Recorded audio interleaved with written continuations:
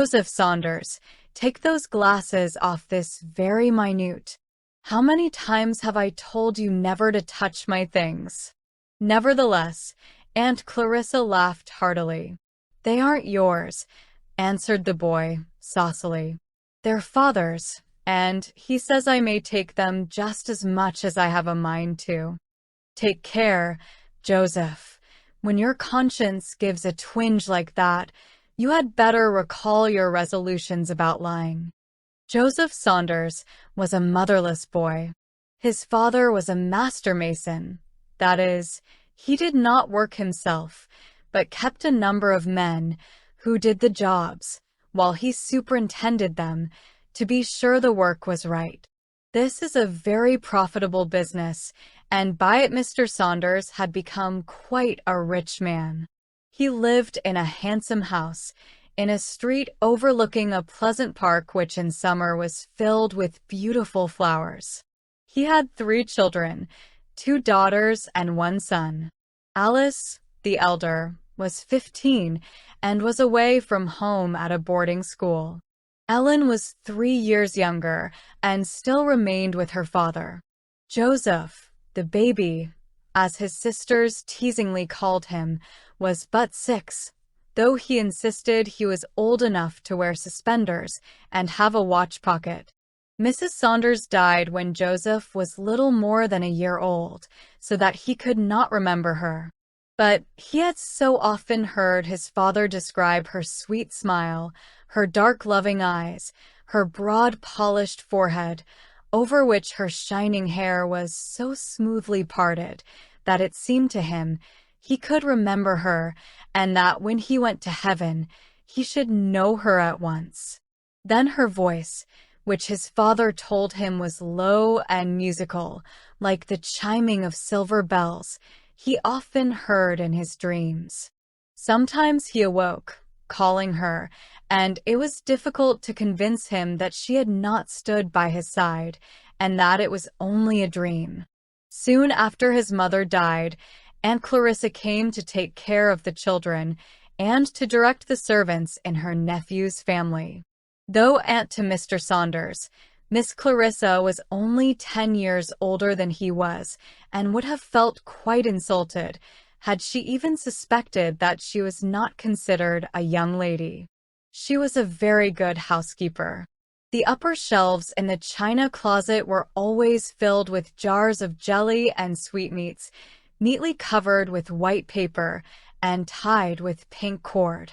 Her sponge cake, custards, and Washington pies always came out of the oven done to a turn, and exactly the right shade of brown, and as to her waffles, why, nobody who had eaten Miss Clarissa's waffles ever expected to make any equal to them. So light, so rich, and covered with just the right quantity of butter and sugar. Mr. Saunders was fond of inviting his friends to dinner, and this at first annoyed his aunt, who disliked hurry or confusion, such as the sudden appearance of a guest was likely to occasion, but she gradually became accustomed to this, and to all her duties, and even grew quite fond of being seated at the head of a luxuriously spread table, richly ornamented with its display of silver, china, and cut glass. In the laundry, too, Miss Clarissa was quite as successful as in the china closet. The making up, as she called it, of her nephew's shirts was both her pride and delight, while her own laces, I do not say caps, she would consider me very presuming to hint that she wore caps, and her niece's muslins were the envy of all who saw them. Then this good lady was skilled in all kinds of preparations for the sick. Few, even of well persons, could refuse her chicken broth or beef tea, and those who came on to the sick list were willing to try her senna, her jalap, or her thoroughwort, for the sake of the delicacies which accompanied them. If any one person in the world was neater than every other, that person was Aunt Clarissa. The least particle of dust on the furniture, or on the heavy moldings, The slightest variation in the width of the snow-white sheet when it was turned down over the smoothly spread counterpane, the tiniest speck upon the shining silver, or on the large panes of glass in the windows, was sure to attract her attention, and woe be to the servant who had so shamefully neglected her duty. So far then as her housekeeping was concerned, Miss Saunders was every way calculated to render her nephew's family exceedingly comfortable, but I am very sorry to say she was in no ways adapted to educate his children. In the first place, she had no fixed principles for the regulation of her own conduct. To be sure, she did occasionally, on a stormy Sabbath, read her Bible, and she had heard of the inspired rule, "Train up a child in the way he should go, and when he is old, he will not depart from it." But she had little idea of the literal meaning of the old-fashioned precept. So far as she had any rule, it was this: train up a child to have his own way, and when he is old, he will be a model of perfection. The first part of this adage she certainly carried out. Alice, Ellen, and particularly Joseph, were trained to have their own way in every particular. If the little dears chose to obey her and overload their stomachs with her rich dainties, well and good. If they disobeyed her commands, quarreled, went on the damp ground with thin shoes, talked impudently to the servants, or told what was not true, why, such follies must be expected from children. Does not even the Bible say, "Children go astray as soon as they are born"? Whether Miss Clarissa's training was such as to make her nieces and nephews honor their father, and her who took the place of a mother, whether it would render them kindly affectionate one to another, whether it would make them lovers of truth, whether it would cause them to become ornaments of society, loving their Creator, and endeavoring to serve Him, we shall see as we proceed with their history. Alice was called a handsome child. She had small regular features, a pink and white complexion, and an abundance of soft, light hair, which waved over her cheeks and neck. Her eyes were blue, but of so light a shade that they had the appearance of being faded.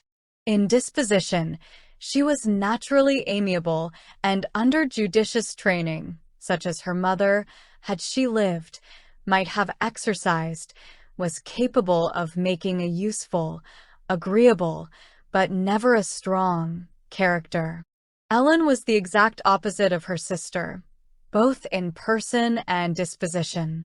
She was a brunette, with dark flashing eyes, a low forehead, and somewhat wide but laughing mouth. She was warm and enthusiastic in her temperament, to a degree which astonished every member of the family, strong and unyielding in her prejudices, keenly alive to all the weaknesses of Aunt Clarissa's character, and ready to take advantage of them for her own benefit. Being a very positive character, she soon exercised a most decided influence over her more yielding sister, and though 3 years younger, until Alice left for school, was almost always appealed to in cases of doubt. "Would you go to church? Would you wear that? Do you think this hat looks well?" If Alice was invited to go to a party, it took her a long time to decide whether she would send a note of acceptance or regret, whether she cared enough about it to take the trouble to dress. In the midst of her queries and uncertainties, Ellen would come in, and with her decided, "I shall go," or "I shall not go," put an end at once to the controversy. Alice, without proper training, would become a negative, indolent young lady. Ellen, an obstinate, self-willed, and passionate one. From the many years of difference between Ellen and Joseph, an infant brother having died between their ages, the boy was always petted and indulged by all. He was what would be called a smart child, and his sayings and doings were repeated and laughed at until it was not strange. He considered himself a wonderful personage. It was Joseph's great ambition to be old, and if money could have purchased him a dozen years, he would have given those around him no peace until he had added them to his life. But as even Aunt Clarissa, with all her desire that he should be gratified, could neither increase his stature nor present him the moon for a toy, he was obliged to content himself with aping the dress and manners of a man. With this intent, he would often steal into his father's bedroom and, arraying himself in stock and collar, would then mount his father's glasses on his nose, seize his cane, and with a rude, swaggering air saunter into the parlors. Joseph Saunders. I do believe there never was such a mischievous child. Aunt Clarissa would exclaim, "How dare you take a clean color, sir?" But at the same time, she would join most heartily in the shout of mirth with which his appearance was greeted by the others. M.R. Saunders was a moral man, strictly honorable in his dealings with his fellow-men. He would have scorned the idea of cheating his patrons, or anyone with whom he had to do, because such conduct was, in his opinion, mean and low. For a liar, he had the greatest contempt. Imagine, then, his horror when he found that neither of his daughters had the slightest regard for truth.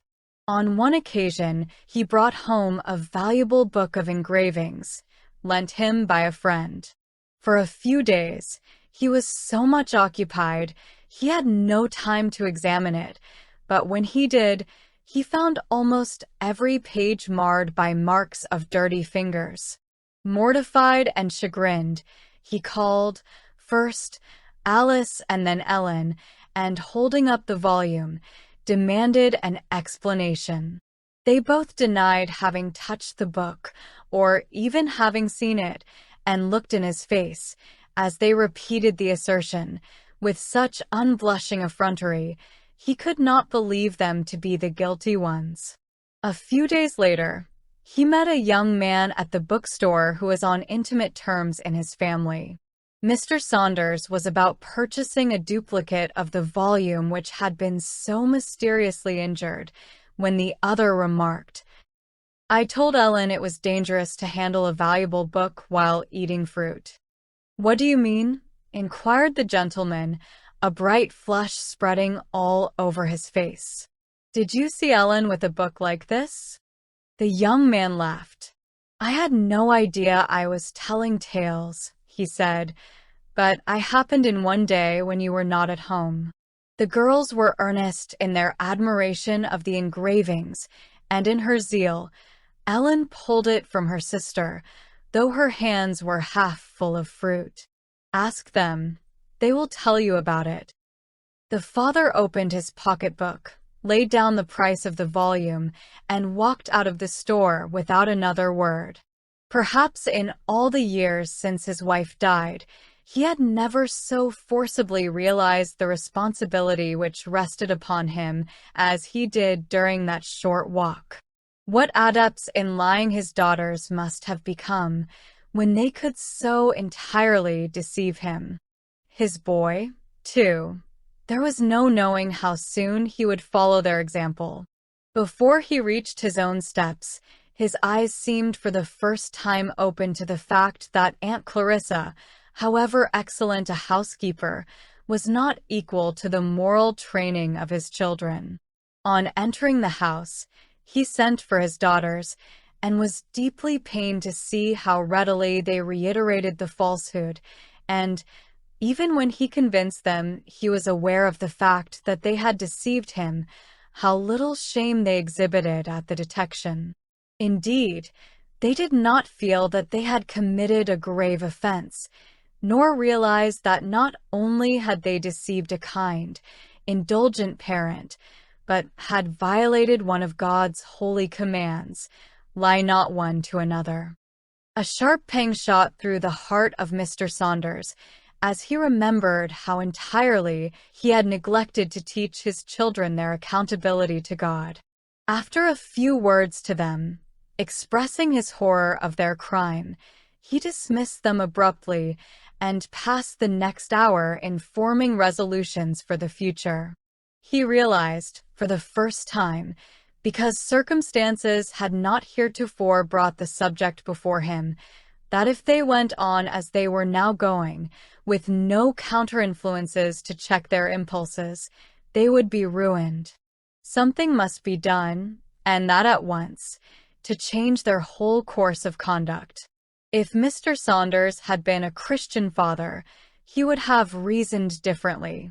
He would have said, "My children are by nature sinful. The seeds of corruption have begun to take root and must be exterminated. The grace of God and the constant instructions of His holy word alone can do this.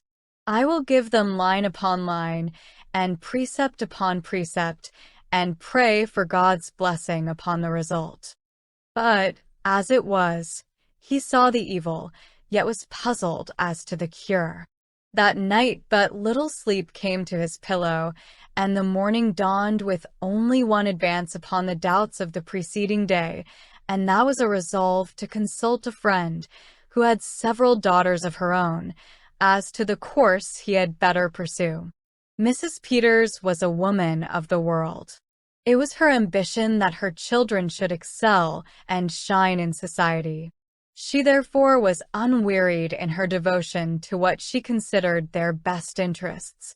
She would have thought it a sin to omit one of their studies, or to remit an hour of their daily penance of sitting with their feet in the stocks, with their arms tightly braced back to give grace and vigor to their frames. They were to be outwardly polished and beautiful, but she had not given a thought to the fashioning of their souls in the image of their Savior.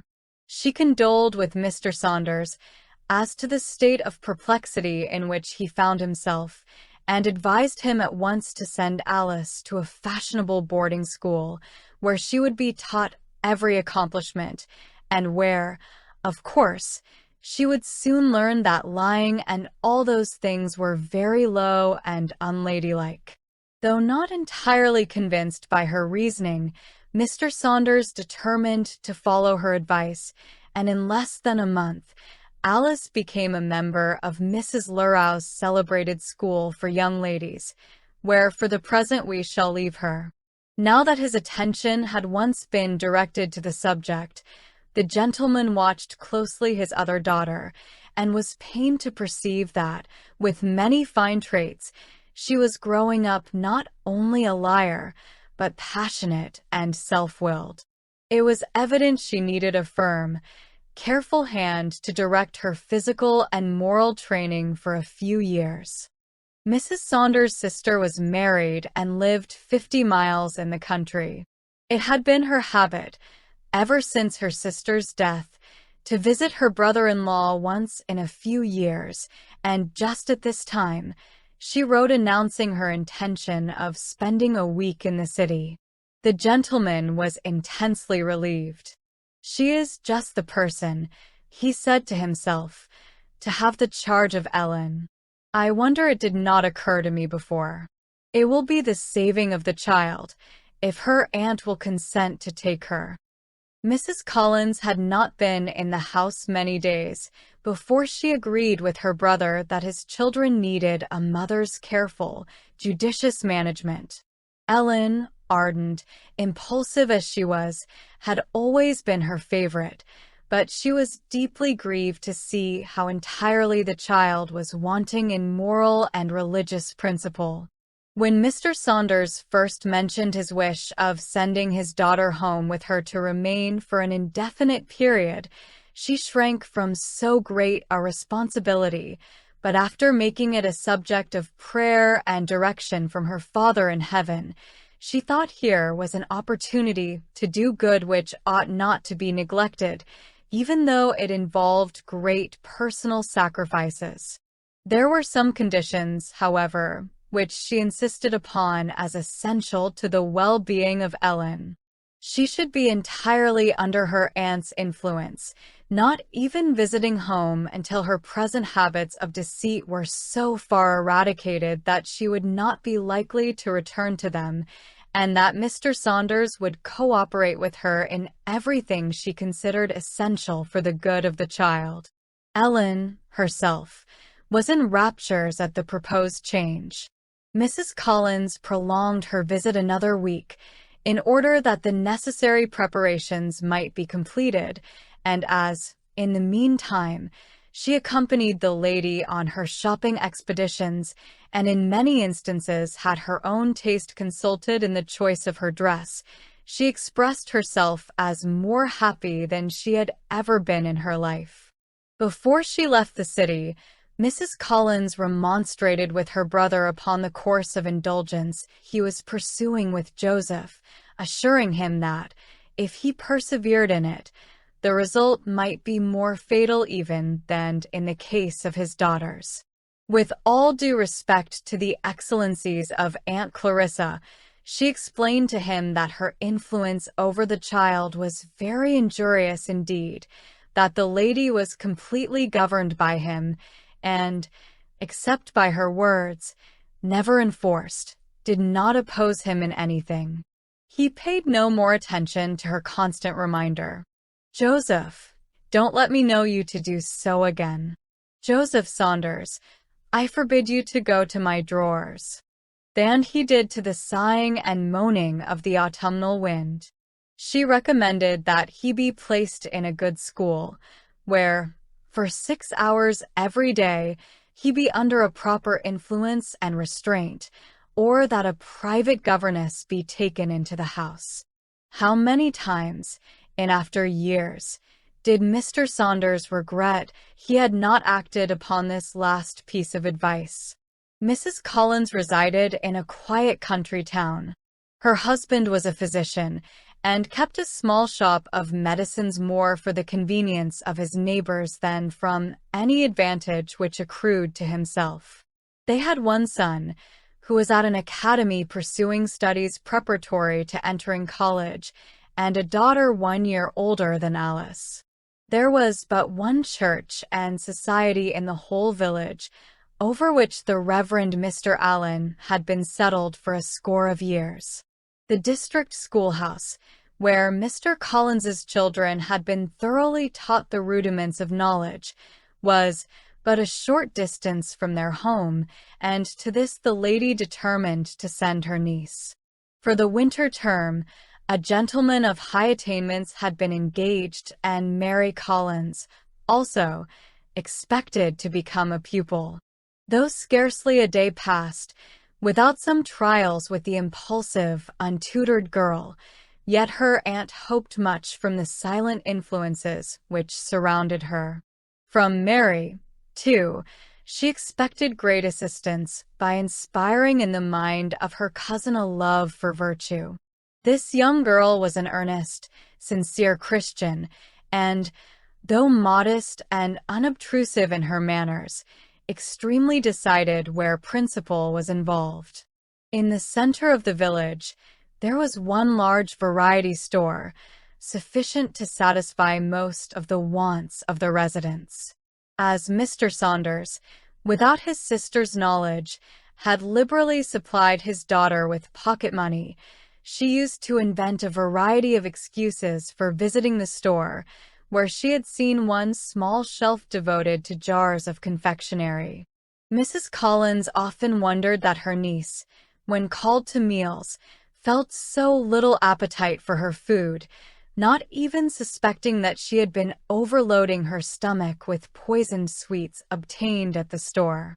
After a few weeks, Ellen's money was gone, but not her sickly craving for sweets. She felt convinced that her aunt would disapprove, if not wholly forbid, her eating so much candy, and determined not to apply to her. She now wished more than ever that she could write and direct a letter by herself, for if so, she would beg her father or Aunt Clarissa for means to gratify her appetite, but as she could not, she concluded to run up a bill at the store, which she would be careful to pay with the first remittance from her indulgent parent. "I want 6 Gibraltars and 6 sticks of peppermint candy," she said one morning to the young clerk who stood smiling behind the counter. He selected them as directed, folded them neatly in a small parcel, and then held out his hand for the pay. "Aunt Collins wants you to put what I buy on a bill, and my father will pay it," she answered, with a somewhat heightened color. "Stop a minute," he said, walking quickly to his master, who was at the other end of the counter. "Well," he added, coming back, "you must tell me, though, what your father's name is. I suppose there is no doubt your aunt said so," looking keenly in her face. "No, indeed. She said you would trust me." "Do you eat all this candy yourself?" inquired the clerk, gaily. "Yes, no. I gave my cousin some, but she is not very fond of it." This was Lie the second, and Ellen, somewhat provoked, turned quickly from the counter, lest she should be obliged to tell Lie the third. She broke open the parcel, took out 1 Gibraltar, which did not taste as sweet as usual, and crowded the rest into her pocket. Though she had equivocated many times since she came to P, she had not before told a downright falsehood, and somehow the thought of it troubled her. At home it seemed natural to deceive, and then nobody had told her how wicked it was. "What an impudent fellow that is, to ask so many questions," she soliloquized. "I am almost sorry I did not leave the candy with him after all. He may keep it if he is so afraid of losing his money. I wish father would send me some, and I would pay his bill and never buy anything at his store again." But all this did not satisfy her conscience, which was beginning to be more enlightened. She had not listened, morning and evening, to her uncle's prayer for strength to resist the temptations of our own hearts to do evil, without some feeble desire for help to do likewise. She had not been witness to the lovely, consistent conduct of her cousin, without hoping at some future time to be like her. She had begun to love her aunt and, indeed, the whole family, but she found herself during the day returning short answer to their affectionate questions, not daring to look them frankly in the face. She had promised Mary that she would try to be good and would ask her Heavenly Father to help her, but in the evening when she retired to her room and began to repeat the form of prayer she had learned, her heart seemed to rise up in her throat and choke her. Covering her face with her hands, she gave way to a passionate burst of grief, and thus her cousin found her. "Why, Ellen," she cried, "what has happened? Do let me comfort you." But for some time the sobbing girl could not speak. Indeed, there was a severe struggle going on within her. Conscience, awakened at last, urged her to confess her fault, ask God, and then her aunt, to forgive her. Next pride would plead, "What a fuss you are making for just a little lie which can do no harm to anyone. You bought the candy, and mean to pay for it. You have told bigger lies a great many times, and never cared about it." Oh, how little Ellen then realized that the gracious Spirit of God was hovering over her, that his influence was operating on her heart, that if she resisted him, she might be left to work out her own ruin. Mary kneeled by her side, affectionately pressing her cheek to her cousin's wet one. "Can't you tell me what it is?" she softly murmured. I don't feel well. I am not happy. I can't say my prayers tonight." "But why, dear cousin, you were singing merrily half an hour ago. Has anything happened since? It is a sad thing when we cannot tell our Heavenly Father our troubles. You know praying is only talking with God, telling Him our desires. If we have sinned, We confess it to him as we would to an earthly parent, only we do it more readily, as we know he is more ready to forgive. He says, like, as a father pitieth his children, so the Lord pitieth them that fear him. You feel sure your father loves you. Mother has often told me how tender and indulgent he is. But your heavenly Father is infinitely more so. He sees you all the time and knows just what your temptations have been, and the moment he sees you are sorry, he is ready to forgive.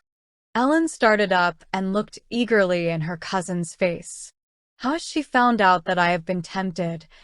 Was the question which alarmed her. But Mary returned the glance so kindly, she was relieved, and saying to herself, "After all, what's the use of feeling so? I never mean to tell another lie." She laughed hysterically as she sprang to her feet. "Come, Ellen, sit by me while I read my evening chapter." Mary went on, not at all deceived by her appearance, and opening her testament, she read the thrilling account of the prodigal son returning to his father. "Is it true?" asked Ellen, sighing deeply. "Christ told his disciples this parable," answered Mary, "to show poor sinners how willing God is to forgive them. It is true that many poor prodigals have gone astray from their Father's house, have offended against his holy laws, and have found that where they expected pleasure, they only met with pain, sorrow, and weariness of heart.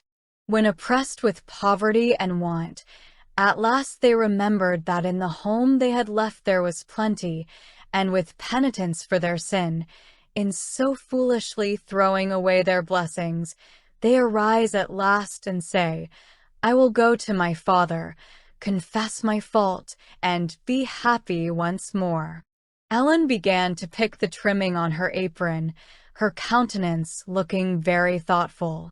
Mary slowly closed the book, and putting her arm around her cousin, said softly, "You and I, dear girl, and all mankind, are sinners before God.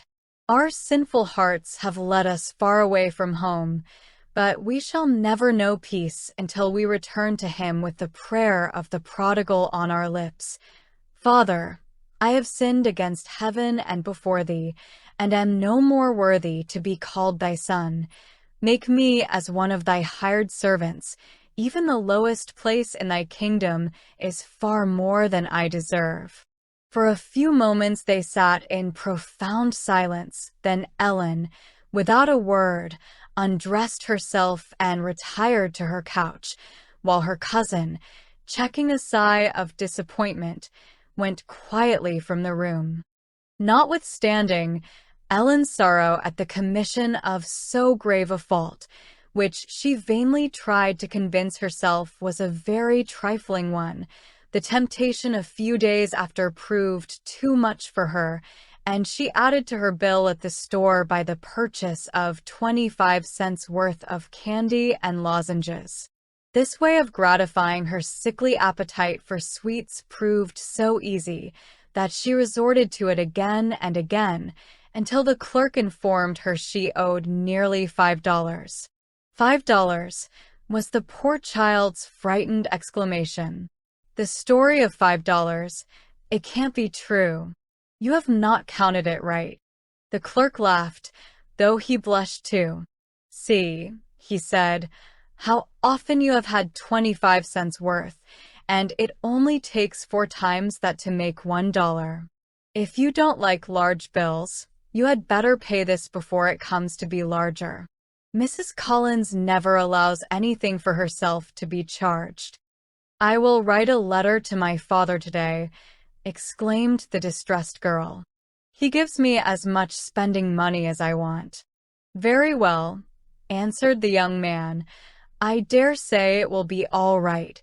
You don't look like a young miss who would run up a bill without the means of paying it." Vexed with the clerk for the insinuating smile which accompanied his words, and more angry with herself for having given him the opportunity to speak so familiarly, she hastily returned home. With a weight on her heart, she walked slowly along, ever and anon saying to herself, "What shall I do? I think it's real mean in Aunt Collins not to give me money, and then I should not have to run up a bill." Upon each member of the family in turn she tried to affix the blame which conscience told her belonged only to herself. Hurrying up to her own chamber, she stealthily drew a sheet of paper from her cousin's desk. Under other circumstances, she would have begged her aunt for what she needed, but the fear that she would be asked what she wanted of paper led her to the commission of another crime.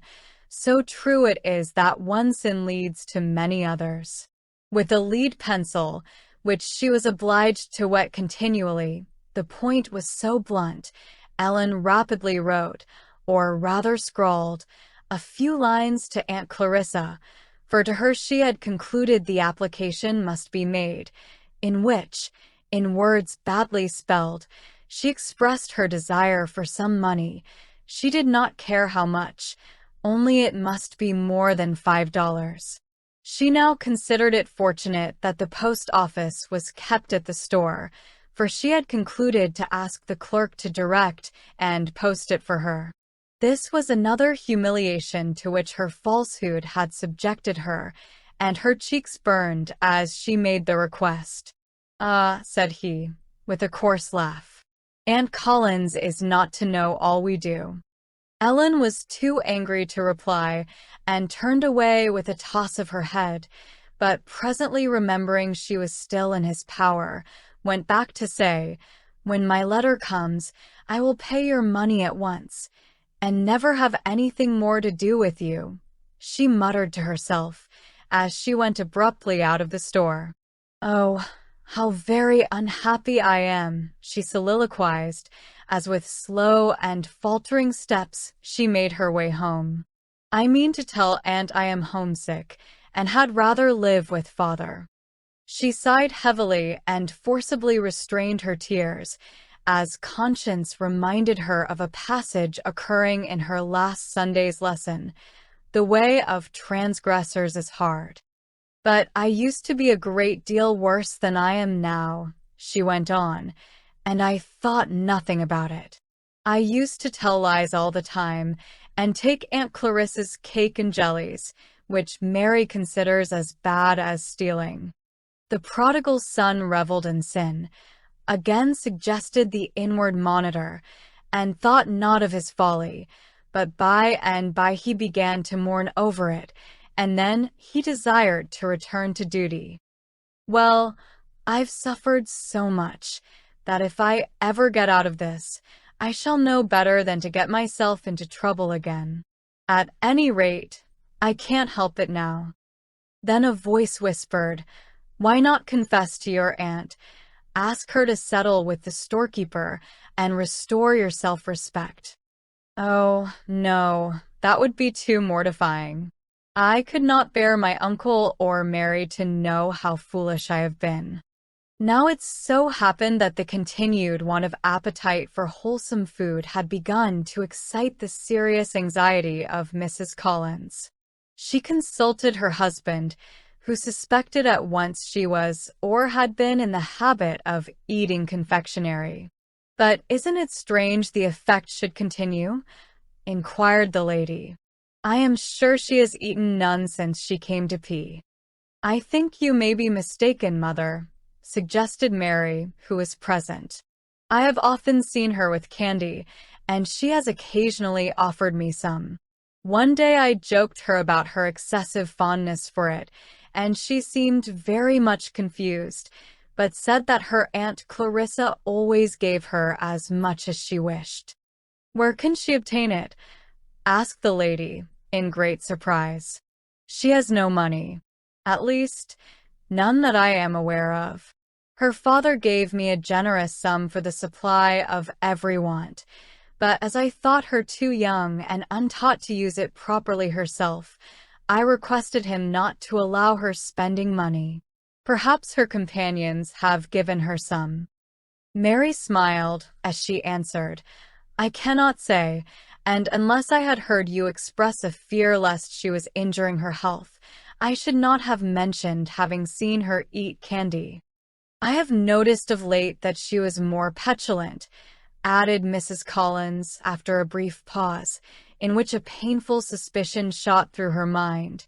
It may be that something troubles her conscience. Mary was silent. Not even to her mother had she felt at liberty to relate the incident which had occurred many weeks before, when Ellen wept so bitterly. She was just debating the question, whether she ought to do so, when the young girl entered. They both noticed that she was excited. Her eyes sparkled and her cheeks were crimson. "Come here, my dear," exclaimed the lady, a sudden gush of tenderness toward the motherless child for a moment overpowering her. "We were just talking of you, and we think you are neither as well in health, nor as happy as when you first came to us. We love you, dear Ellen, and thought we could make you happy, but if we cannot, perhaps we ought to send you back to your father." Ellen eagerly caught her aunt's hand and pressed it to her lips. Oh, how she longed to throw herself into her kind arms and confess all. If I only had Aunt Clarissa's letter, with money enough to pay the bill, I would do so, she thought, but I fear she would despise me. Don't blame this child too much, reader. You perhaps have always been watched by a tender Christian mother who has kindly pointed out your faults and taught you that the first step toward curing was to confess them. Aunt Clarissa had taken the best care of which she was capable of her body, had seen her well, even fashionably, clothed, but had never inquired into the state of her heart, while her father, busied in acquiring wealth for his children, had wholly neglected their moral culture until, frightened at the result, he shrank from the responsibility he had incurred. Mrs. Collins waited patiently for her niece to speak, but though Ellen kept repeating the words, "It is not your fault that I am not well. I do love you dearly," yet she gave no reason for her too evident unhappiness. "I must inquire more particularly into this. There is something I do not understand," the lady said to her daughter as, with a sudden start, Ellen left the room. In the evening, as the family, including Frank, who had just returned from school, were seated around the table, Mary entered, portfolio in hand. "Ellen," she said, with an anxious flush, "have you taken a piece of paper from my drawer?" The young girl started, gave one searching glance into her cousin's face, and then faltered, "No, I haven't." "You are welcome to as much paper as you wish," she added, misunderstanding the expression of distress, "but I have lost one sheet on which I had made a memorandum of books my teacher gave me. I have searched every place I can think of, but I cannot find it, and I was so sure I put it in my portfolio." It was with the greatest difficulty the poor girl could refrain from screaming aloud. She bent over her book to hide her tears, while Mrs. Collins gazed in astonishment. "Come to the side table, Nellie," at length exclaimed Frank, breaking the awkward pause which ensued. "Let's play a game of checkers. I know just how you feel," he added in a low voice when they had arranged the board. She started and blushed violently. "I mean when Mary asked you if you had taken her paper. Our master at school missed his gold pencil from his desk and a pretty piece of work he made of it. When the school were all seated for prayers, he spoke out in a solemn tone and told us what he had lost and asked whether any of the scholars had seen it. He began at the back row and cast his eyes along through every desk. When he came to me, I couldn't help it to save my life, but I turned as red as fire, just as you did when Mary asked you. I was vexed that I had made such a fool of myself, but when the scholars saw how long the masters I rested on me, they all looked at me until, like a great booby, the tears came right into my eyes. I choked and choked, but it was no go. Master said no more. He thought he'd found the thief. After school, he called me and asked, "Collins, have you anything to confess?" "No, sir," I answered, and I could feel my cheeks burn again. "Not about my pencil?" "No, sir, I never have seen it, that I know of." "You may go," he said, in an awful, stern voice. "But hadn't you really seen it?" asked Ellen eagerly. "Seen it? No, indeed. Do you suppose I'd steal and lie too?" This was said with such a tone of honest indignation that the young girl's heart beat furiously, but she presently comforted herself that he supposed her innocent. 2 days after, Frank went on. Master found his pencil in an old vest pocket, and he made an apology to the school. "I am vexed with myself," Ellen heard Mary say, "that I did not take better care of my memorandum. I am ashamed to ask my teacher again. It seems so careless." "I don't believe you like to play checkers," said Frank. "You have made a false move twice, and I've had to take your king." "I don't feel like playing tonight," she said softly. "My head aches so hard." And to his surprise, she rose suddenly and left the room. "That's polite," exclaimed the youth, trying to conceal his vexation as he deliberately restored the checkers to the box. Ellen ran to her own room and, throwing herself on the bed, wept as if her heart would break. "Oh, what a dreadful day this has been," she kept repeating. "How little I thought when I bought that first candy that it would ever make me do so many wicked things. Mary and Frank will hate me when they find out I have deceived them, and I fear God will hate me too," she added, with a fresh burst of tears. "Oh, will he ever forgive me?" "I didn't tell you the whole of my story last night," said Frank, as the next morning Ellen, pale and sad, seated herself in the window to study her lesson. "Mr. Taylor is a real good teacher, though he is awfully strict.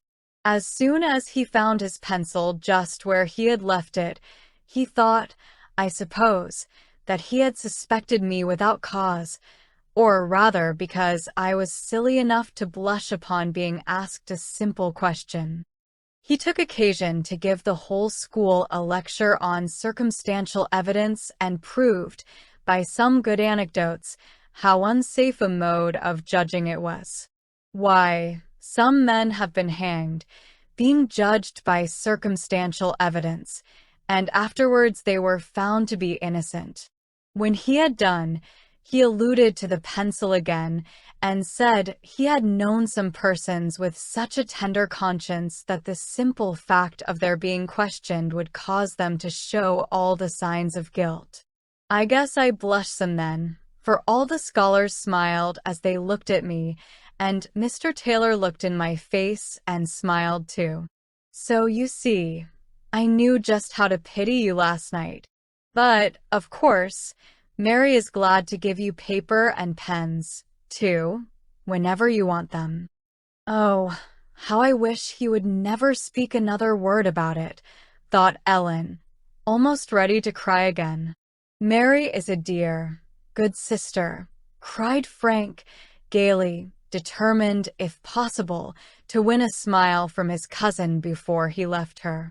"So she is," was the earnest response. "She is just as kind to me as if she were my sister, too. But I must study my lesson now." It took but 1 day for a letter from P to reach the city, and 1 day for an answer to be returned, so that, when at the close of the 3rd day, Ellen had received neither answer nor money. Her anxiety and restlessness were almost more than she could endure. Her feverish appearance attracted the attention of her uncle. He called her to him to feel her pulse, ordered her to take a cup of weak tea and go to bed. The next morning, however, all was explained. On his way to visit his first patient, he called at the post office and took out a letter to his wife from her brother-in-law, Mr. Saunders. There was something peculiar in the appearance of the envelope, and he hastily tore it open, hoping it enclosed a note for Ellen, which would bring back her old gaiety, for the doctor was almost as much vexed as his wife at the sad change in their young guest. The clerk, who had noticed the postmark and was interested in the result, saw the doctor change color and, after a brief glance at an enclosed paper, shut his lips firmly together and leave the store. When he was in his sulky, the doctor unfolded the letter again, when his eye fell upon a penciled memorandum, Abercrombie's Mental Philosophy, page 50, etc., etc. "The girl is a liar, too," he muttered. "Here is the sheet Mary lost. Phew.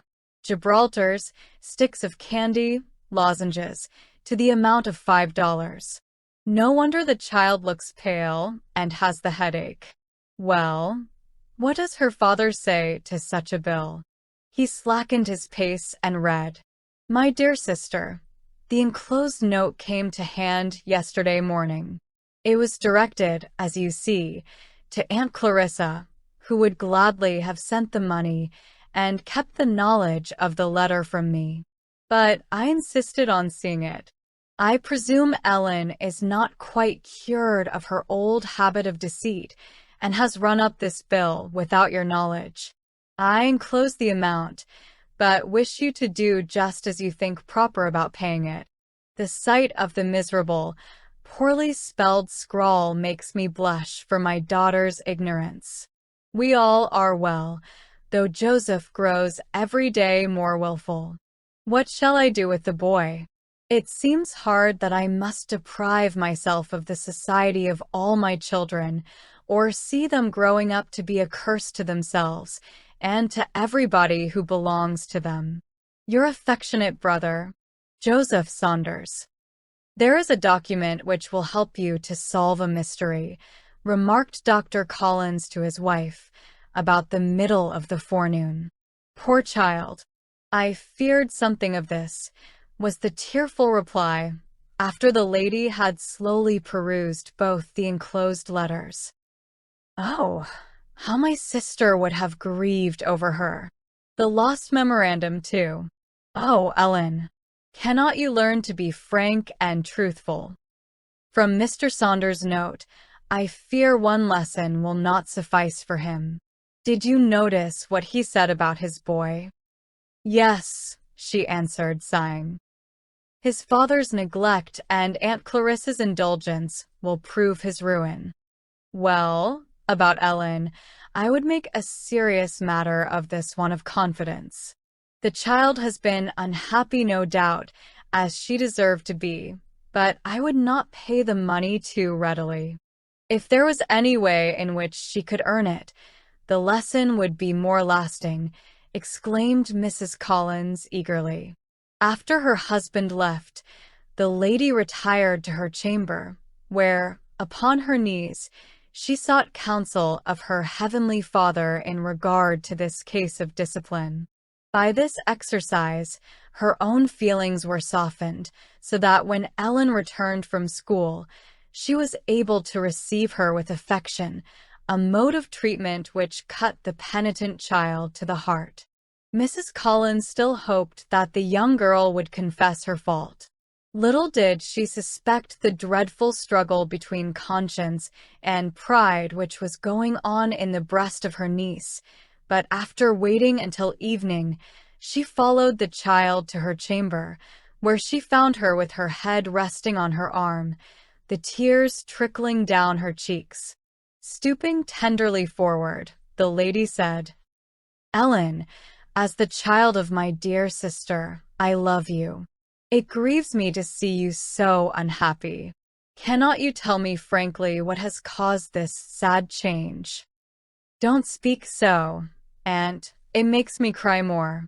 If you would only be cross with me, I could bear it a great deal better, but I have been very wicked. I don't deserve to have you love me. I know all about it, my poor child, your letter to Aunt Clarissa and all, but I would have you confess your fault. Ellen sprang to her foot. Has she sent me the money? She almost screamed. Oh, if she has, and I can but pay that hateful bill, I am sure I never shall be so wicked again. No, Ellen, she has not answered your letter. Your father enclosed it in one to me. The child's countenance fell again. I will advance you the money, rejoined her aunt, and will accompany you to the store to pay your bill on one condition, that you promise me never to repeat this offense. Afterwards you can earn it and repay me.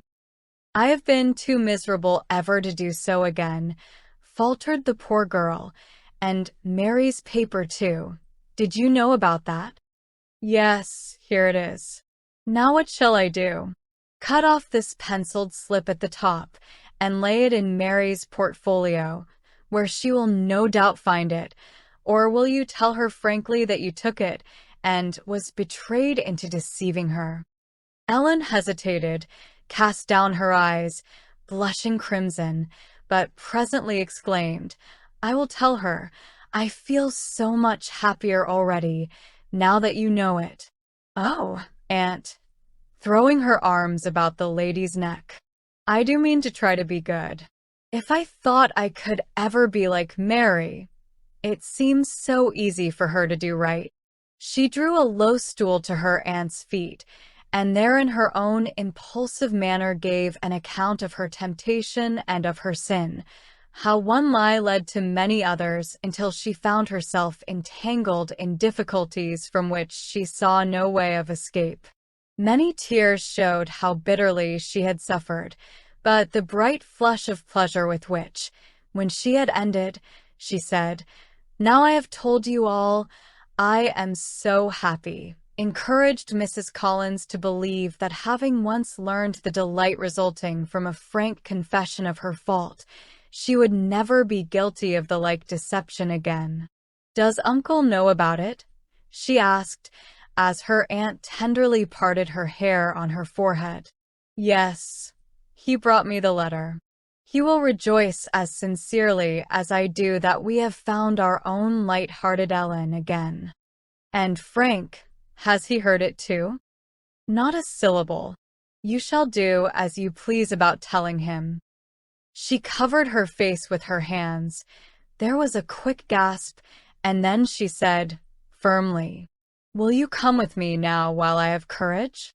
Frank's look of astonishment as Ellen, with burning cheeks, repeated her sad story was, perhaps, the severest punishment she had borne. From his cradle, he had been taught to despise a liar as too mean and cowardly to be endured, but when, with a burst of feeling, she ended with the words, You know I had never been taught how wicked it was, till I came here, there was an instant revulsion of feeling, and with boyish enthusiasm, he exclaimed, I'm real sorry for you, Nellie, but I think you're a trump after all to confess it now. I'm going to forget all about it right off, and we'll all help you to be a first-rate, truthful girl. Won't we, Mary? Yes, indeed, said his sister, her lips quivering. I love you, dear Ellen, better than ever, for I believe you are really penitent. Just as the good father did his prodigal son, said the humbled girl, smiling through her tears. But do you know I took your paper too? You never can imagine how it pained me to tell you that lie. As soon as you spoke, I remembered seeing something written on the sheet, but I dared not say so. I was afraid.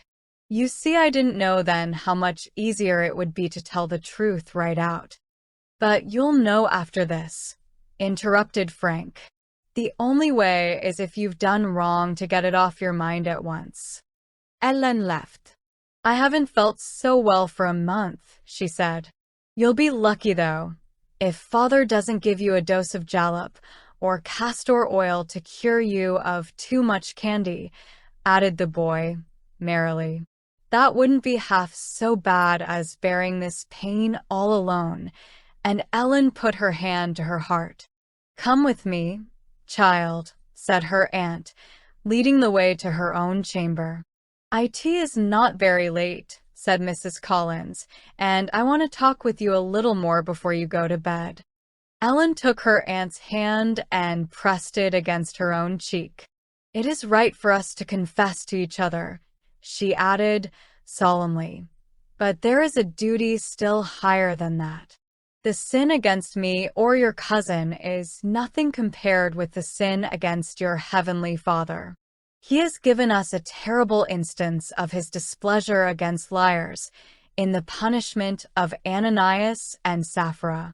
You know they owned property which they sold, and pretended to give all the proceeds to the disciples.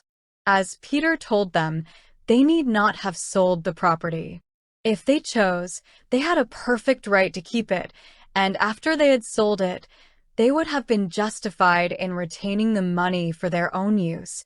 Their sin was in pretending that they gave all they obtained from the sale for charitable purposes, while in fact they only gave part and kept back the rest. When the apostle asked whether they had sold the land for so much, they said, "Yes, for so much," lying not only to him, but to God. Their instant death is an awful warning to those who depart from the truth, or speak lies, as the Bible terms it. Ellen shuddered. I have always told lies, she said, softly. Alice does, and Joseph, and Aunt Clarissa too. That is a grave charge, my dear. Well, she does. She often tells Joseph, I'll certainly let your father know if you behave so, tumbling up all his clean clothes, or meddling with my baskets. But she never does tell him, and we all know she never means to. Isn't that lying? Then she tells the chamber girl if she doesn't sweep cleaner, she'll dismiss her right off, but the girl only laughs. She's heard it so many times, she don't believe a word of it. So that is lying. And one day, she went on eagerly, a lady called and asked Aunt to visit her, and Aunt Clarissa told her that every day, for a week, she had been meaning to call. After the lady had gone, Alice said, I don't see why you like that lady so. I don't like her at all, Aunt replied. She runs round all the time and neglects her family. Well, cried Alice, you told her you meant to go and see her all last week.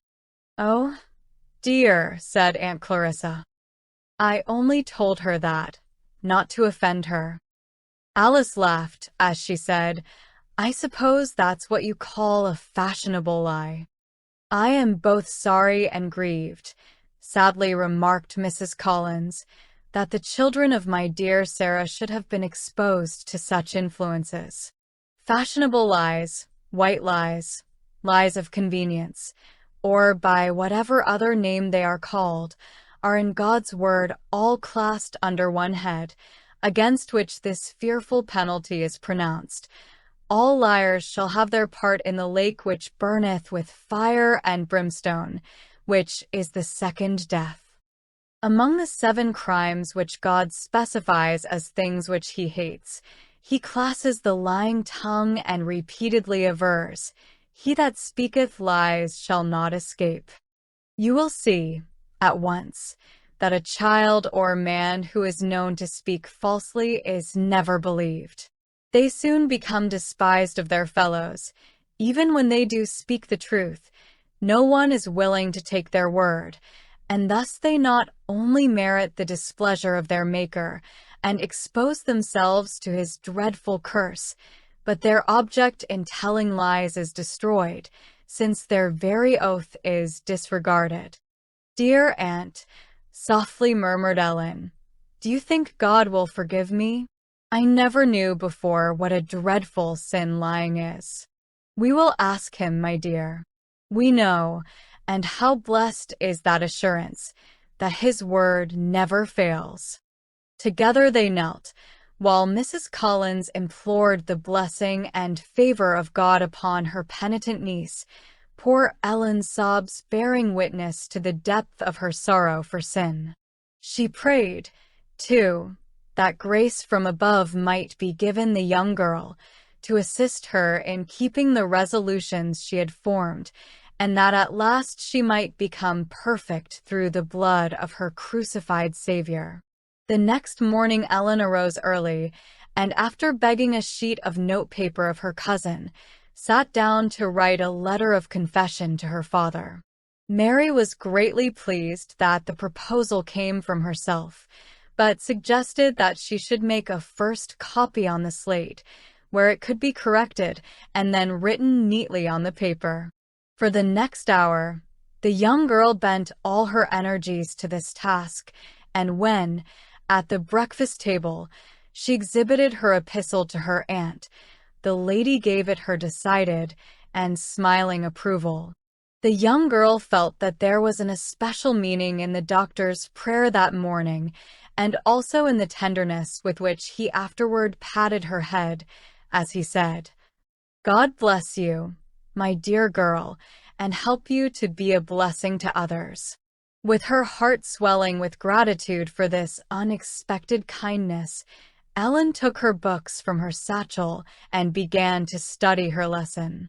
Frank presently approached and said, gaily, "How bright and shappy you look today. I began to be afraid, yesterday, that I shouldn't like you. I thought you were doompish and moping, but now I think I shall like you first-rate, almost as much as I do Mary. Please remember, my son," remarked his mother, with a smile, "that you are not now under oath to tell all the truth." The boy laughed aloud, but Ellen looked puzzled.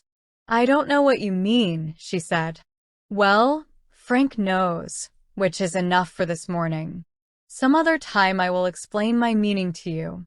You have but little more than an hour for your lessons." "I hate sums," she exclaimed, presently.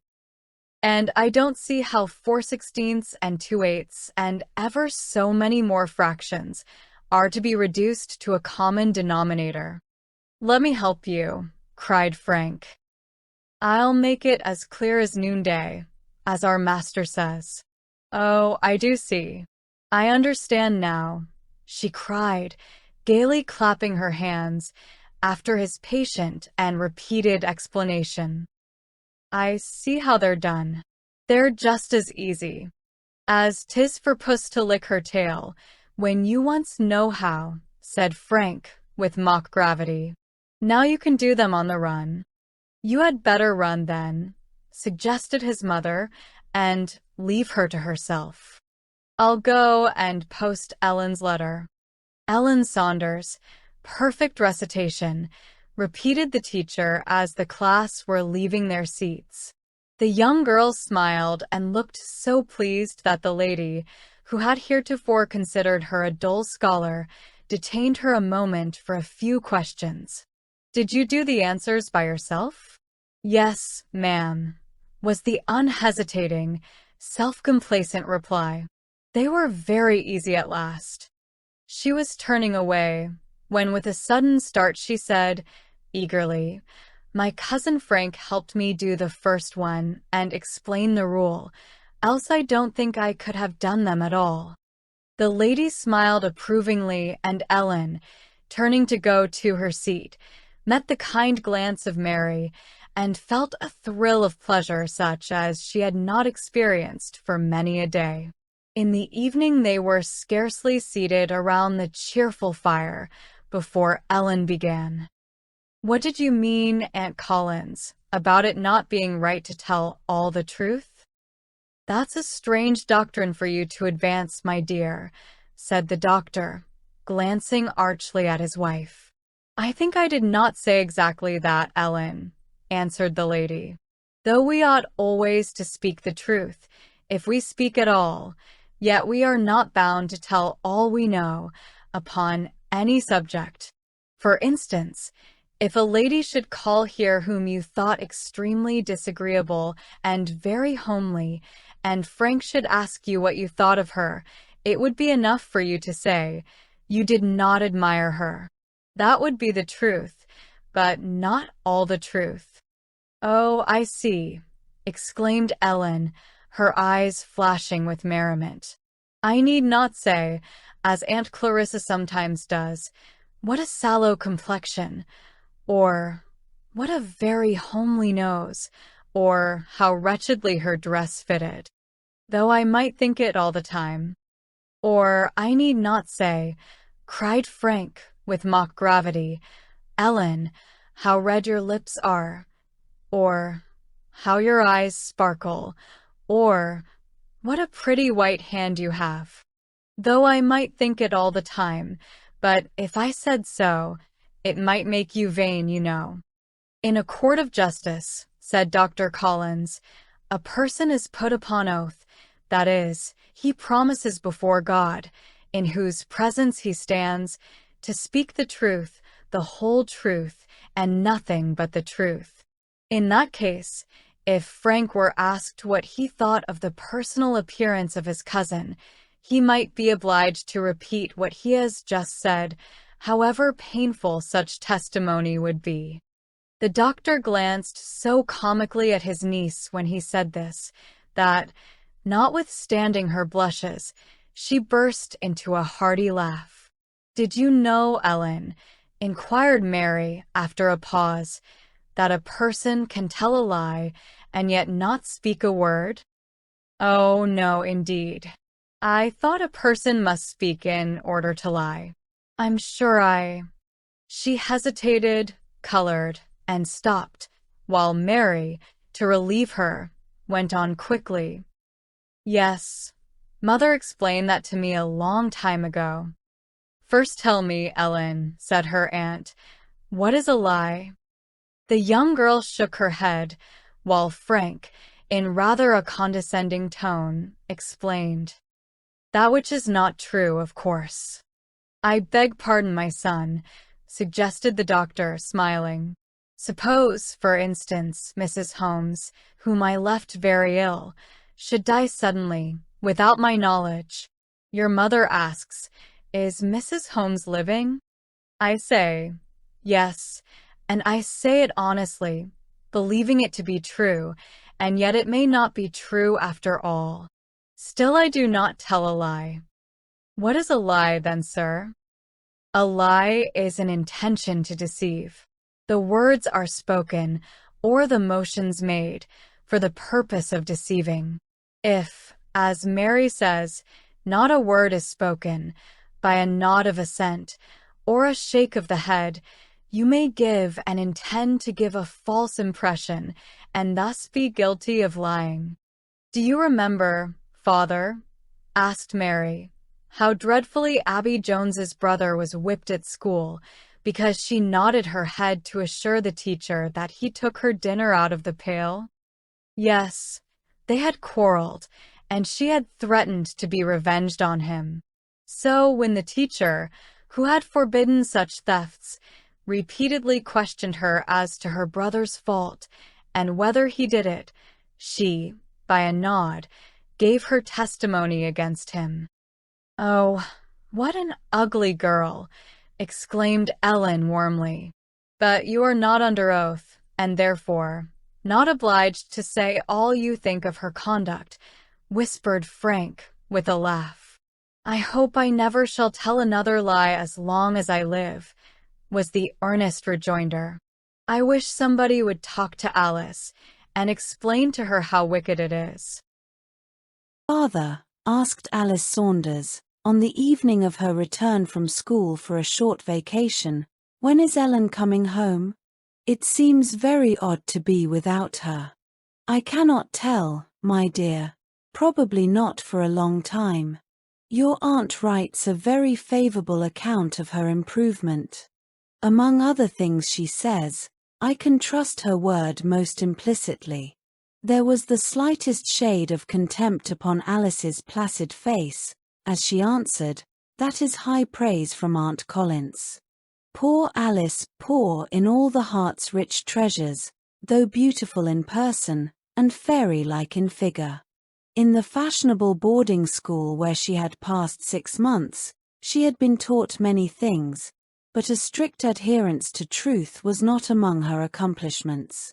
She had acquired a more correct pronunciation of the French language, could dance with singular grace, could enter a room filled with company with the ease and polish of a lady of 30, could write an acceptance or regret to a party with taste and elegance, and without any special violation of the rules of rhetoric, but, alas!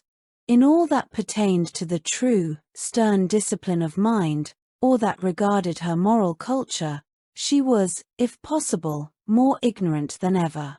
Thrown into the society of 100 young misses, whose only aim seemed to be to outshine each other in dress or fashion, with teachers whose main ambition seemed to be to give, with a smattering of many kinds of knowledge, that superior ease and grace of manners which the papers ascribed to the pupils of Mrs. Leroux, every sentiment of virtue, or the stern principles of right, seemed to be blunted, while nothing really valuable was acquired.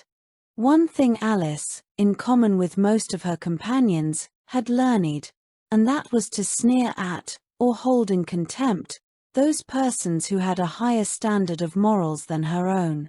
The Bible, too, although her mother's favourite book, was considered old-fashioned and rigid, containing a code of laws which were to the present generation a kind of dead letter and of no manner of importance.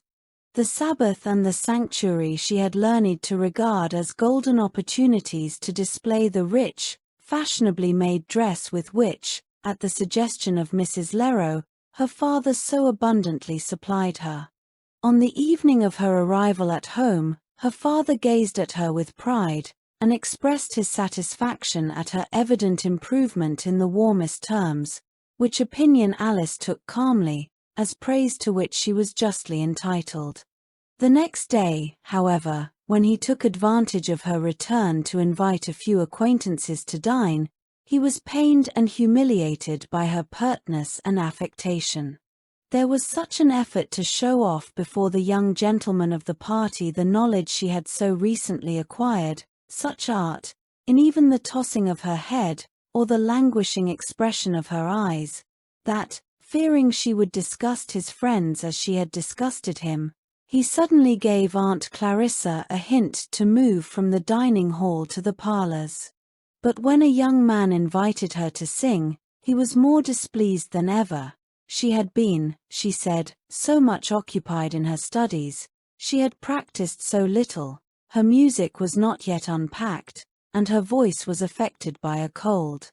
Her manner of saying all this made it too evident that she wished to be urged, but her father, who, though talking with one of the guests, was attentive to all that was passing, abruptly interfered, saying, "Well, my daughter, it is of very little consequence whether you sing now. Madam, the celebrated singer, is in town, and we shall, no doubt, all have a chance to hear some really fine music." On returning to his house the next day for dinner, he heard Alice talking over the stairs to a servant. "What did she say?" "She left her card, miss, and was sorry you were not in." The peculiar smile on the servant's countenance arrested Mr. Saunders's attention. "What is it?" he asked his daughter, in a grave tone. "Miss Huntington called, and as I was not dressed for company, I sent word not at home." "Margaret," said the gentleman, turning to the servant, "the next time you obey an order which obliges you to tell a falsehood, I wish you to come to me for your wages. I will have no one in my house who will carry a message like that." "Thank you, sir, and my mother will thank you, too," answered Margaret, blushing with pleasure. "Alice," sternly remarked Mr. Saunders when he had followed her to a parlour upstairs. "Where have you learned to deceive, and to teach your servants to deceive?" She blushed a little, but said, directly, "Oh, Papa, it is the most common thing in the world, I mean in genteel society, to send word you are not at home. It is understood to mean that you are engaged. Then why not say so? Why put lies into your servants' mouths? Don't you see that if you teach them to lie for you, they will soon learn to lie to you? You use such dreadful words, Papa, you quite frighten me. I'm sure I never thought I was doing the least harm. I use the right words, Alice. I am cut to the heart to see that, after all the money I have paid for your education, you should be so devoid of the first principles of honor." He sighed deeply as he walked to the window, revolving in his mind a plan to send her also to her Aunt Collins.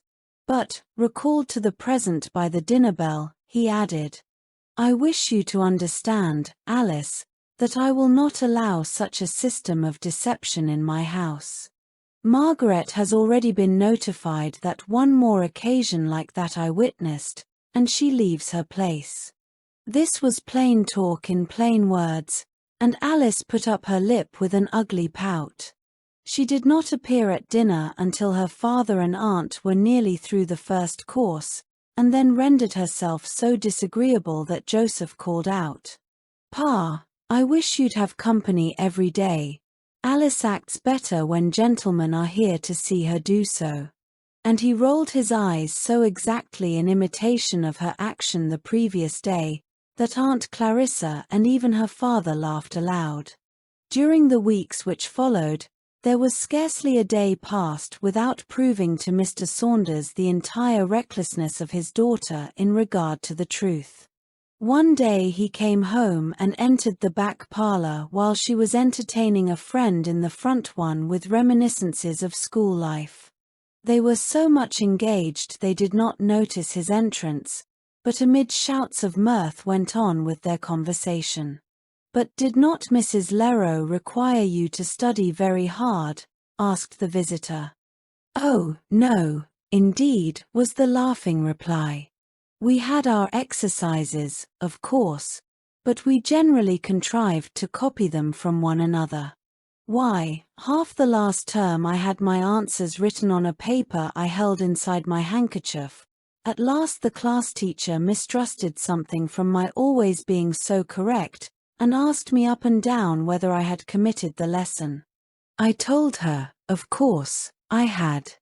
It was only a white lie, you know, and everybody tells white lies."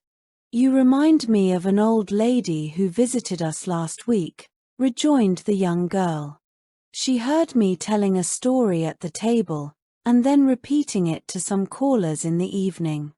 I suppose I did not remember to use exactly the same words, and do you think she had the impertinence to tell me I had been guilty of falsehood? I excused myself, saying, as you did, everybody tells little lies, or white lies, in these days. "No, my dear," she said, "not everybody. I could name several, and among them, some you would call the most polished ladies in the city, who would not, for their right hand, tell a lie, white or black. Truth, simple, unvarnished truth is their motto, and a beautiful motto it is, such as I wish every young and every old lady would abide by. But you must own," I said, "that almost all fashionable people tell what is called white lies." "I acknowledge that it is far too common," she went on.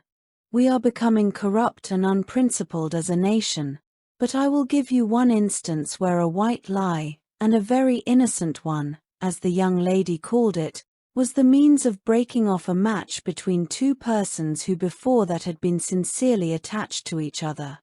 The story is an affecting one, and if you like, I'll repeat it to you." "Do," returned Alice. "I have a curiosity to hear it." "You remember," she went on, "that pale, intellectual lady you saw riding with me last week?" I had noticed her particularly, for she was very beautiful, though so sickly, and I told her so. She was a gay belle 10 years ago. No party was thought perfect without her presence. She was amiable, too, and very accomplished. That is, she sang well, danced divinely, as her admirers used to tell her, talked French as fluently as her native tongue. But she had a habit of telling white lies, which threw a blight over her fair prospects, and in the end destroyed her peace. Mr. Stanton, the gentleman who had won her from a score of admirers, really believed her to be an angel. The possibility of her violating or falsifying her word had probably never occurred to him, for he had that high sense of honor which would have led him to forfeit his life rather than be guilty of an act of deception. A French singer of rather questionable reputation just about that time came to the city, and attracted great crowds to her concerts. Miss Hill had a great desire to hear her, but, after listening to her friend's arguments against encouraging a person of such character, she declared nothing would tempt her to go.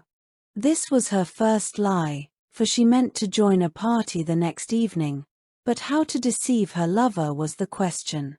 The next morning, with the help of a friend, the plan was made. She was to go early before the hour when he usually made his appearance, call for her chaperone in a carriage, leaving word with the servant that she had gone to pass the evening with a sick friend, and would not be at home till late.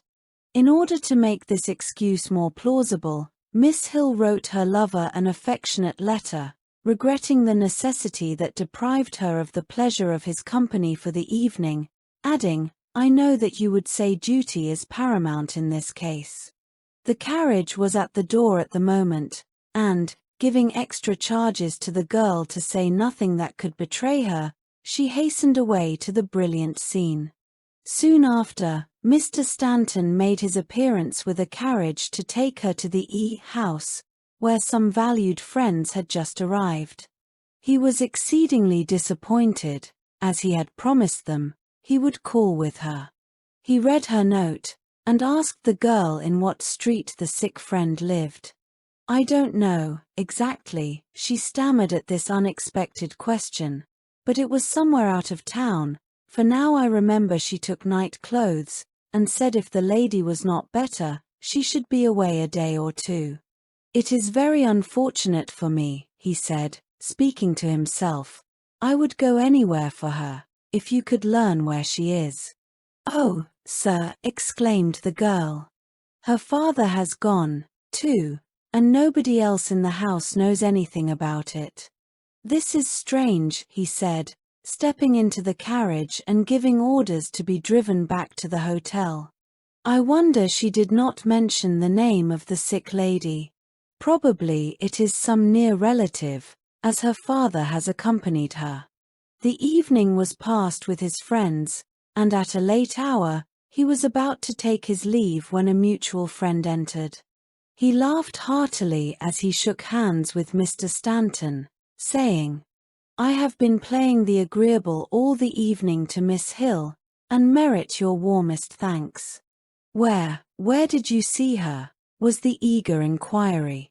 "At Madame R.'s concert, of course. All the world was there tonight. To tell the truth, I was somewhat surprised to see Miss Hill, knowing, as I did, your opinion of her concerts, but she appeared to have no scruples." Mr. Stanton turned very pale at this reply, but in a moment controlled himself, and said, "Are you sure Miss Emily Hill was at Madame R.'s concert?" "As sure as I am that I stand here," seriously replied the gentleman, perceiving this was no time for a joke. "I was in the same slip with her and Mrs. Jones, who was her chaperone, and after the concert, waited upon her to their carriage. She excused your absence by saying you had a previous engagement which prevented your accompanying her." "Enough," faltered Mr. Stanton, and rising soon after, he took a hasty leave of his friends. The night which followed was spent by Mr. Stanton in pacing the floor of his chamber, and the first dawn of the morning found him resolved upon an immediate termination of his connection with Miss Hill. He could not take to his heart one in whom he had no longer the least confidence. But the rupturing of this bond, which he had heretofore considered almost as sacred as marriage, made his noble heart sink within him. At an early hour he called at Mr. Hill's. The servant was all smiles, and informed him that her mistress found her friend better, and returned late the previous evening. Stifling a groan at this new proof of duplicity, he asked her to inform Miss Hill that he wished to see her. She presently made her appearance, and, though rather startled at his pallor, exclaimed, gaily, "Wasn't I fortunate in being relieved so soon? I was able to return last evening." "Emily," he said, in a tone which cut her to the heart, "I know all. It is unnecessary for you to burden your conscience with another falsehood. I know the story of a sick friend, of duty to her, is all a falsification. You passed the evening at Mrs. R.'s concert."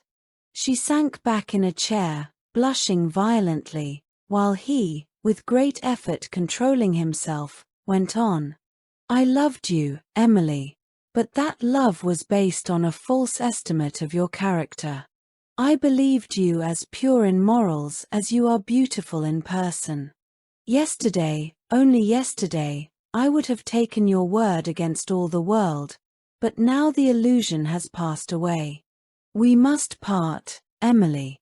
You have ruined my happiness. If it were not for the recollection of my mother, you would have ruined my faith in your sex." Miss Hill gasped for breath. "I must be dreaming," she exclaimed. "Surely, this cannot be true. You do not, cannot, mean to give me up just for one little white lie?" "One white lie," he repeated, "has been enough to ruin my hopes of happiness forever, but you have done far more than that. You have proved yourself to be wholly lost to that rectitude which must be a ruling principle with my wife. You have not only told me, who trusted you so implicitly, many deliberate falsehoods, but you have taught your servant, also, to deceive me. Even now you met me with a lie, call it white or black, as you please, on your lips." He paused, overwhelmed with emotion. "Try me. Try me," she repeated, in agony. "I will never be guilty of even the smallest variation from the truth. It is too late now," he murmured, hoarsely, pressing her cold hand. "But oh, Emily, remember hereafter how I have loved you, and when your lips would utter that which is false, call to mind a lonely wanderer, whom your crime has exiled from his country and home. They parted, and have never met since. Remember," added the lady, "all his suffering, all her years of sorrow, since that eventful morning, came from what she then considered an innocent deception." "And what is she now?" I asked, when I had wiped away my tears. "She is a penitent Christian woman," she answered. "From that time, I do not believe she has ever deviated from the truth. But oh, what a fearful lesson is hers! I have seen her shudder when gay, thoughtless young ladies utter words which are totally false. I have told you this story, hoping you may profit by her experience." The young girls were both startled when Mr. Saunders advanced slowly from the back parlor. "I have heard your story," he said to the visitor. "I knew both Mr. Stanton and Miss Hill. The breaking off of their engagement occasioned much talk at the time. I never understood the cause till now, when I think him perfectly justified in the course he pursued. I hope, Alice, Miss Hill's experience will prove a most useful lesson to you. Lies show a mind and heart so degraded and mean that no beauty of person or polish of manner can, for any length of time, hide the deformity. As I have before said, Mr. Saunders was most liberal in gratifying the wants of his children. He liked to see his house handsomely furnished, his table set with abundance and elegance, and his children dressed tastefully, even richly. When Alice came from school, he gave Aunt Clarissa a handsome sum of money, and requested her to replenish his daughter's wardrobe. Wishing to outshine her companions in dress, the young miss begged for one or two articles which even Aunt Clarissa considered extravagant. Alice, however, was vain, and having been told how becoming they were to her particular style of beauty, determined in some way to obtain them. One was a richly embroidered velvet mantilla, not at all suitable for a girl in her teens, the other a love of a Paris bonnet, as she termed it, made of blue velvet and lace, with an exquisite white feather tipped with blue. The bonnet the milliner pronounced low at $15, while the price of the mantilla was $40. "I will have them charged," she said to herself, "and then save all my pocket money until they're paid for." The next Sabbath, the young girl, arrayed in a new lustrous silk, together with her bonnet and mantilla, appeared before her father to accompany him to church. "Why, Alice, I scarcely recognized you," he said, starting back, actually dazzled by the beauty of her appearance. "Well," he added, after a moment, during which he surveyed her from head to foot with a most comical expression, "you certainly are decked out. I never saw your mother dressed so extravagantly in my life. Where did you get this, and this?"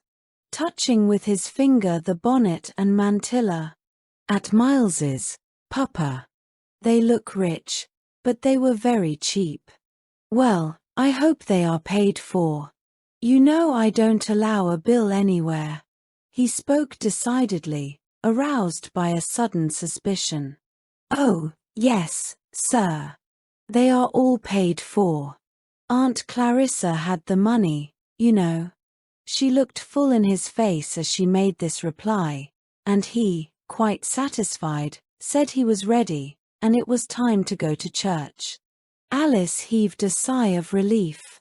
She had got over the interview much better than she expected, and so wholly was her conscience seared by a long course of deceit that she felt scarcely a pang when she thought of the ready fausud by which she had obtained the coveted articles. But the end was not yet. Day after day of the vacation glided away. The evening before she was to leave for school, her father returned home rather earlier than was his wont, and sending a servant to his daughter's room, desired her to join him in the parlor. He did this in order that he might be alone with her, for on several occasions his aunt had been present when he reproved his child, and had always taken her part, or suggested such ready excuses for her conduct, that his advice was entirely counteracted. Alice came running down the stairs, humming a refrain from a favorite song. Her cheeks were tinged with the softest rose color, and the silken tresses lay lovingly upon them, while a pretty smile dimpled her small mouth.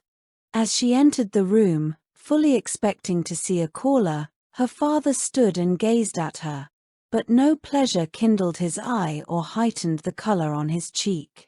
He was thinking how much to be preferred were the plainest features accompanied by true nobleness of heart.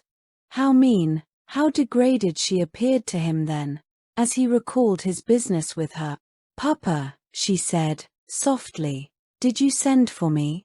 "Yes, I did," was the brief reply.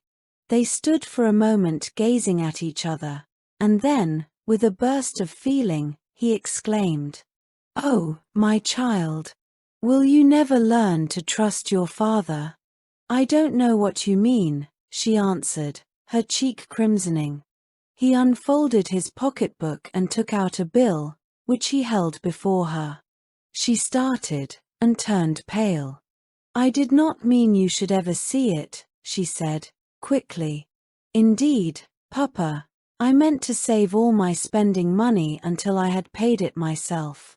"Did your aunt know of this deception?" he asked, looking keenly in her face.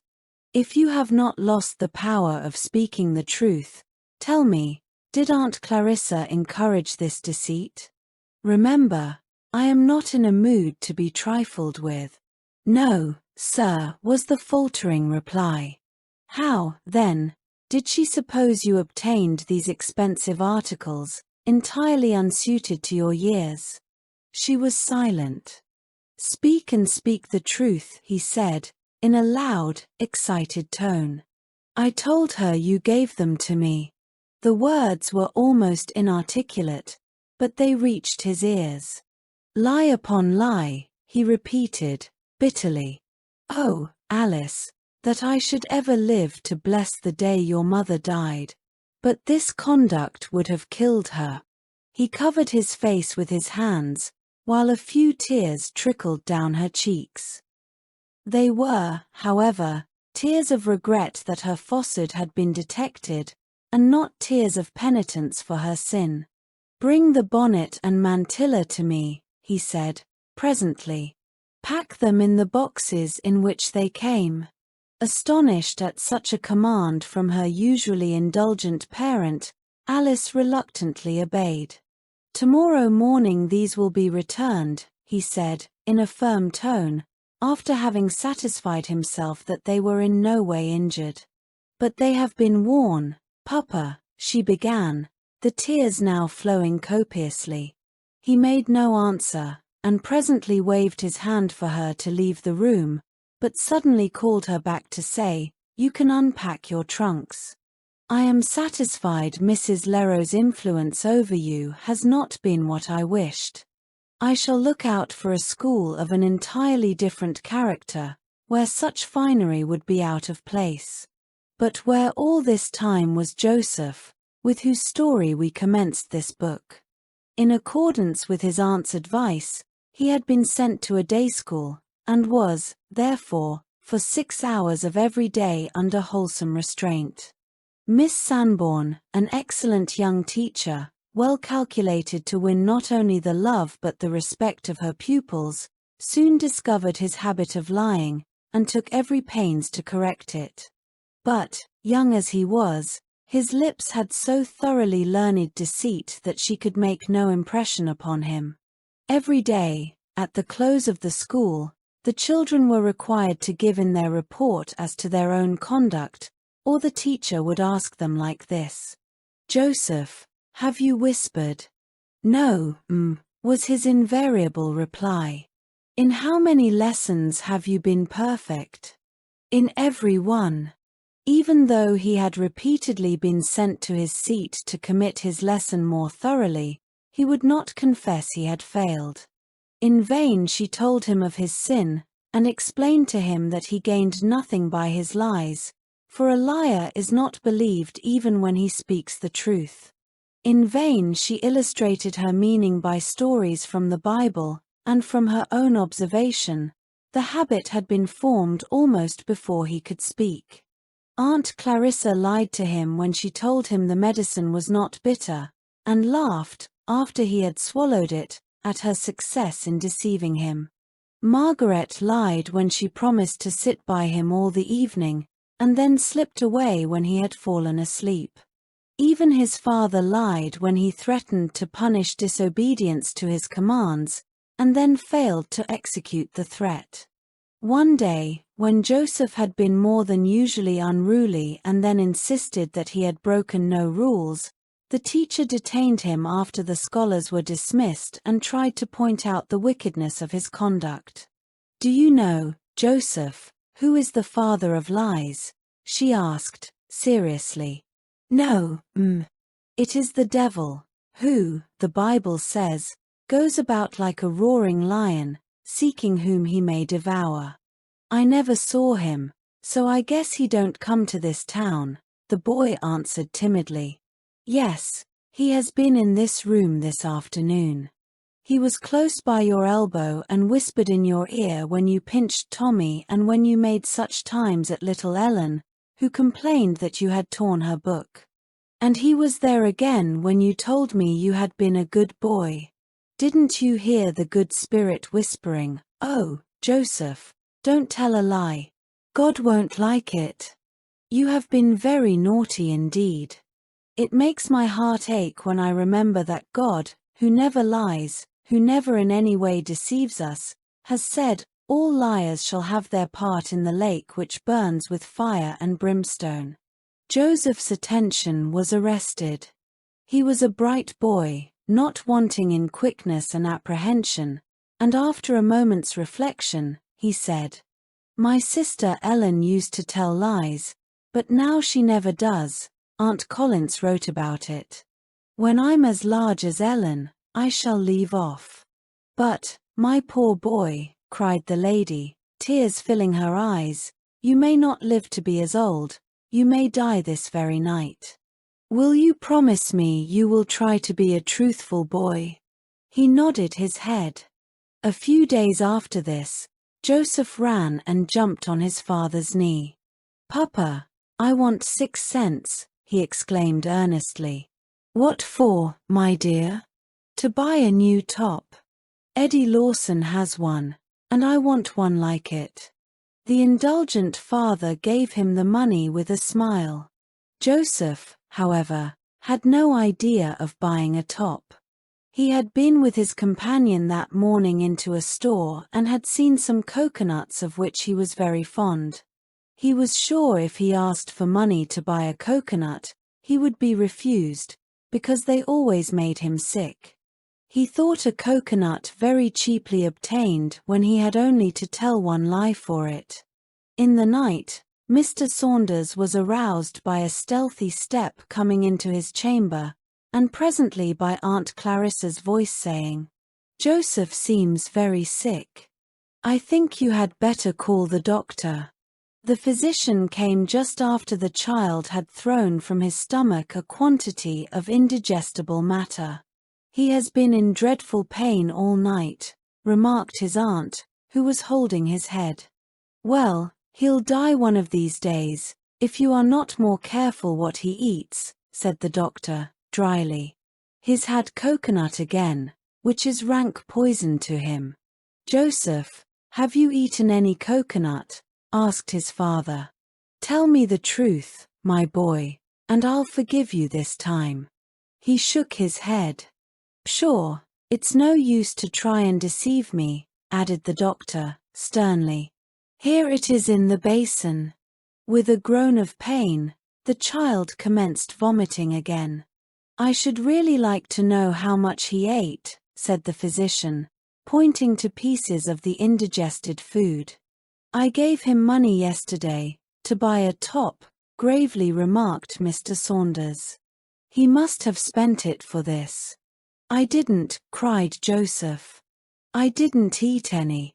After administering a simple quietive, Dr. Long turned away, and, motioning the father from the room, said, abruptly, "Your boy will end his days on the gallows, if you don't correct his habit of lying." As soon as Joseph was well, his father, having ascertained from the grocer that he had bought a coconut at his store, gave him a more severe punishing than he had ever received in his life, to make up for which Aunt Clarissa ordered the cook to bake him a nice little loaf of frosted cake, richly filled with raisins and citron. The room where Joseph attended school was situated on one of the principal streets, just opposite a druggist's store. The front windows with their immense panes of cut glass, behind which were large jars filled with colored liquid, presented a most attractive appearance, and Joseph, in common with his other companions, often paused in front of them. The only objection Miss Sanborn had to her schoolroom was, that there was no yard adjoining, where the pupils could exercise at recess, and thus they were obliged to play in the street. Throwing ball was strictly forbidden, and rolling hoop was inconvenient to passengers, so that it required considerable invention to devise plays which would not be objectionable. Among his companions there was not one Joseph liked so well as Dexter Russell, a boy near his own age, who resided in the same block. This child, the son of watchful Christian parents, was a lad of ardent temperament and quick passions, but of generous, noble impulses, and perfectly truthful. If, as often happened, He had been guilty of breaking his teacher's rules when questioned concerning it. "Dexter, did you whisper? Did you take a book without permission?" His cheek would flush, and his eye be cast down, but he would reply frankly, "Yes, I did." Joseph and Dexter had each of them a hard india-rubber ball, with which they sometimes amused themselves out of school hours. One afternoon, Miss Sanborn, having an engagement, hurried to her boarding place the moment her little ones were dismissed, leaving some of the boys in the street near the schoolroom. "Don't go home yet," exclaimed Dexter. "Let's play a while." Joseph readily agreed, and each taking out his ball, they commenced throwing them upon the pavement, eager to see who could catch it when it bounded and keep it from falling longer than the other. "Go away from here," called out the druggist, coming to the door. "That's a dangerous game so near the windows." The boys ran farther along, but presently, in the excitement of the play, ran back again laughing in great glee as they followed their balls. But suddenly their mirth ceased. In order not to lose his throw, when a lady was passing him, Joseph unconsciously drew nearer the window, and, with a loud crash, the ball went through the large pane of glass into the druggist's shop. The man rushed angrily to the door just in time to see Joseph running for home as fast as he could go, while Dexter, pale with fright, was gazing at the broken glass. "Did you do that?" asked the merchant in a stern, excited voice. "No, sir, it was not my ball. Here is mine," said the lad, looking the man full in the face. "But it's my fault, though." This reply so astonished the incensed druggist that he asked, in a less angry tone, "What do you mean?" "No, sir, it was not my ball. I asked him to play, sir. I'm real sorry. He was going home, but I asked him to play." "Well, but who's to pay for my glass?" "I'll give you all my spending money, sir," cried Dexter, his cheeks flushing. "Will it cost a great deal, sir?" "Yes, more than you'd have in a good many years. You know I told you to go away," he added, softening, as he saw the distressed, eager face looking into his so wistfully, "and I can't afford to buy glass for boys to break." Dexter choked, but did not speak for a moment. At length he said, "My father promised to buy me a magic lantern. Would the money that would cost pay for it?" Instead of answering, the man inquired, "Who was that boy with you?" "Joseph Saunders." "And he threw the ball?" "Yes, sir, but he didn't mean to." "Why didn't he come and say so, as you did?" "I suppose he was afraid, sir," replied the boy, hesitating. "Well, you may go now, and remember, I forgive your part of the blame because you so courageously confessed the truth." The same evening, Joseph was sitting near his father, talking and laughing, when a ring of the doorbell summoned Mr. Saunders from the room. He came back presently, however, followed by the druggist's clerk, who said at once, "That's the boy, sir." The father frowned, looked again at the bill, for damages, 1 pane of cut glass, $20, and then turning to his son, said, "Why can't you learn to confide in your father? Why didn't you tell me what you had done, Joseph?" There was no reply. "Haven't I forbidden you to throw a ball in the street? And now here is a bill of $20 because you didn't obey me. Who says I threw a ball?" Joseph's voice trembled. "My master says so, and the boy playing with you saw you too. Tell the truth, Joseph. Did you do it?" Mr. Saunders's voice was so stern the boy began to cry. "No, sir, I didn't. It was Dexter. He asked me to play with him, and then his ball went right into the window." With a sickening dread lest his only son was again deceiving him, the gentleman said, Tell your master I will see to this in the morning. If my boy broke it, I shall, of course, pay for it, but I wish first to be sure of the fact." As soon as the clerk was gone, Mr. Saunders took Joseph and went to Mr. Russell's. Dexter was just going to bed, but, at the gentleman's request, was called back to the parlor. The father, who was closely watching his boy, saw that when his companion entered, smiling frankly, he looked very much confused. "I want you to tell me all about Mr. K.'s glass. How did it happen to be broken?" said Mr. Saunders, after having cordially shaken the child's hand. Dexter, without a moment's hesitation, and with his eye fixed on the gentleman's face, repeated minutely the events of the afternoon, every word of which carried positive conviction of its truthfulness to the father's heart. He looked at Joseph, when the story was finished, with such an expression of anger and contempt that the boy began to cry. At last he sobbed out, "I shouldn't have thought of playing if he hadn't asked me." The doctor's warning flashed across Mr. Saunders's mind, but, making an effort to control himself, he patted Dexter's head fondly, saying, "You are a noble boy," and then, followed by Joseph, took his leave. The next morning, the money was paid, but for days, the poor mistaken father looked as if he had lost all his friends. He talked long and earnestly with Aunt Clarissa, pointing out to her the result of all her foolish indulgence, but she was far from viewing it in as serious a light as he did.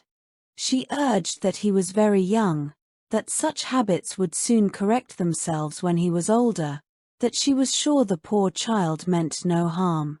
With a sigh he turned from her, feeling that it was hopeless to try and convince her of her error, and passed half the night in writing Mrs. Collins, and urging her to be a mother to his motherless boy. After some weeks of struggle between inclination and what she feared was duty, she wrote that she would take Joseph into her family for a few months, but could not yet promise to do so for a much longer period. Before the arrangements could be made for his removal, however, a painful event occurred which prevented him from going to P.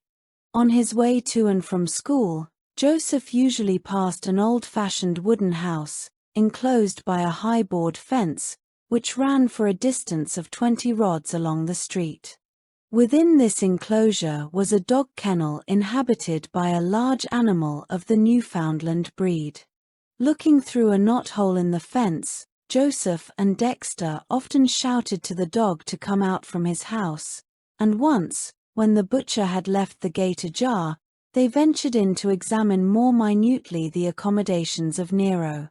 A hoarse growl warned them to be cautious, but ever after, when they had an opportunity, they ran in for a minute to prove to him that they were his friends. One day they were standing near the dog kennel, when a gentleman in the house opened the window, and said, "Run away, little boys. Nero is cross and may bite you." "He knows us," answered Dexter, frankly. "We often come to see him." "Shut the gate fast, and don't come in again," added the man, assuming a stern voice. They turned away, with a lingering gaze at the dog, and then reluctantly left, shouting "Goodbye, Nero. Goodbye," when the gentleman descended to the kitchen and said to the cook, "I wish you to see that the gate is kept fastened for a few days. Some little boys have been in the habit of coming in to see Nero, and may do so again." She looked in the face of her usually kind master and was going to remonstrate, when, seeing his expression of decision, she refrained, and in a moment, he was gone. When Joseph returned from school at noon, after a glance at the windows, he gently tried the gate, but found it bolted. But at night, a man happened to be carrying in something, and it was ajar. "I mean to go right in," he said to Dexter. "I don't see that cross old man about anywhere." "I don't want to," was Dexter's response, "'cause he told us we mustn't." Joseph ran forward, muttering, "I don't care," but presently, with a loud scream of pain, fell to the ground. Nero had caught his leg and bitten it severely. Dexter sprang forward to help his companion, when a strong arm caught him and placed him outside the enclosure. One glance showed him that the act was performed by the gentleman they had seen at the window, and that his face was deathly pale. Joseph was not so much hurt but that in a few minutes, when the wound had been dressed, he was able to walk home accompanied by the gentleman, who seemed strangely agitated at the event. As Mr. Saunders had not yet come in from his office, the stranger left, but returned in a few minutes with a distinguished surgeon, who, after a rapid examination of the wound, gave orders for fresh bandages, and directed that the door should be locked. Aunt Clarissa was indignant, and began to remonstrate, when he cut her short by saying, curtly, "It is his only chance of life." For a few minutes the most piercing screams issued from the closed room, and in the midst of them, the father entered. "Mr. Saunders," said the surgeon, when he was admitted to the side of his boy, "I am sorry to say your son has had a bite in the leg from a dog. It would be slight, however, were it not for the fears of the owner that the dog is mad." The poor father staggered back, pale and trembling, when the stranger added, "I brought him home, and, knowing his only chance of life was that the wound be cauterized without delay, I summoned Dr., who has just completed the operation." Mr. Saunders, pressing his hand to his forehead, rushed to the sofa where Joseph lay pallid and exhausted with suffering. Before he left, the stranger stated that for a day or two, Nero, who was a great favorite in the family on account of having saved the life of a young brother, had acted so strangely that his suspicions were excited that all was not right. Still, no symptom of madness had appeared. In the morning, he had seen 2 children in the yard, and had ordered them out, forbidding them to enter again, and he had also ordered the gate to be kept locked. With a countenance almost as agitated as that of the stricken father, he then took his leave. 2 days later, a note came from him which was as follows: "I regret most keenly being under the necessity of informing you that Nero, who, since the accident to your son, has been in confinement, has shown unmistakable signs of madness, and just been shot. For more than a fortnight, however, no symptoms of hydrophobia appeared in the boy, and great hopes were entertained that the means taken by the surgeon had proved effectual. But at the end of that period, he had a violent fit, which was followed by many others, until, at the close of the 6th week from the time he was bitten, he died, leaving his father a prey to the keenest grief and remorse, while Aunt Clarissa, half frantic with sorrow, wandered from room to room, wringing her hands and calling to Joseph to come back, come back. Alice, who had been placed under the care of a lady who superintended the education of a dozen young misses, was recalled for the funeral. Her father was somewhat comforted in his affliction by seeing that her brother's death seemed to make a great impression upon her usually volatile mind. During the few days she remained with him after the funeral, he had many grave conversations with her regarding her future, representing to her that, now Joseph had been taken away, all his comfort for this life depended on her and her sister. "I look forward," said he, warming with the subject, "with pleasant anticipations to a calm old age, brightened by the attentive care of my virtuous daughters. If I may be permitted to live," he added, with more seriousness, "to see them, like their mother, adorning the station to which God shall call them, I shall be happy indeed. But remember, Alice," taking her hand affectionately, "your mother was a Christian lady. Since Joseph died, I have reflected much, and with bitter regret, that I have not more faithfully performed the duties of a father." He paused, much agitated, but presently added, "Oh, Alice, I hope you may never give me occasion to mourn over my fond, foolish indulgence to you as I have mourned for your brother." Alice was affected at her father's words, and made a resolve to be more dutiful and regardful of his wishes. But she made it in her own strength. We shall see whether she kept it. For a time, the sight of Dexter, so intimately associated with Joseph, was exceedingly painful to Mr. Saunders and to Aunt Clarissa, but after Alice had returned to school, they found their house so lonely that they begged Mrs. Russell to allow him to run in and out as he used to do. After this, the old lady tried her best to spoil the boy. To return to Ellen. As soon as Joseph was taken ill, Mr. Saunders wrote his sister-in-law, relating minutely the circumstances, and leaving it with her to decide whether his daughter should return. Dr. Collins peremptorily said, "No, let the child stay where she is. Aunt Clarissa would do her more harm in a fortnight than the good she would be likely to gain by being present at such a scene." Ellen wrote her father very affectionate, sympathizing letters, begging him to send her word when there was the least change for the worse. Every morning she walked hastily to the office, her young heart heaving with anxiety, lest she should learn that her dear little brother was dead. She had begun to pray now, and with her whole soul, she begged for a blessing on her brother, that his sins might be forgiven, and he prepared for heaven before his last change should come. "Oh, how I wish Aunt Collins could have had the care of him," she exclaimed one morning, with a burst of tears, returning from the office with the intelligence that the poor boy's life was fast drawing to a close. "How can I endure to have him die so?" "You must pray, and pray earnestly, dear cousin," replied Mary. "God is both able and willing to bless the poor boy. His Spirit can work on the heart of the dear sufferer even when, to those around him, he may appear unconscious. I can't help thinking that I might have been taken. If I had died before I came here, while I was so wicked, oh, it makes me shudder to think what might have become of me." Mary put her arm tenderly about her cousin, and murmured, softly, "We ought to be thankful, dear, if anything leads us to review God's dealings with us, and to call to mind his many mercies." "Do you think, Mary, I shall ever be a Christian?" sighed Ellen, hiding her face in her cousin's shoulder. "Yes, darling, I think you have already begun to walk the straight and narrow road. You love to pray, and I feel sure you have chosen Jesus as your Savior.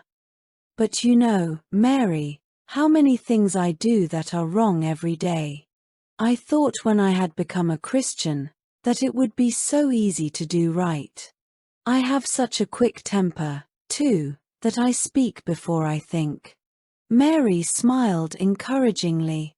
"I think," she said, "you have governed yourself bravely of late." "No, I haven't. Only yesterday I was real downright angry with Margaret when she wouldn't iron my white apron in season for me to wear it to school.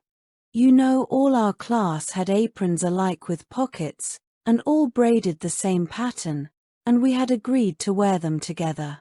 Ellen's face flushed as she recalled her disappointment.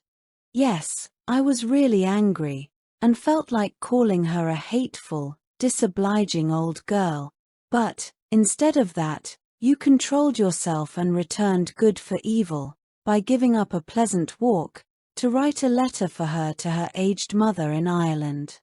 Do you think you would have done that when you first came here? Or, could you have done so now if the good spirit had not aided you?" Ellen laughed through her tears, saying, "I think I should once have scratched her face for her. But, Mary, do Christians ever feel angry? I never saw you, nor aunt, nor uncle vexed." "You make me ashamed of my shortcomings," said Mary, blushing. "I think as you have acknowledged your fault so freely, I must step into the confessional box, and say that I overheard your talk with Margaret about the apron, and after you left, reproved her sharply for disappointing you. I think she did very wrong. If I had known about it in season, I would have ironed it for you. I have heard Mother say that I had naturally a passionate temper, but as I was taught to curb it from my earliest infancy, it has become easy to do so. You deserve far more credit than I do. The tidings of Joseph's death came at last. Mr. Saunders wrote his sister, who broke the sad intelligence to her niece in as cautious a manner as possible. Though the event had been expected for days, yet Ellen wept as if wholly unprepared for it. Is he happy now? Has he joined Mother in heaven? Were questions ever recurring for the next few days.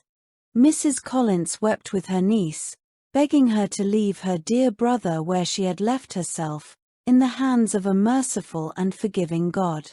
Remember, dear Ellen, she said, that your mother was a Christian woman, who early dedicated her son to his Saviour.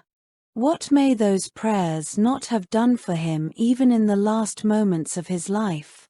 This was the saddest our Ellen had ever known, warm and ardent in her attachments to an extreme.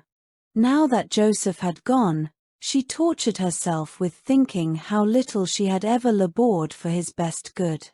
If I had done my duty, had been a truthful, obedient child, she would exclaim, with a fresh burst of grief, this dreadful sorrow would never have come upon us. Now father has no son, and I have no brother. Except Frank, murmured Mary. We have all adopted you, darling. The impulsive girl put her arms around her cousin's neck, and embraced her tenderly. It was not, however, until Frank's return from school, that Ellen regained her wonted cheerfulness. Dr. Collins made a great pet of her, and the first time he saw her smile in return to some sally of wit from his son, he said that a ton's weight seemed lifted off his breast. I miss my birdie's merry songs, he said, tapping her cheek. Now that you are beginning to look like yourself, I shall hope to hear them again. Frank's presence had a cheering effect on the whole finally. He had so much to relate about his school, and told his jokes in such a dry, offhand manner, that no one could help laughing. There were times, however, when he and Ellen sat together in the bay window, that he listened tearfully to her account of her brother, how bright and intelligent he was, how capable under Aunt Collins's care of becoming a useful man, and showed her that with all his heart he sympathized in her sorrow. But, Ellen, he added, one night after she had related many events in Joseph's early life, you have a brother still. As long as I live, I will take care of you. Thank you, dear Frank, she answered, warmly, but you know father will need me soon. I must go home and finish my education in the city. Then I wish you had never come at all, he exclaimed, throwing her hand petulantly from him. I thought you would stay here always. Your father has Alice. And Uncle Collins has a wife and Mary and a passionate boy, Ellen answered, laughing. When I'm gone, you'll be sorry you treated my poor hand so badly. The youth gazed a moment in his cousin's face, then left the room without speaking. I do not mean to give the impression that Ellen had changed suddenly from a passionate, deceitful child to a yielding, truthful one. She still had many faults to overcome, some of which sorely tried the patience of her good aunt, but the influences around her were all in her favor, and she was trying to do right. The suffering and mortification Sue endured during the first weeks of her residence with her aunt fixed indelibly on her mind the sin of lying as well as the happiness resulting from perfect truthfulness. More than all, Ellen, having learned by sad experience the weakness as well as the sinfulness of her own heart, sought strength from above to resist all temptation to do evil. Every day she witnessed in the conduct of a schoolmate the sad consequences of lying, and was more than ever resolved to guard carefully the door of her lips lest her mouth should utter deceit. Jose Maxwell was an only child, indulged in every wish that her foolish little heart could form. At last her mother was taken sick and died, leaving her daughter to the care of the old housekeeper. This woman soon grew tired of her whims and caprices, and in the absence of her father, sent her to school. There she was under restraint, which soon grew so irksome that she resorted to every means to evade it.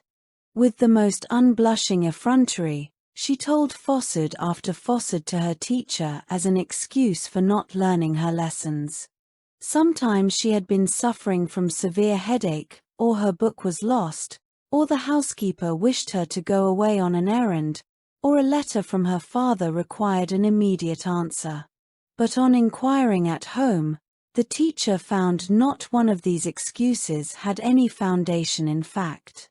Then, in her reports, she could not be trusted, and so hardened was she by her guilt that she scarcely seemed to feel any mortification when a schoolmate was appointed over her to render a report in her place. At last she was expelled from school, the teacher fearing her corrupt example would have a bad effect on her associates.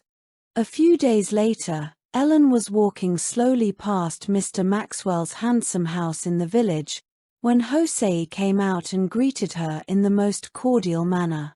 The young girl was quite handsome, and, when so disposed, could render herself very agreeable. She urged Ellen to go in and see her, and our young friend, hoping to do her good, after a moment's hesitation, complied. An hour or two was passed in talking of the school, and then Ellen came frankly to the point of Jose's want of candor, begging her, by what she had herself suffered, to turn from so wicked a habit, and try the beauties of sincerity and truth. At first, Jose looked very angry, but for reasons of her own, did not wish to show it, and concealing her true feelings, urged her companion to visit her often. "I should like to," was the frank reply. "I thought I could influence you to become good. If I had not been sent to a kind friend like Aunt Collins, I don't know what would have become of me." "Well," said Jose, "I'll promise to do as you wish me, if you will grant me one favor. Don't tell anybody you have been to see me, or if you do, don't say what we have talked about." Ellen mused for a moment. "I always tell Aunt everything," she said, "and she'll wonder where I've been. I'll promise not to tell unless I am asked, and certainly, I need not say what our conversation has been." They parted, our young heroine sanguine as to the reformation of her former schoolmate. It was near a fortnight later that one evening Miss Granby, the teacher, called at Dr. Collins's. Ellen, who ran joyfully to the door to meet her, noticed that she was unusually grave. "I called to see you on business," said the lady when Mrs. Collins entered the parlor. Ellen instantly rose to leave the room, blushing violently as she did so. There was something in Miss Granby's manner which she could not understand. "I wish you would not leave the house," added the teacher, seriously. "I wish to talk with you before I go." "What can it mean?" the young girl asked herself, retiring to her favorite seat in the bay window. "Perhaps something has happened at home, and they are afraid to tell me." It was scarcely 10 minutes before she heard her aunt speaking in a loud, excited manner. "It can't be true," she said, in a positive tone.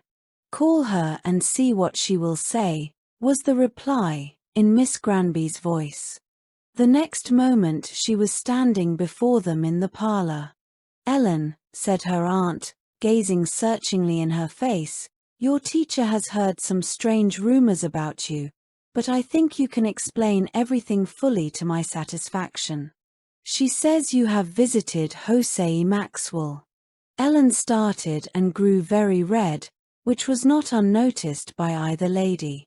"That while there you talked against your teachers, and some of your schoolmates, whose conduct you called too strict, that you mimicked Miss Granby's words and tone, that you complained of being unhappy here. Everybody was so pious, and declared your intention of writing to your father to take you home. Worse than all, it is reported that you talked in an indelicate and improper manner of a young man, whose name Miss Granby cannot recollect. Now, what do you say to all this, my dear?" While Mrs. Collins had been speaking, Ellen twitched her hand from her aunt and stood quivering with passion, looking defiantly in her teacher's face.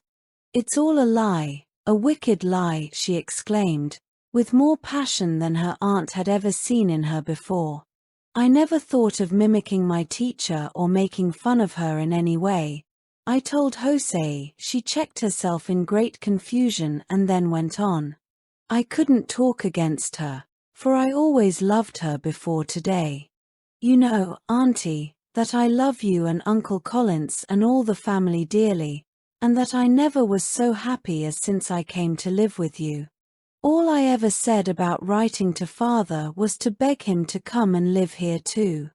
Miss Granby pursed up her mouth and looked unconvinced, but Mrs. Collins said, soothingly, "Don't get excited, Ellen. I believe all you say. Now what is it about the young man? I don't remember any young man being mentioned. Then you do acknowledge going to visit Jose after she was dismissed in disgrace from the school, and that, too, without the consent of your aunt?" The tone was slightly exultant, and grated harshly on Mrs. Collins's ears. "Yes, I did go. I'll tell you sometime, Aunt, how it happened." "And what did you talk about?" Ellen burst into tears. Mrs. Collins looked astonished. Miss Granby, confirmed in her worst opinion. "Try to control yourself, my poor child," said the former, leading Ellen to a chair and laying her hand on the hot temples. "I feel quite confident that you meant to do right. Take time, and tell us what was said during your visit." I can't. I mustn't tell, it would be a lie." "You see, now, that I was right," urged the teacher, sitting very erect and smiling unpleasantly. "If there were no wrong, there would be no concealment." Ellen, uncovering her face, saw that her aunt was very pale, and, with a cry of anguish, screamed out, "She is making you hate me. You are beginning to believe her. Oh, dear. But I'll go to Uncle Collins. He will be my friend, and Frank will know I'm not guilty." And, with a fresh burst of grief, she rushed from the room. Her aunt immediately followed her and, by caresses, sought to convince the poor child that her confidence was unimpaired. When she had somewhat soothed her, they went back to the parlor where Miss Granby sat firm and unbending. She was a good woman, but her dignity had been deeply wounded by the liberties taken with her name, and fully believing in her pupil's guilt, she took no pains to conceal her feelings. The doctor's gig at this moment drove into the yard, and Ellen, who heard his voice, said eagerly, "There's Uncle. Mayn't I ask him to come in?" The gentleman presently made his appearance and gazed inquiringly at one and another, as if waiting for an explanation of the scene. "Uncle," cried Ellen, "if I make a promise not to tell anything, won't it be a lie if I should tell?" "Certainly, or, rather, it would be breaking your promise. I went to Jose Maxwell's once. I used to know her at school, and I felt very sorry for her disgrace, because I couldn't help thinking that Yes, pet, I know. One day I was walking by, and she came out and urged me to go in. I thought at first I wouldn't, and then she leaned forward and whispered in her uncle's ear, 'Very right, very well, child.' I stayed a good while, and when I come away, Jose promised to do what I had been asking her, if I would promise not to tell that I had called there, and what we had been talking about. I promised the first unless I was asked, and said certainly I wouldn't tell the last. Now, said Mrs. Collins, there are sad reports concerning that visit, all of which Ellen indignantly denies. But not quite to my satisfaction, I must confess, added the teacher, with a forced smile. From whom do these reports come? I have traced them to Hosei herself. Will you repeat them? She did so without a word of comment. Sure, such stories are simply absurd. We know our Ellen too well to believe such nonsense. She has become a truthful girl, Miss Granby, and it will take a good deal more than the testimony of a miss who has been convicted of lying as often as Hosei Maxwell has, to make me doubt her word. If there was nothing wrong in the conversation, murmured the lady, what motive could there have been for concealment? Ellen, look me in the face, said her uncle, in his abrupt way. Was there anything in the conversation alluded to which you would be ashamed to tell me or your aunt? Oh, no, indeed, sir. I was only, yes, now I do remember a boy's name. It was Hiram Jenkins, at the store. I was, but I mustn't repeat it.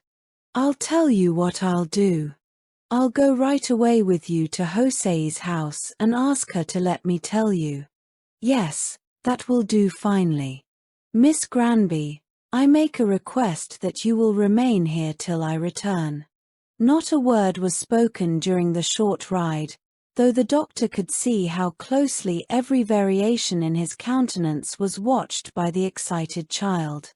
Unfortunately, Hosei was away from home for a visit of a week, and the explanation was, therefore, necessarily postponed. I wish I might tell you, uncle, said Ellen, when she had again squeezed herself into her seat beside the doctor in his buggy. I couldn't think why she should wish to keep it secret. Mrs. Collins was greatly disappointed. Not on my own account, she said, but in order to satisfy Miss Granby that our confidence in Ellen is deserved. You and I are satisfied, aren't we, pet? Added the merry doctor, tapping her cheek. I'm sorry Miss Granby don't believe me, faltered the poor child, after a glance into the teacher's uncompromising face. That is not of the slightest consequence, the doctor began, when, meeting a cautionary glance from his wife, he added, compared with the approval of your own conscience. Miss Granby does not know you as well as we do, or she would not have been so ready to believe a report coming from such a source. The teacher suddenly remembered that Dr. Collins was chairman of the school committee, and that her capabilities as an instructor might be questioned after this. She made an awkward attempt to justify the proceeding and then took her leave. The half-hour passed at the supper table was usually a merry one, but on this occasion, no one seemed disposed to talk. Ellen ate mechanically, her thoughts appearing absorbed in a reverie, and Mary, who had heard what had passed, having been especially requested by her mother not to allude to the subject for the present. The doctor, having listened to all the particulars of the teacher's visit, had ventured the remark to his wife that personal pique at hearing herself ridiculed had prompted the interview, that he was mistaken in the woman, having always before considered her a person of good sense. At last Ellen broke the silence by exclaiming, "And I loved her so dearly." "Loved whom, pet?" "Miss Granby." "Uncle, will you go to Mr. Maxwell's when Hosei comes home?" "I'll see about it." The next morning, Ellen was learning her lessons as usual, after a great struggle in her own room for grace to forgive her teacher's unkind looks, when her aunt said, "I'll hear your recitations today, my dear. Go on and commit them as usual." Ellen embraced her aunt in a rapturous manner. "How could anybody believe I wanted to go away from this dear home," she said, eagerly, "when you are such a darling mother to me?" Still Ellen did not seem quite happy. Several times during the day her aunt saw her sitting lost in thought. She was wondering what motive could have induced Jose to tell such dreadful lies about her, and whether her innocence would ever be proved. Another thing also troubled her.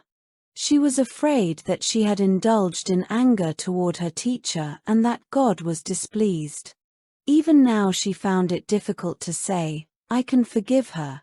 How, then, could she repeat the Lord's Prayer, "Forgive us our debts as we forgive our debtors"? On the Sabbath, Ellen passed Miss Granby in the porch, and though blushing painfully, held out her hand as usual to the lady. Mrs. Collins was deeply grieved to see that the teacher took no notice of the friendly salutation. The next afternoon, the doctor, in driving from one patient to another, stopped at the house and beckoned Ellen, who sat at the window, to come to the door. "Tell your aunt," he said, "that she is to have company to tea. The lady will be here about 5, and I'll try to be at home by that time."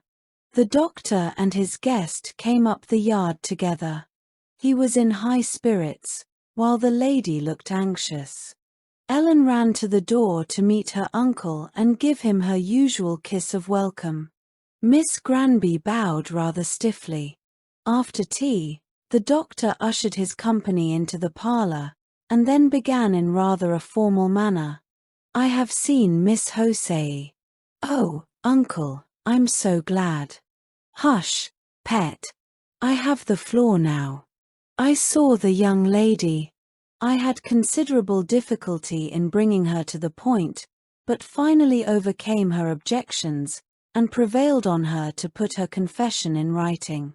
Here it is, and I do not hesitate to declare the statements she made regarding Ellen as lies of first-rate malignity, lies which any person acquainted with our pet could scarcely credit."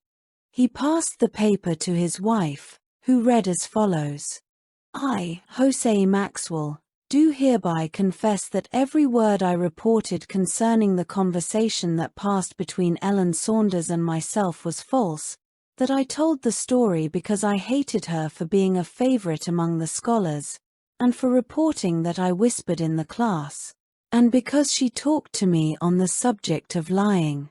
It was for the same reason I made her promise not to relate what had passed between us, from which promise she is now free. Jose Maxwell." It was curious to watch the countenance of Ellen as her aunt read the above. Joy, surprise, and contempt expressed themselves by turn on her beaming face. At the close, she heaved a great sigh of relief, and clasping her hands, said, softly, "Aunt told me it was safe to trust in God." Next to Ellen, Dr. Collins was interested to watch the effect of the letter on Miss Granby. He was pleased to see her slyly wipe a tear from her eye, and then, with something of a struggle between her pride and conviction of duty, she rose, and approaching her pupil, said, with real feeling, "I have been grievously mistaken, Ellen. I really believed from your confession that you were guilty. Will you forgive me?" Ellen caught her hand and kissed it repeatedly, exclaiming, eagerly, "I love you now just as well as I did before. I was vexed at first, but I remembered that you couldn't trust me as well as you can Mary, because I used to tell falsehoods, you know. I shall always trust you in future, my dear child. You have taught me more than one lesson by your ready forgiveness. So that you no longer wonder that her old uncle dotes on her," said the doctor, laughing, as he seated his niece on his knee. "But you must pity poor Jose. She had a bitter pill to swallow this morning. It needed all the influence of the lawyer I took with me to induce her to take it." The school to which Alice Saunders was sent was different in almost every respect from the fashionable establishment of Mrs. Leroux. In regard to the studies, Miss Salisbury labored far more to discipline the mind, and lay a thorough foundation upon which a good education might be reared up, than to have her young pupils pointed at as ladylike and accomplished. In her 30 years of experience in teaching, she had seen many young misses sacrificed to their own or their parents' love of what was merely superficial in learning, preferring a smattering of French, ability to sing a few Italian operas, and to dance gracefully, to those acquirements which would fit them for the real duties and responsibilities of life. She had an old-fashioned opinion that when a young lady left school, her education was by no means complete, that only a substructure was formed upon which a beautiful temple might be raised. If Alice had been under her influence at an earlier age, the seeds of vanity and deceit which had early taken root in her young mind might have been eradicated, but half a year in such a hothouse as Mrs. Leroux's school had brought these shoots to a fearful state of maturity. With Miss Salisbury's discernment, it did not require many hours' acquaintance with her new pupil to give her an insight into the purposes and motives which governed the young lady.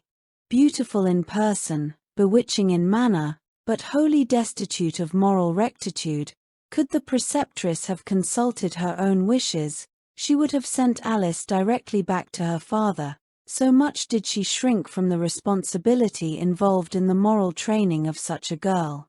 Then she doubted her own wisdom in introducing so artful a character among her other pupils. Certainly, was her mental exclamation, with such an influence to oppose, I must be doubly vigilant. As the house was too full to allow the new scholar a room by herself, and as the preceptress was far too conscientious to expose those committed to her care to such intimate companionship as would be unavoidable in roommates, she turned with a sigh from the parlor, where she had been talking with Alice, to make hasty arrangements for giving her a room with one of the under-teachers, who was her own niece, a young lady of Christian courtesy and great integrity of character. In half an hour, Miss Saunders was introduced to a pleasant chamber on the 3rd flight, where she found Miss Farley, her new roommate, awaiting her. Emma Farley was an agreeable young lady of 20 years, wholly unacquainted with her aunt's motives in putting Miss Saunders under her care, and very favourably impressed in regard to the newcomer. On the other hand, Alice was deeply chagrined at the idea of being under the constant surveillance of a teacher, but she was quite too much a woman of the world, and had profited too well by Aunt Clarissa's example to betray such a feeling. Indeed, the first words she spoke expressed exactly the opposite sentiment. "What a pleasant room," she said in her sweet, languid voice. "I am very happy to share it with you. I think we shall have delightful times together." While the new miss lazily arranged her wardrobe in the closet and drawers, the acquaintance progressed rapidly. Alice, with a degree of art far beyond her years, praised her companion's hair, complexion, and general appearance, accounting herself most fortunate in being thrown in with one evidently accustomed to the best society, and then drew from the unsuspecting teacher an account of the families in the neighborhood, with difficulty concealing her pleasure at the announcement that an academy for young men was in flood-tide of success at the other end of the village. "Of course," she remarked in an indifferent tone, lazily arranging a box of laces to hide her eagerness, "the pupils here are allowed no intercourse with the young gentlemen." "Aunt Salisbury is as cautious as possible," answered Miss Farley, "but as Dr. Bowles's pupils occupy the opposite wing to ours in church, they know each other by sight, and as a number of our young ladies have brothers there, some visiting is unavoidable." "Of course," was the careless reply. Alice returned to her wardrobe, the school formerly so much dreaded being invested with new interest. "What do you think of Miss Saunders?" anxiously inquired Miss Salisbury, at a late hour the same evening. "I think she will be a great acquisition to the school," was the enthusiastic reply. "She is lovely in person, and as far as I can judge, of a bright mind." "Yes, there is no doubt of that, Emma, but her morals, Has her conscience been cultivated quite as diligently as her personal charms? I see no reason to think the contrary. Emma repeated part of the conversation, and then retired. I must guard against prejudice, said the preceptress to herself. But, if I do not mistake, my unsuspicious niece has been duped by a few lies of politeness. But time will show the real character of my new pupil. Less than a fortnight sufficed, not only for mutual acquaintance between the young ladies, but also to raise Alice to the height of popularity. Her dress and her opinions were quoted as law, her most trifling acts commented upon with favor, while her frequent remissness in the recitation room was excused on account of her inability to apply herself closely without bringing on an excruciating pain in her head.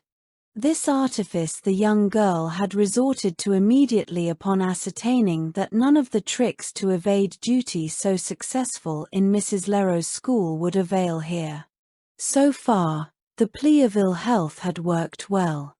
Alice had been in the recitation room but a few times before she found that she could neither make use of copied exercises, nor glance at her book held adroitly inside a fan. The teachers were so thorough, and required so many explanations of the rules, that no such artifices availed. She must either give her attention wholly to the business of study, or invent some plausible excuse for not doing so. Alice, however, was too experienced in deceit to allow her tactics to fail her now, and therefore resorted to the plea of headache, which her natural delicacy of complexion enabled her to simulate with a good chance of success. She had been twice to church, where even Miss Salisbury's strict ideas of propriety could detect nothing wrong. But the young girl had made good use of her eyes, and was aware, long before the extravagant compliments reached her through sisters of the young gentleman, that her beauty had caused no slight degree of excitement among the susceptible youth ranged on the opposite seats in church. Even the very gentlemanly-looking under-teacher, sitting at the head of the back slip to overlook the conduct of his charge, had fixed his bright blue eyes on the newcomer with far more than ordinary interest. At the close of the second week, Alice wrote her father that, though she was greatly disappointed at being compelled to leave Mrs. Leroux's school, she now was happy here, as the teachers were very kind, and aimed to do their scholars good. She complained, however, of headache on severe application to study, and requested her father to ask Miss Salisbury to allow her more time for exercise in the open air. Mr. Saunders was delighted with the apparent improvement in his daughter. He wrote at once to the preceptress, begging the lady to give Alice all possible indulgence that her rules would allow in regard to the hours of exercise. Hitherto the young girl had conducted herself with such seeming propriety that she completely blinded her teachers, so that Miss Salisbury, in endeavouring to make amends for her former distrust, gave the new scholar far more credit than she deserved. In the meantime, these first weeks did not pass without some advance on the part of Dr. Bowles's pupils toward an acquaintance with the beautiful stranger. All those who could form any excuse to gain an entrance into the charmed mansion eagerly availed themselves of the opportunity. Alice, on one pretext and another, had been called down to the parlor and introduced to half a dozen of them. After this, projected walks and incidental meetings in the street caused the acquaintance to ripen faster than was desirable. Miss Saunders, the beauty and heiress, the model of taste in dress and fashion, had already acquired more influence in the school than any young lady had done since its formation. But, sad to say, in order to attain this popularity, she had uttered, without one compunction of conscience, lies of politeness and lies of flattery almost without number. An incident occurred in school about this time, which directed the attention of the preceptress to this vice. A little girl named Clara Dalton, the youngest scholar, had been detected several times in equivocation, and once in a deliberate falsehood. The circumstances were these. Wednesday and Saturday afternoons were half holidays, and under certain restrictions, the pupils were allowed to employ themselves as they chose. It was a rule, however, that they should not exceed a certain limit in their walks without special permission. Somehow or other, Clara had formed the acquaintance of a girl living quite at the other extreme of the village, and as Miss Salisbury for some reason disapproved the intimacy, she had forbidden Clara to visit her. Wednesday morning came again, inviting all lovers of green fields and pure air to walk forth.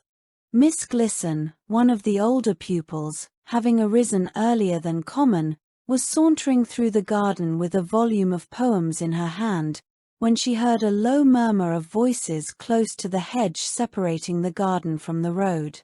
"I will," exclaimed a low, earnest voice. "I'll tell you how I can manage it. I'll get one of the girls to ask Miss Salisbury if we may go to the post office. We'll start early, and while the girl has gone in, I'll run across the fields to your house, as fast as I can go." "So you can," answered another voice. "I'll be there somewhere to meet you. Be sure to bring the money, and I'll have the earrings all ready.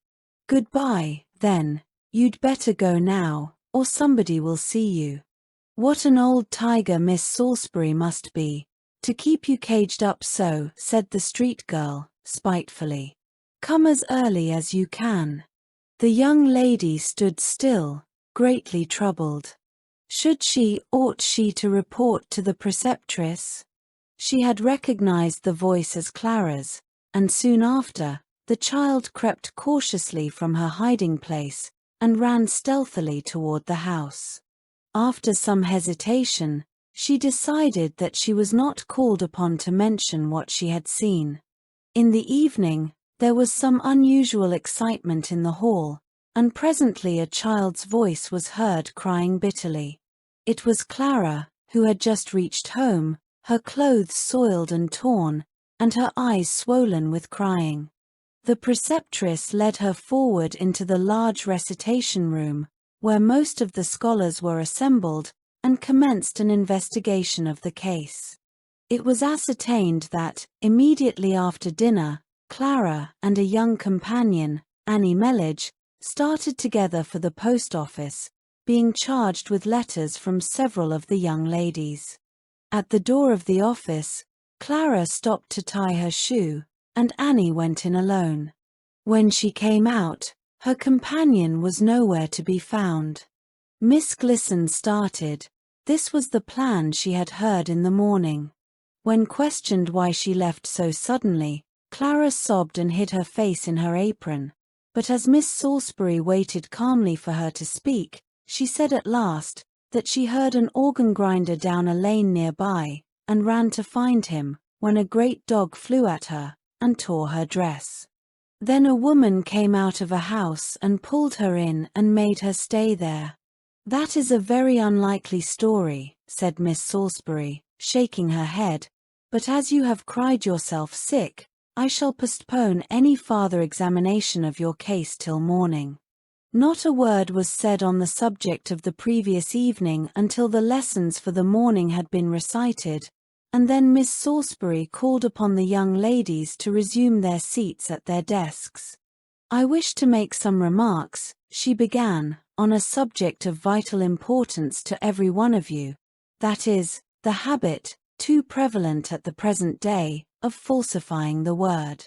But first I will relieve your curiosity concerning Clara by informing you that, early in the morning, she was overheard planning an excursion which she was well aware was contrary to the rules of the school.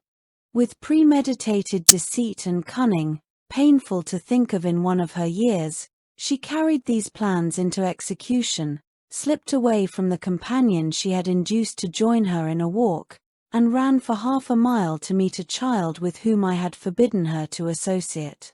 Here she disobeyed another rule and bought a pair of earrings without permission of any teacher to make such a purchase.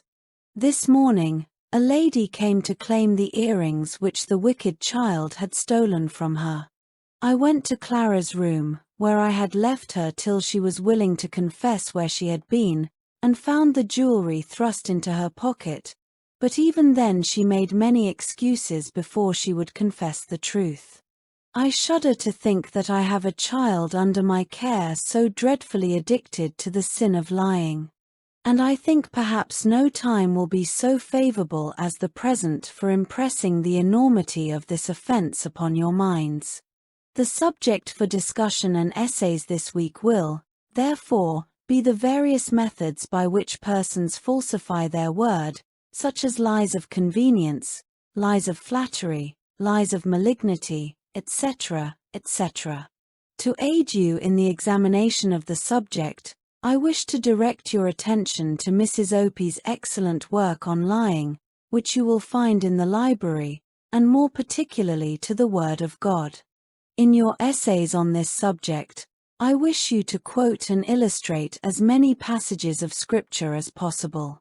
The bell for the long recess then was rung, and the scholars dispersed to talk over poor Clara's sin, and to speculate on the punishment she would receive. A group of young misses stood together on the lawn, eagerly listening to Miss Glisson's account of the stolen interview of the morning. When she had finished, one pupil said, "It's horrid to think that such a little girl should be so deceitful." "It's so mean to lie," rejoined another. "I should be ashamed to show my face if I had told an untruth." "God showed his displeasure at the sin," remarked Amelia Davis, gravely. "I think I shall take the case of Ananias and Sapphira for my composition." At this moment, Alice gracefully crossed the lawn and joined the group. On her head she wore a bewitching straw hat, trimmed with a long drab plume and tied with ribbon of the same hue. Her complexion was as delicate as an infant's, the color in her cheeks being somewhat heightened by her excitement. "What a fuss Miss Salisbury makes about a few white lies that child has told," she said, her lip curling contemptuously. "I doubt whether Clara is old enough to know that there is any harm in what she said, such a little thing as she is.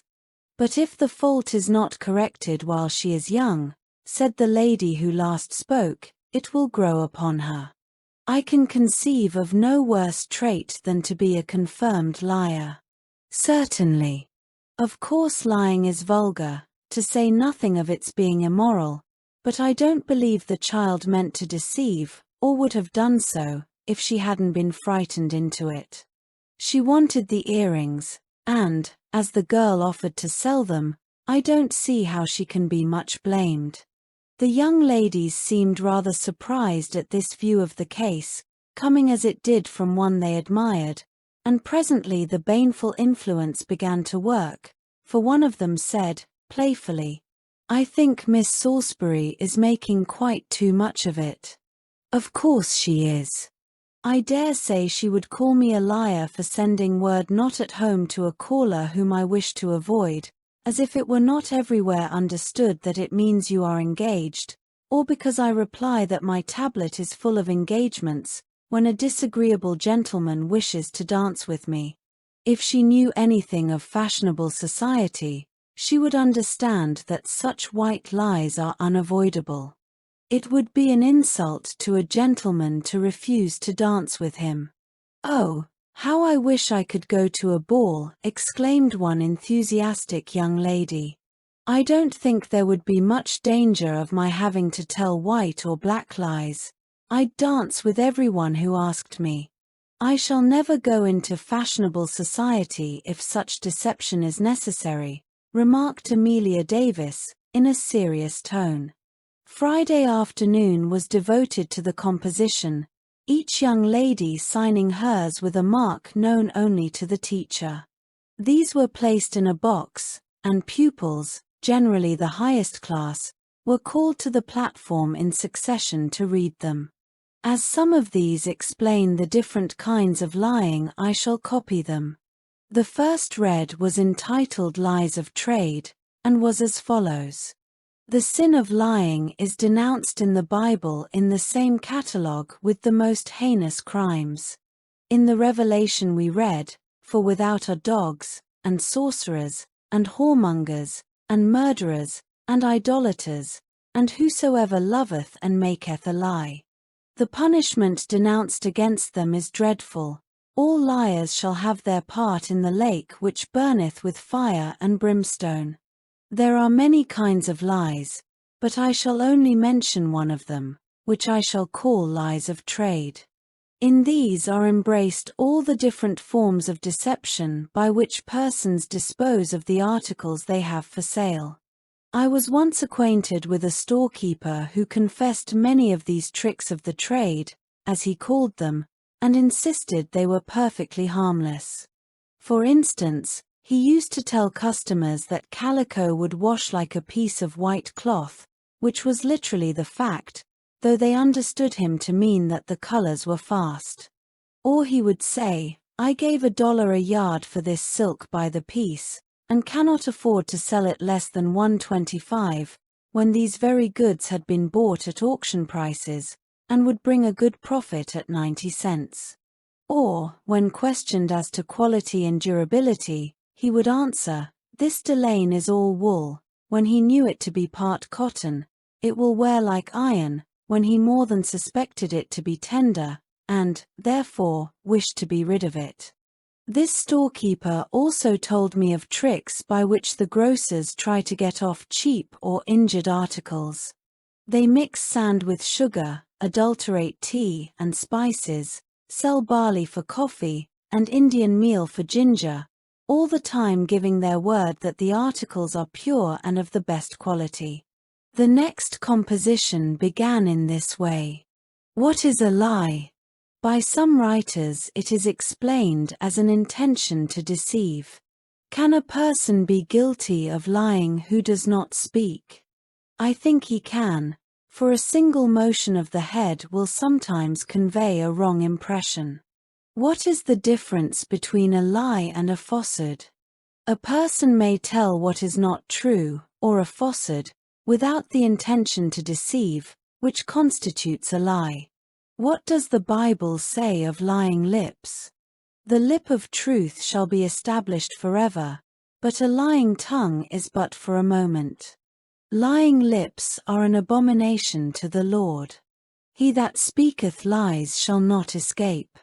Speak ye every man the truth to his neighbor.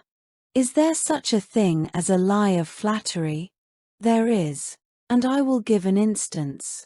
A girl named Hannah Morrill once lived with a lady as a kind of companion. She soon discovered that her mistress had a weak mind and was very susceptible to praise. The lady was exceedingly homely, but Hannah flattered her with the assurance that she was fine-looking and remarkably intelligent. She falsely quoted the opinion of others who agreed with her that her mistress was a pattern of elegance, taste, and refinement, until she succeeded in convincing the lady that her glass deceived her as to her personal appearance and that, as to her other qualities, her modesty had hitherto blinded her as to her many excellences. In this way Hannah gained many favors, and was so much encouraged by them, that she became so gross in her flatteries that at last her mistress began to suspect her of insincerity.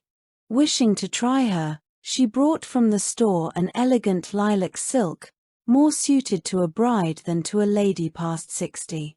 Expressing, herself, a doubt whether this color was becoming to her age, she asked Hannah's opinion, when the girl warmly declared that she was only slandering herself when she thought the color trying to her complexion, for it made her look like a young miss, holding the rich folds up before her.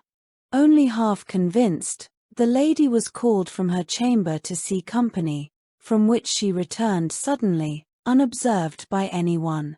Hearing loud talking and laughing in the next room, she stopped a moment to listen, and soon heard Hannah mimic her voice and manner before the mirror. "What an old fool she must be to believe you," answered the cook, with a coarse laugh. "I can make the simpleton believe black is white," urged Hannah. I told her, yesterday, that her old yellow, crooked teeth were the envy of half the young ladies, and the silly creature actually swallowed the flattery.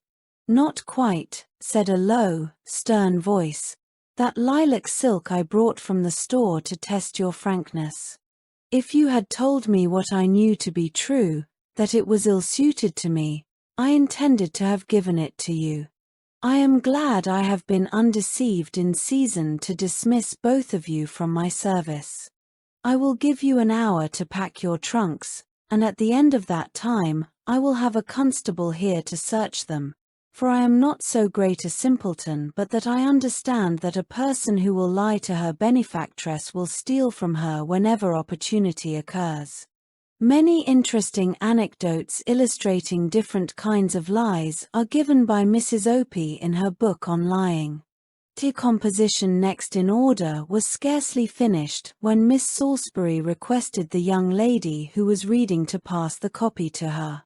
Glancing at it with a look of serious displeasure, she took a small book from her desk, compared the signature with one marked there, directed the reading to proceed, and then sat more than usually erect, while attending to the composition which followed.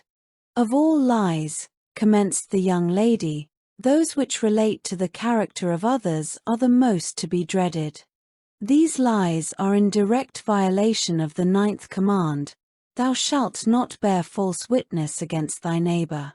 How often, for the sake of telling news, we are tempted to repeat stories to the disadvantage of others, even though we know they are untrue. There is a fault of this nature, not quite so common, of which I will give an instance.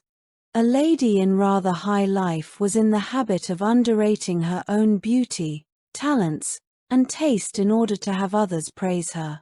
One evening she attended a religious meeting appointed for conversation with the pastor.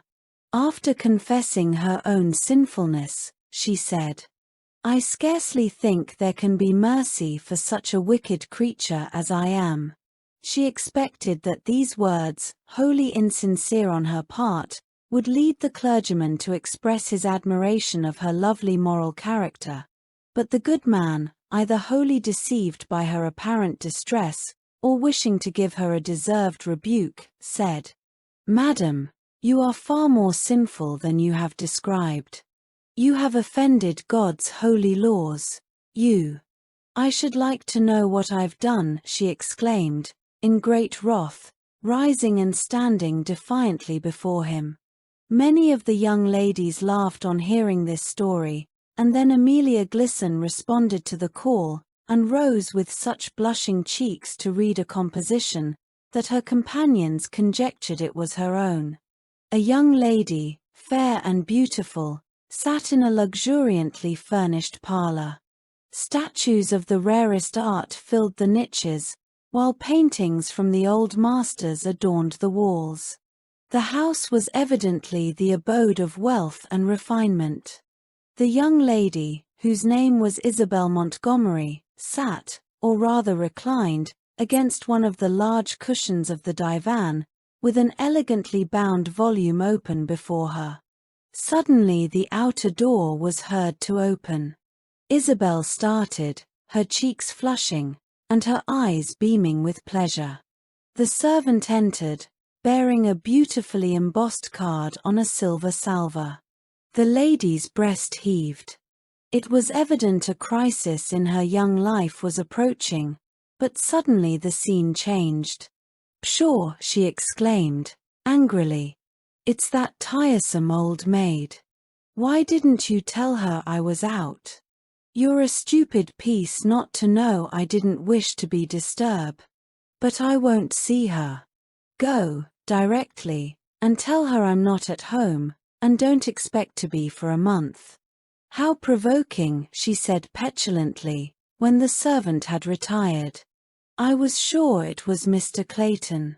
Then, glancing at her jeweled watch, she added, with a pout on her red lips, he prides himself on his punctuality, but it is already 1 minute past the time. The moments lagged wearily, now, until they lengthened themselves into hours, But the expected one did not make his appearance, and at last, disgusted with her lover, with herself, and with life in general, she retired to her own chamber where she indulged in a flood of tears. Indignation at last gave way to anxiety. Some accident must have happened to the loved one. This was the morning which was to decide her fate for life. Frederick Clayton, the most elegant as well as the most wealthy young man in the city, had sued for her hand. An appointment was made for him to meet her hither at his counting room at an early hour, and then he begged leave to come and receive his answer from her own sweet lips.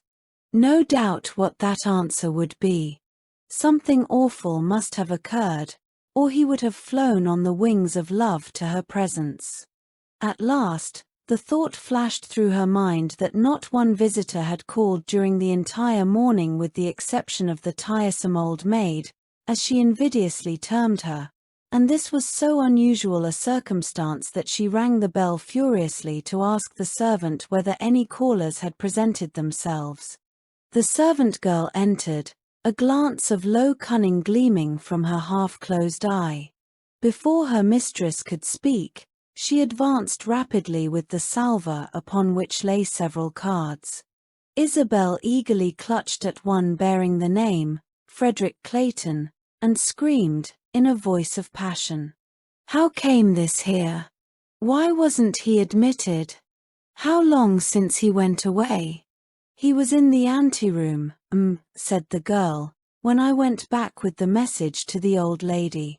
He looked very much disappointed, and asked me 2 or 3 times if I was sure you were not at home, that he had an appointment with you, and it was very important he should see you this morning. I told him you went off all of a sudden, almost as soon as it was light, and said you shouldn't be back for a month." Isabel put out her hand and tried to speak, but her passion choked her voice. Then she flew at Bridget and tried to scratch her face. "You old wretch," she screamed, "you shall be punished for this. You did it on purpose. I know you did." "I haven't told you all," said the girl, in a triumphant tone. "The old lady was Mr. Clayton's aunt, and he came with her in her carriage. If she had gone, I should have given him a hint that you were in the parlor expecting of him, but as you bid me say you were away, I valued my character too much to take back my words while she was there. They talked mighty earnest together for a time. Once I thought he'd faint, he looked so pale, and he kept repeating, 'I can't believe it. The blow is too sudden. Only a half an hour ago, and I was so happy.' His aunt pitied him a sight, but it didn't do him a mite of good till she said, 'Be a man, Frederick.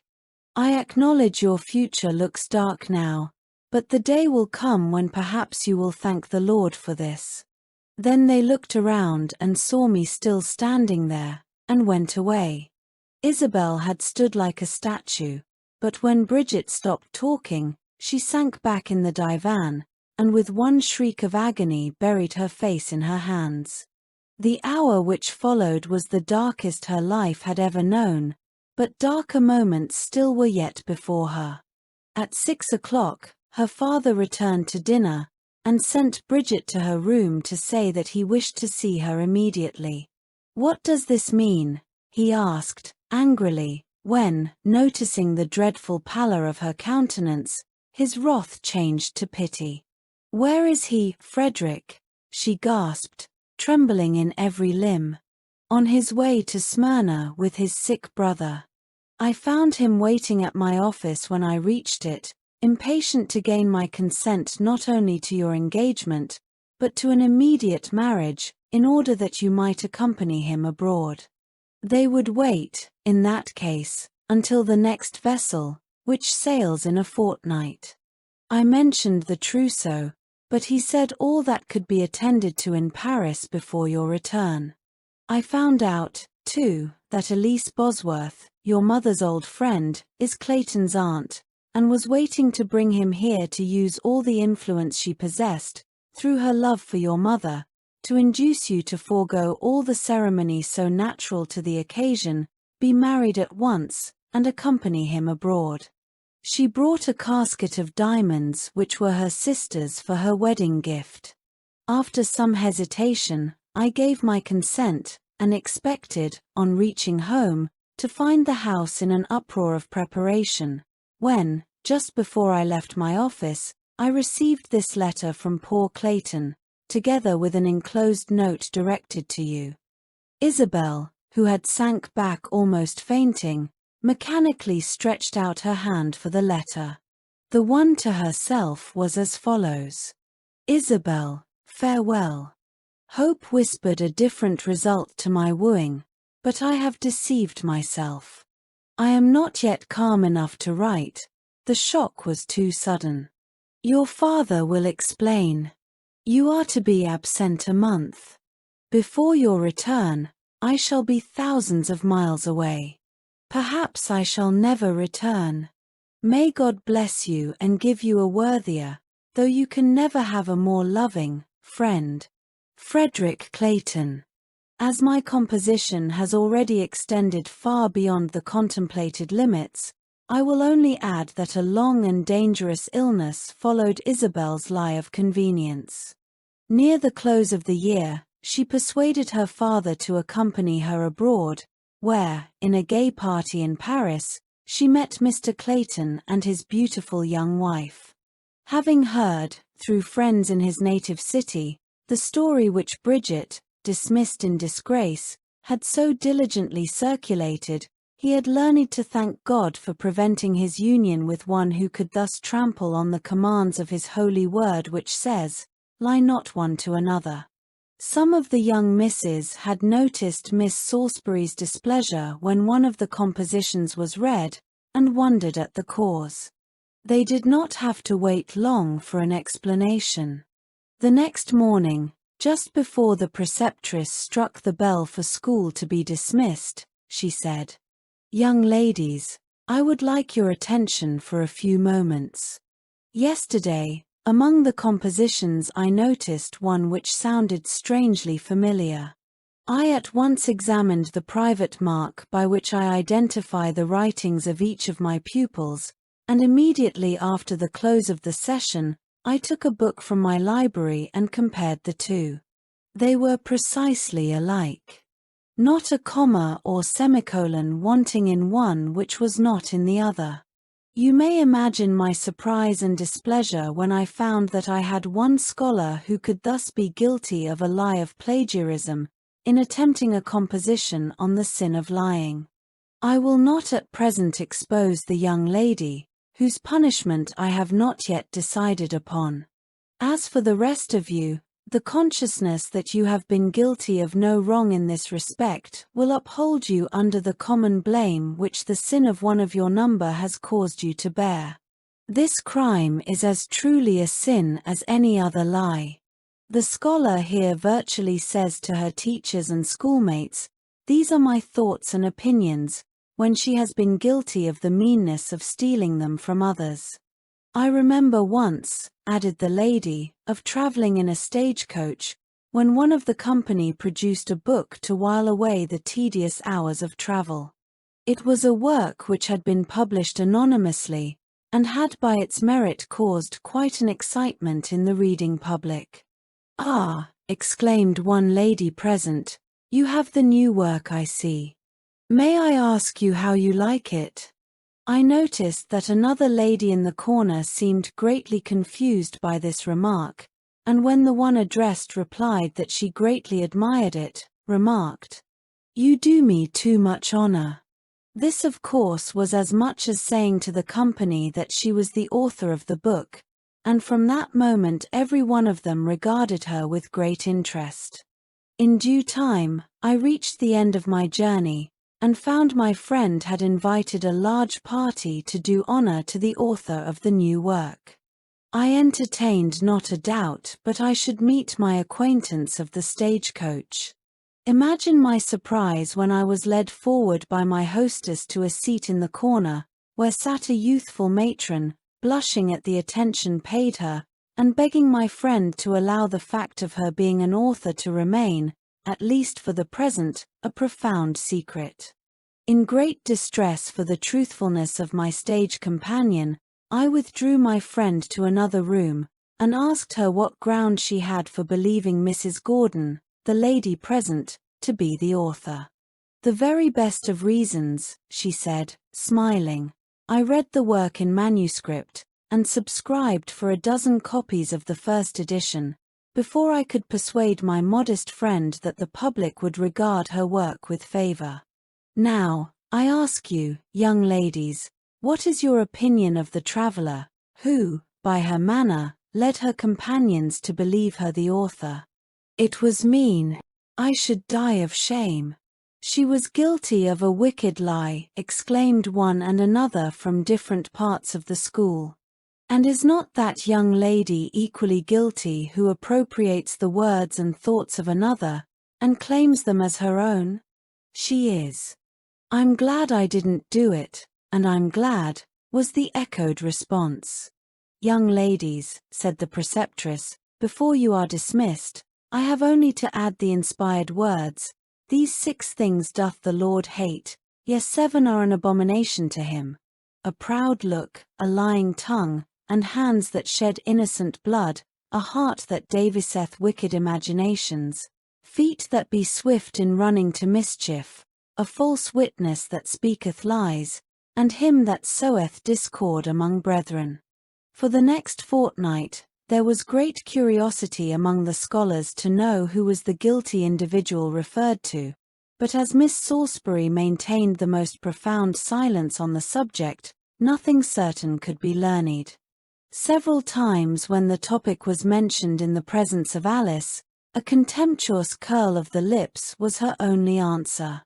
By this time, however, her sentiments on ethics were pretty well known, and shrewd conjectures began to be whispered about as to the author of the plagiarism. Alice found the moral atmosphere of Miss Salisbury's establishment so entirely uncongenial that she would, long ere this, have resorted to some method of leaving, had it not been for private plans which could not be carried out if she were removed to another school. She had so far conducted herself with the strictest regard to propriety while in her own room, and Miss Farley, her roommate, though often questioned by her aunt, answered most favorably of the new scholar. But there were methods by which she disobeyed the rules and evaded the laws which her teachers dreamed not of. Neither did they imagine what an influence for evil this heartless, deceitful girl was constantly exercising over one of her young companions. Ella Morris was a girl of only 13 years, warm and ardent in temperament, of generous noble impulses, but easily influenced by those she loved. When Alice first entered the school, Ella regarded her with admiration.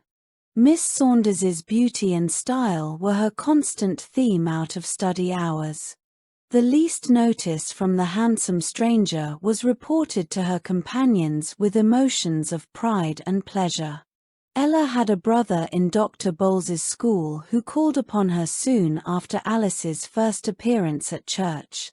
Ned Morris told his sisters to invite Miss Saunders to the parlor, as he wished to be introduced to her. He was a tall youth of 18 years, with small, effeminate features, going among his companions by the name of our dandy. He was good-natured to a proverb, with a weak mind, but entirely moral in his character. He had been dazzled by Alice's beauty, and now was just shallow enough to imagine her as intelligent as she was lovely in person. Even during that first interview, he had to put a constant constraint on himself to keep from betraying his warm admiration. After this, Ella had no need to complain of want of attention from her brother. He was constantly sending her notes with presents of oranges, figs, or pineapples, all of which he directed her to share with her new friend. The little girl was almost intoxicated with delight at the praises bestowed upon her by her new friend, until Alice, who one day heard her boasting of some favors, cautioned her not to do so, lest others of her companions should expect the same notice. After a few weeks, a small perfumed envelope came, enclosed in Ella's letter from her brother, directed to Miss Saunders. Alice would not yet trust the sister sufficiently to confide an answer to her care, but dropped a sentimental epistle into the office with her own hand. After this, the correspondence became very frequent, sometimes Ella's letters and sometimes the mail being the medium of communication between the friends. Alice now found the benefit of having liberty for early walks. Indeed, it was this very reason that had induced her to write her father to intercede for that privilege with the preceptress. Every morning she was up and dressed before many in the household were awake, and met by appointment Ned Morris, when they walked and talked together. At last the frequency of Ella's letters and her brother's unusual devotion to her interests began to excite suspicion, and one of the under-teachers reported to the preceptress that when Mr. Morris called, he always asked for Miss Saunders to play to him. The same evening, Miss Salisbury summoned Ella to her private parlour, and made careful inquiries whether there was any correspondence between her brother and any of the scholars. Alice had already anticipated this question, and bade Ella, as she valued her friendship, never to reveal anything that she knew or suspected on the subject, so that the child at once denied any knowledge of such letters. But the evils attending wicked companionship had only just commenced. Before this, Ella, though sometimes equivocating, had not told a downright falsehood since she came to the school. Now, unless she would criminate herself, she was obliged often to repeat the sin. From being a merry, contented child, she soon became peevish and ill-tempered. Alice was obliged to employ all her arts of fascination to retain what she considered necessary influence over her. Through other young gentlemen from Dr. Bowles's seminary, who visited their sisters, the story of Ned Morris's admiration for Miss Saunders began to be circulated through the school, and at last reached the ears of the preceptress. Summoning Alice to her parlour, she put the question directly to her. "Are you acquainted with young Morris?" "Slightly," answered the young girl, in the most indifferent tone. "I was passing the hall door when Ella met me going out with her brother and introduced him, but I was in haste and did not stop long." "And how many times have you seen him since?" The lady gazed searchingly in her pupil's face, but could detect nothing to induce the suspicion that the young miss was trying to deceive. "Really," said she, with a smile, "I cannot remember, as I did not consider it a circumstance of any importance. I suppose I may have seen him 4 or 5 times. I do not ask the questions from curiosity," added the teacher, "but because your father placed you in my care, telling me that you were a motherless child, and needed special watching. You are well aware that the rules of my school absolutely forbid all correspondence, or special attention even, between my pupils and those connected with Dr. Bowles's seminary. Have you ever violated these rules?" "Never to my knowledge," was the unhesitating reply. "I heard a rumor of a communication to you through his sister," said the lady. "I have not received any such. If Ella knows of a communication, she has not delivered it to me. I am relieved to know that such is the fact. Both you and the young gentleman are far too young to form any attachment at present." In recalling this interview at a later hour, Alice did not feel one qualm of conscience in regard to the dreadful untruths of which she had been guilty, but she was somewhat vexed that anything should have excited the suspicion of the teachers, as now it would be more difficult to evade them. That very evening, she wrote a note to Mr. Morris, begging him to be more careful what he said of her, and consenting to ride with him the next afternoon, which was a half-holiday. Throwing a veil over her head, she stole softly out to the garden to a place in the hedge accessible from the street, where of late she had placed her letters. Miss Salisbury acknowledged to her niece that she felt much easier after her interview with Alice, who appeared wholly indifferent to the admiration of Mr. Morris, if indeed any such feelings existed. She even owned that she had been prejudiced against the young lady ever since the affair of the composition, but Alice had explained that, if not to her satisfaction, at least so as to prove that she might have been guilty of such a plagiarism without understanding that it was improper. It was true that soon after the event occurred, Alice was summoned to account for her misdemeanor. She told the preceptress that in Mrs. Leroux's school, the young ladies all made selections from favorite authors, that the teachers were not only aware of it, but often referred them to particular passages when they found it difficult to select for themselves. This, like most of her other statements, since her arrival at the seminary, was wholly false. When the teacher explained the deception, she thanked the lady warmly and declared she would never be guilty of copying again. The next morning, when school was dismissed, Miss Salisbury and her niece, Miss Farley, started immediately for the next town, where they had business. It was near night before they were able to return, and they were driving through a retired street which shortened their distance about a mile, when they saw in front of them a buggy upset, and a crowd rapidly gathering about it. "I am afraid someone is injured," remarked Miss Farley, as they drew nearer. "See, they are lifting a lady from the ground." "John," said Miss Salisbury to the driver, "stop here. We cannot get through the crowd and I wish to get out." The man, who was on the front seat, went on a few yards, stopped, stood up in the carriage to see better, and then said, "That's one of our young ladies, the one I hear call the beauty." At this moment, Mr. Morris limped away from the buggy, trying to walk to a house nearby. He was evidently suffering, and his face was deathly pale. A horrible suspicion flashed through Miss Salisbury's mind. Miss Saunders, her pupil, had deceived her, had taken advantage of her absence to break the rules of the school, and ride with Mr. Morris. Without waiting for John to open the door, she turned the handle herself and got out. 2 men were assisting Alice up the steps to the house, when Miss Salisbury stopped them. "You needn't take the young lady up there," she said. "I have a carriage here and will convey her home. If one of you will go for the doctor as quickly as possible, and ask him to call at the ladies' seminary, you will do Miss Saunders a great favor." The men turned and lifted the young miss down the steps.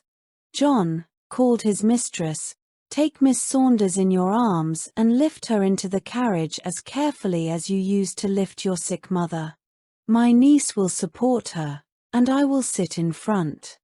Mr. Morris stood with his hand to his head, viewing all these arrangements with a stupid gaze of astonishment. It seemed so strange that, of all persons in the world, the preceptress should happen to be there. Just as they started away and while the crowd stood gazing after them, Miss Salisbury said, "Mr. Morris, you will do me a favor if you will request Dr. Bowles to call at the ladies' seminary this evening." Dr. Wilson reached the hall nearly as soon as the preceptress was ready for him. With the proffered assistance of John, Alice was conveyed to her room, where she was laid on the bed, groaning terribly. "A sad accident, miss," said the doctor, bending over her. She opened her eyes and said feebly, "I have broken my arm." "Aye. Get me some camphor or sal volatile," urged the physician. "She is faint. Or stay, I have some ammonia." When she revived, the young lady complained of severe pain in the side and difficulty in drawing a breath. The doctor soon discovered that, in addition to her broken arm, she had broken 2 ribs. It was more than an hour before the jacket he wished for a support to her side could be prepared. And then her poor arm must be carefully splintered, so that a second message came from Dr. Bowles before he could leave. As yet Miss Salisbury had found no time to inquire into the particulars of the accident, but after the patient, under the influence of an anodyne, had fallen asleep, she learned that soon after she rode from the door, Alice and Ella started from the hall for a walk. One of the teachers, remembering the fact from the circumstance of Miss Saunders wearing her dress, hat, and mantilla. Ella returned in less than an hour, saying her companion had extended her walk to the village. Miss Salisbury instantly sent for Ella, who, since the accident, had sat in her room crying bitterly. She was now completely humbled and ready to confess everything. The preceptress listened with horror as the child unfolded a long tissue of falsehoods into which she had been led by her artful friend. "I haven't been happy at all as I used to be," sighed Ella. "I wanted to confess to you how wicked I have been, and how wicked Ned was growing, for he has told Dr. Bowles a great many lies, but Alice wouldn't let me." "Poor child," said her teacher. "I ought to have guarded you from such influences, but I never knew you were intimate. Alice told me not to speak to her when others were by. She was afraid you would suspect about Ned," sobbed the weeping girl. "Oh, how sorry my mother will feel. Do you think Ned is hurt so he will die?" "No, Ella. I do not imagine either he or Miss Saunders are in any immediate danger, but I am more shocked than I can tell you at what I have heard. I hope, dear child, you will learn by this sad experience how dangerous it is to trifle with God's commands. Solomon says, 'A lying tongue is but for a moment. Sooner or later a liar will be put to confusion, and his words, even though he speak the truth, be distrusted.'" "My mother taught me to tell the truth," faltered Ella, her lip quivering, "and I don't believe Ned ever told lies till he knew Alice." The next morning, when the doctor came, he told her that Alice was far more comfortable than his other patient, who had struck his head against a stone, and had been delirious all night.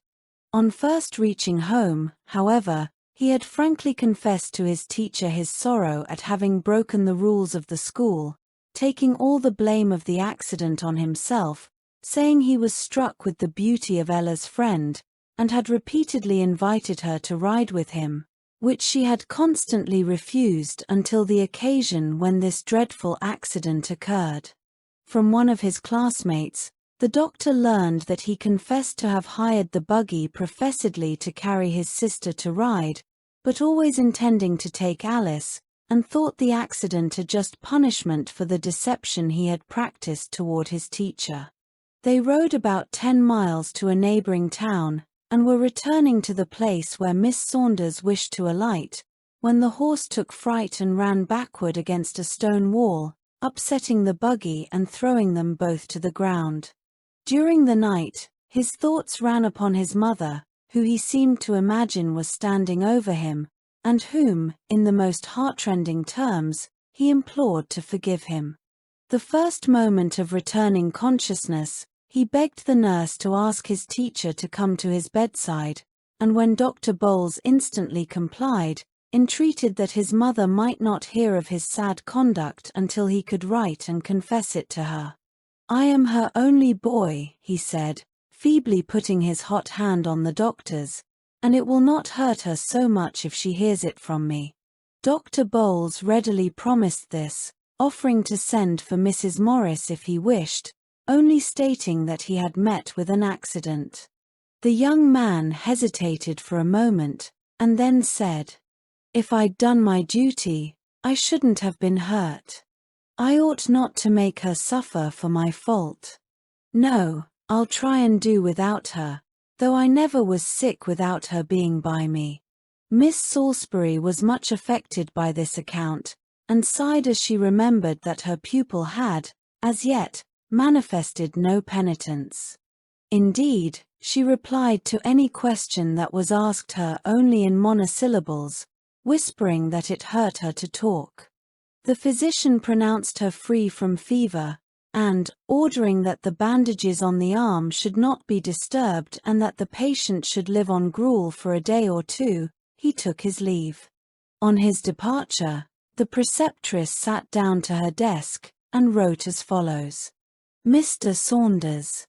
Dear Sir, when you confided your daughter to my care, you mentioned that she was addicted to fossard. I, therefore, placed her in the room with my niece, and thought that if she did not receive good impressions from the influences around her, she certainly could do no harm to my other pupils, but I was mistaken. Alice, beautiful and accomplished, soon acquired an influence with her schoolmates which, I am deeply pained to tell you, she has used for evil. She has set her will in defiance of the rules of the school, and brought pain and sorrow, not only upon herself, but upon others. Yesterday she was thrown from a carriage while riding stealthily with a young man, a member of an academy near us. She induced the sister of this youth to be the medium of communication between them, and what was far worse, to tell repeated falsehoods when questioned on the subject. Your daughter was fortunate to escape with a broken arm and 2 broken ribs. The doctor reports her this morning as doing well, and I have provided a nurse to take the exclusive care of her. Under these circumstances, it is my wish that she should be removed as soon as she is able to bear the journey. I will instantly report to you if there is an unfavorable change, unless you should wish to visit your daughter immediately. Yours respectfully, M.A. Salisbury. 6 months later, let us glance into Mr. Saunders's pleasant parlour, and we shall see whether Aunt Clarissa's prophecy that when her nieces are older, they will be ashamed to indulge in fossard had been fulfilled. The lady sits midway between the window and the cheerful fire in the grate, earnestly discussing the merits of a gentleman who, after a somewhat prolonged call, has just taken his departure. Alice is warm in her praises of his moustaches, his white teeth, and his graceful figure. Aunt Clarissa, suddenly awakened to her responsibility as the chaperone of a marriageable young lady, has become strangely cautious. Mr. Coleman may be a fine young man for aught I have heard, she says, earnestly, but we really know nothing of him. I doubt whether your father would approve the acquaintance until he can learn something of the gentleman's whereabouts. Pshaw, murmured the cherry lips. It's so vexatious to be treated like a child. I'm old enough to judge for myself about my friends, and I'm positive that Mr. James Duncan Coleman is a gentleman in every sense of the word. Miss Saunders rose, took a card from the salver, and examined it critically, as if she would read the owner's character from his address. Did you notice how gracefully he left the room, and how well he talked about the pictures? Asked Alice, after regarding her aunt for a moment with a smile. Then none but a real, high-born gentleman would have been so respectful in his address to you.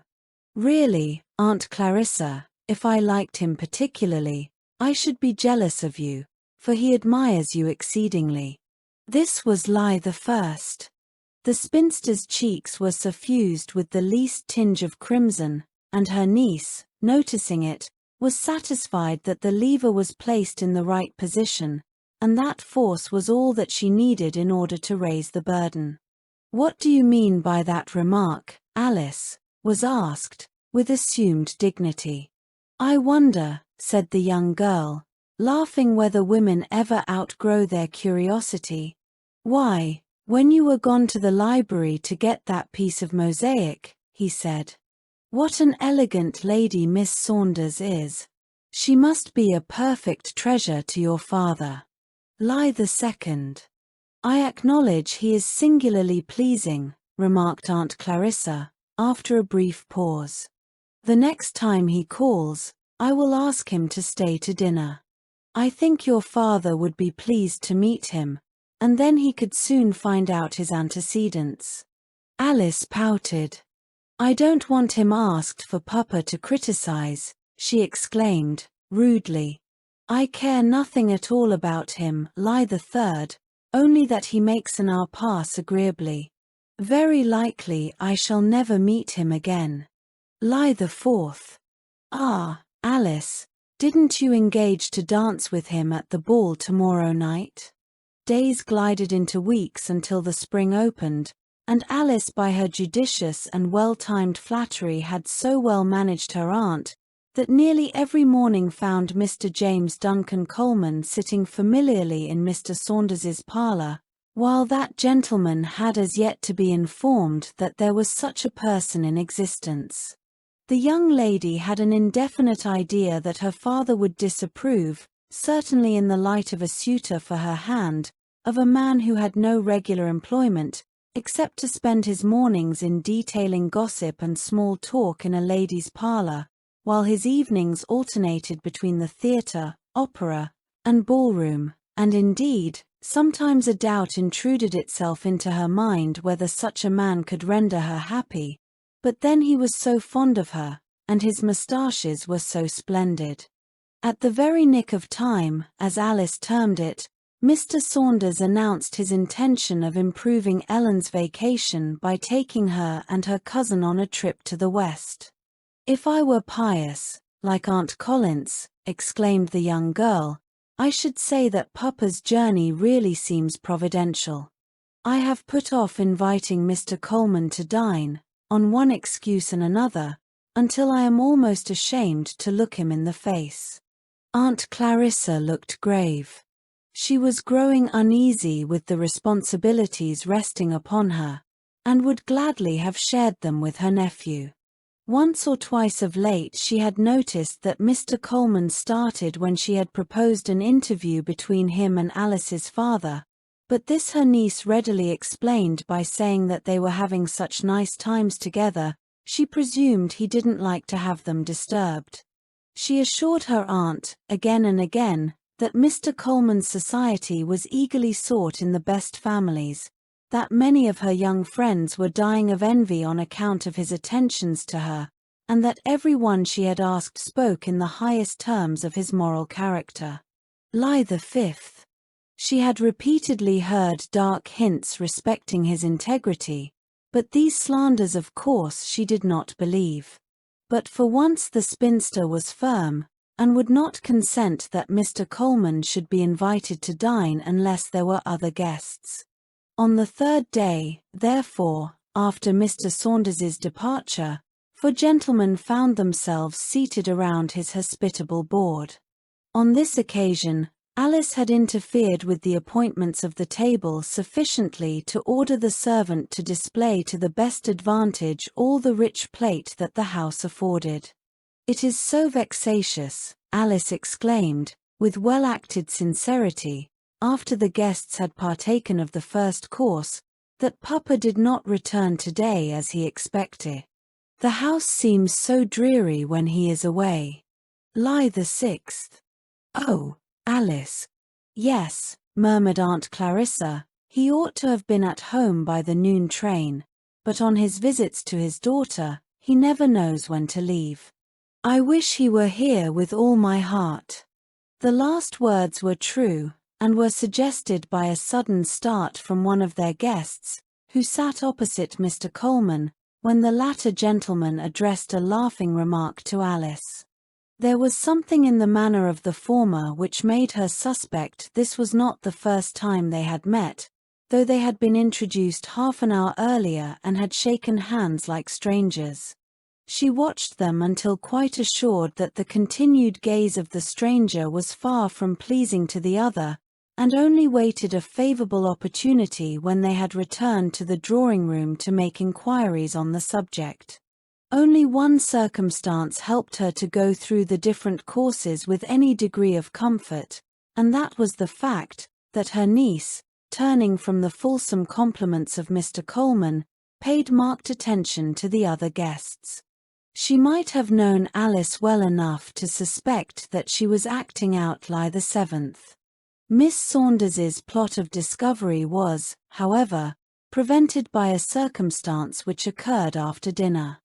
Mr. Coleman was standing under the chandelier, where the strong rays of the gaslight fell directly on him, looking carelessly over a book of choice engravings, while Alice was talking with a gentleman by the window, when the stranger suddenly stepped toward him and, touching his arm, said in a low voice, "I think, sir, I have met you before." I hardly think I have had that honor," returned Mr. Coleman, with an evident struggle to retain his composure. "It was while on a tour to the lakes," persisted the stranger. "You were in the employ of government." "Ha, ha, that's a good joke," Mr. Coleman exclaimed, with a forced laugh. "I wish I had been so fortunate, but, ha, ha, ha, government has never deigned to notice me." "Excuse me, sir," replied the other, turning to Miss Saunders who stood near, devouring every word, "but these resemblances are very striking." At a later hour, the stranger begged Miss Alice to give them some music, and while helping her choose a song, took the opportunity to say, "Are you much acquainted with the gentleman yonder calling himself Mr. Coleman?" "Scarcely at all," she answered, in the same low tone. "He is one of my father's friends, not mine." "Lie the 8th. I am glad to hear it," he murmured, more as if he were speaking to himself. The next morning the servant who took care of the silver reported to Miss Saunders that 3 of the largest forks and a heavy gold-lined pudding spoon were missing. The spinster's character, as housekeeper, was touched at once. She called all the servants together, and insisted upon an instant and thorough search for the missing articles, threatening, if they were not found, to deduct a sum necessary to replace them from their wages. "I can answer, for one, that I'm innocent," said the girl who had reported the loss. "I went to the dining hall as soon as I heard the gentleman go to the parlor, and found Miss Alice's beau there, picking up his handkerchief he said he'd dropped under the table. I began collecting the silver at once, but didn't miss anything until I had washed the forks and was counting them to put them away." Much displeased, Miss Saunders ordered them not to give up the search, saying of course the forks are somewhere in the house, and then was returning to her chamber when her niece called out from the parlor, "Aunt Clarissa, have you seen my bracelet anywhere? I suppose it must have coma unclasped in the evening, for I can't find it in my room." "What bracelet did you wear, Alice?" "My new one, of course," was the petulant reply, "the one I had to tease Papa so long for." "It's enough to vex a saint," she added, looking under a large chair. "I don't recollect missing it from my arm in the evening, and I was so tired when I went to bed, I can't remember whether I unclasped it then or not." "Then it is certain there are thieves about," shrieked Miss Saunders. "I'll send for a detective at once, and put him on the track. I shan't dare to look your father in the face. Why, that bracelet cost $60, the forks were 3 apiece, and the pudding shovel 15. I paid for them with my own hands." A man, plainly dressed in citizen's clothes, soon made his appearance and announced himself as a member of the detective police, to whom Aunt Clarissa gave in detail an account of the missing articles. "I dare say there is a great deal more stolen," she said, casting her eyes searchingly around the room, "but we have discovered no other loss." The officer smiled, and after receiving from aunt and niece rather a confused account of the dinner party, during which the spinster freely owned that she wished it had never taken place, and having taken the name and residence of each gentleman carefully down in his notebook, he said he should like to examine the servants. Half an hour later he left the house satisfied that the thief, if such there were, did not reside within its walls, promising to give the subject his immediate attention, and report to them at the earliest moment. 1 week, 2 weeks passed, and Alice, in the excitement of present scenes, had almost forgotten her loss. But not so Aunt Clarissa, for several other articles of more or less value had disappeared as remarkably as the first. Mr. Coleman now had become quite domesticated, as often as 2 or 3 times a week stopping to dine, so that nothing but the parting injunction of the detective that they should say nothing of the theft prevented the old lady from claiming sympathy from her guest. One morning in the early part of April, the stranger we met at Mr. Saunders's table was busy in his counting room, when a man entered and asked for 5 minutes' conversation with him. To what this referred the reader must guess, as they talked with closed doors, but one thing is certain: when the officer emerged from the office, he looked as unlike the man who went in as can well be conceived. His eye flashed and his nostrils dilated in an alarming manner. The same evening, Alice, having in vain pleaded with her aunt to allow her to have a ball, had assembled around her a few gay friends, and was in the midst of a merry frolic, when Mr. Saunders unexpectedly returned. He was an indulgent father, and soon was joining in the conversation, when a ring at the doorbell announced more company. The stranger entered, and neither aunt nor niece could repress a start of astonishment as they saw he was accompanied by the detective. But the surprise had scarcely commenced, for Miss Saunders was debating with herself whether she had better take her nephew aside and state that the officer was in her employ, when her hesitation was cut short by seeing the detective suddenly lay his hand on Mr. Coleman's arm, with the words, "You are my prisoner." It is needless to tell of the shrieks of Alice, the horror and secret remorse of Aunt Clarissa, the surprise and displeasure of the host, and the despair of the convicted thief. In vain the latter exclaimed in accents of terror, "You have mistaken the man." The stranger referred in explicit words to a meeting in Sing Sing, while the officer informed him that, as the stolen articles had been found in his trunk, he might as well prepare for a return to government service. The mortification of Alice at the degradation of a man who had dared sue for her hand did not speedily pass away. The intimacy had advanced much farther than Aunt Clarissa ever dreamed of. The young miss shuddered as she realized what might have been her doom if she had yielded to his entreaties and been privately married in the neighboring city. For several weeks, she was more thoughtful than ever before. She could not rid herself of the bitter reflections that were forced upon her, and sometimes confessed to herself that truth and frankness were more to be relied upon than deceit and art. "I have a great mind," she exclaimed, one day after there had been a long pause in which neither the young lady nor her aunt felt inclined for conversation, "I have a great mind to set up for a saint, and marry a minister." The old lady dropped her crocheting, and stared at her niece in amazement. "It makes me sick of society every time I think of Mr. Coleman," remarked Alice, with a faint smile at her aunt's continued gaze. "I would follow Ellen's example and discard fibbing, or lying, as she bluntly calls it. Only truth-telling is often so inconvenient." "I think Ellen's rule would be a profitable one for all of us," returned Miss Saunders with a heavy sigh. "I mean if it were not carried to an extreme." "Just so, Auntie.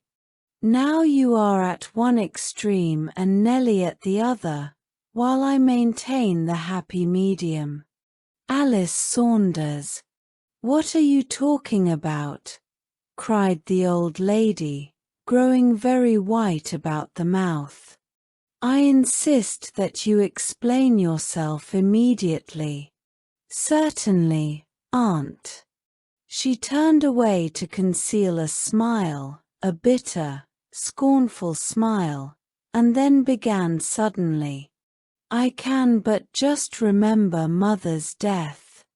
The room had been dark, but all at once Nurse fastened back the heavy damask curtains, and a flood of golden light from the setting sun poured into the room, making everything beautiful. I remember just how it shone on Mother's face, giving it an unearthly beauty, and how eagerly she gazed through the window at the gorgeous spectacle. "See there," she said, pointing her thin finger toward the illuminated heavens. "Before the sun rises again, I shall be where there is no darkness, where the sun of righteousness shines forever and ever." "I didn't know you remembered that, Alice," faltered Miss Saunders, in a softened tone, "but I have heard your father tell of it again and again. Your mother was a good Christian, Alice, but I don't see what that has to do with the subject we were talking about." "It has everything to do with it, for after Mother died, you came, and then our education commenced. I wonder whether I should have been good if my mother had lived." The last words were uttered softly, as if to herself. The old lady's face flushed, but she remained silent. "I'm going to tell you the truth for once, Auntie, and I think you'll agree with me that lying is vastly more agreeable. You remember how I praised you to Mr. Langworthy last Sabbath, telling him what a blessing you had been to us motherless children? That was all a fib, a white or black lie, just as you please to call it, manufactured for a variety of purposes, such as to make you appear to the best advantage, and thus reflect credit on your niece, and to insinuate that I had been under the very best of influences. I thought that course justifiable, and even praiseworthy. November, I'm going to tell you the plain, unvarnished truth. You are a liar, Aunt Clarissa, one of the extreme kind, who flinch at nothing to carry out your plans. I can remember I first began to doubt your word when you gave me a dose of rhubarb, telling me it was nice like sugar. That was when you first came to us, and since that hour, I have never known you tell the truth when a lie would suit your purpose better." "How dare you talk so, Alice?" gasped Miss Saunders, her chin quivering. "Wait a minute, Auntie, I haven't done yet, but I will do you the justice to say that I suppose fibbing has become so confirmed a habit with you that you yourself are scarcely aware of it, and then you have naturally a kind heart which prompts you to make everything as agreeable as possible. This is the reason why, when a visitor comes in, you say flattering things, such as, 'What an exquisite color your silk dress is, and how charmingly suited to your delicate complexion,' or 'how well your children behave, Mrs. So-and-so. I wish Mrs. This and That would follow your example. When, the moment their backs are turned, you laugh at their easy credulity, and want of good taste in the selection of colors. Stop, stop, child. I won't hear you talk so.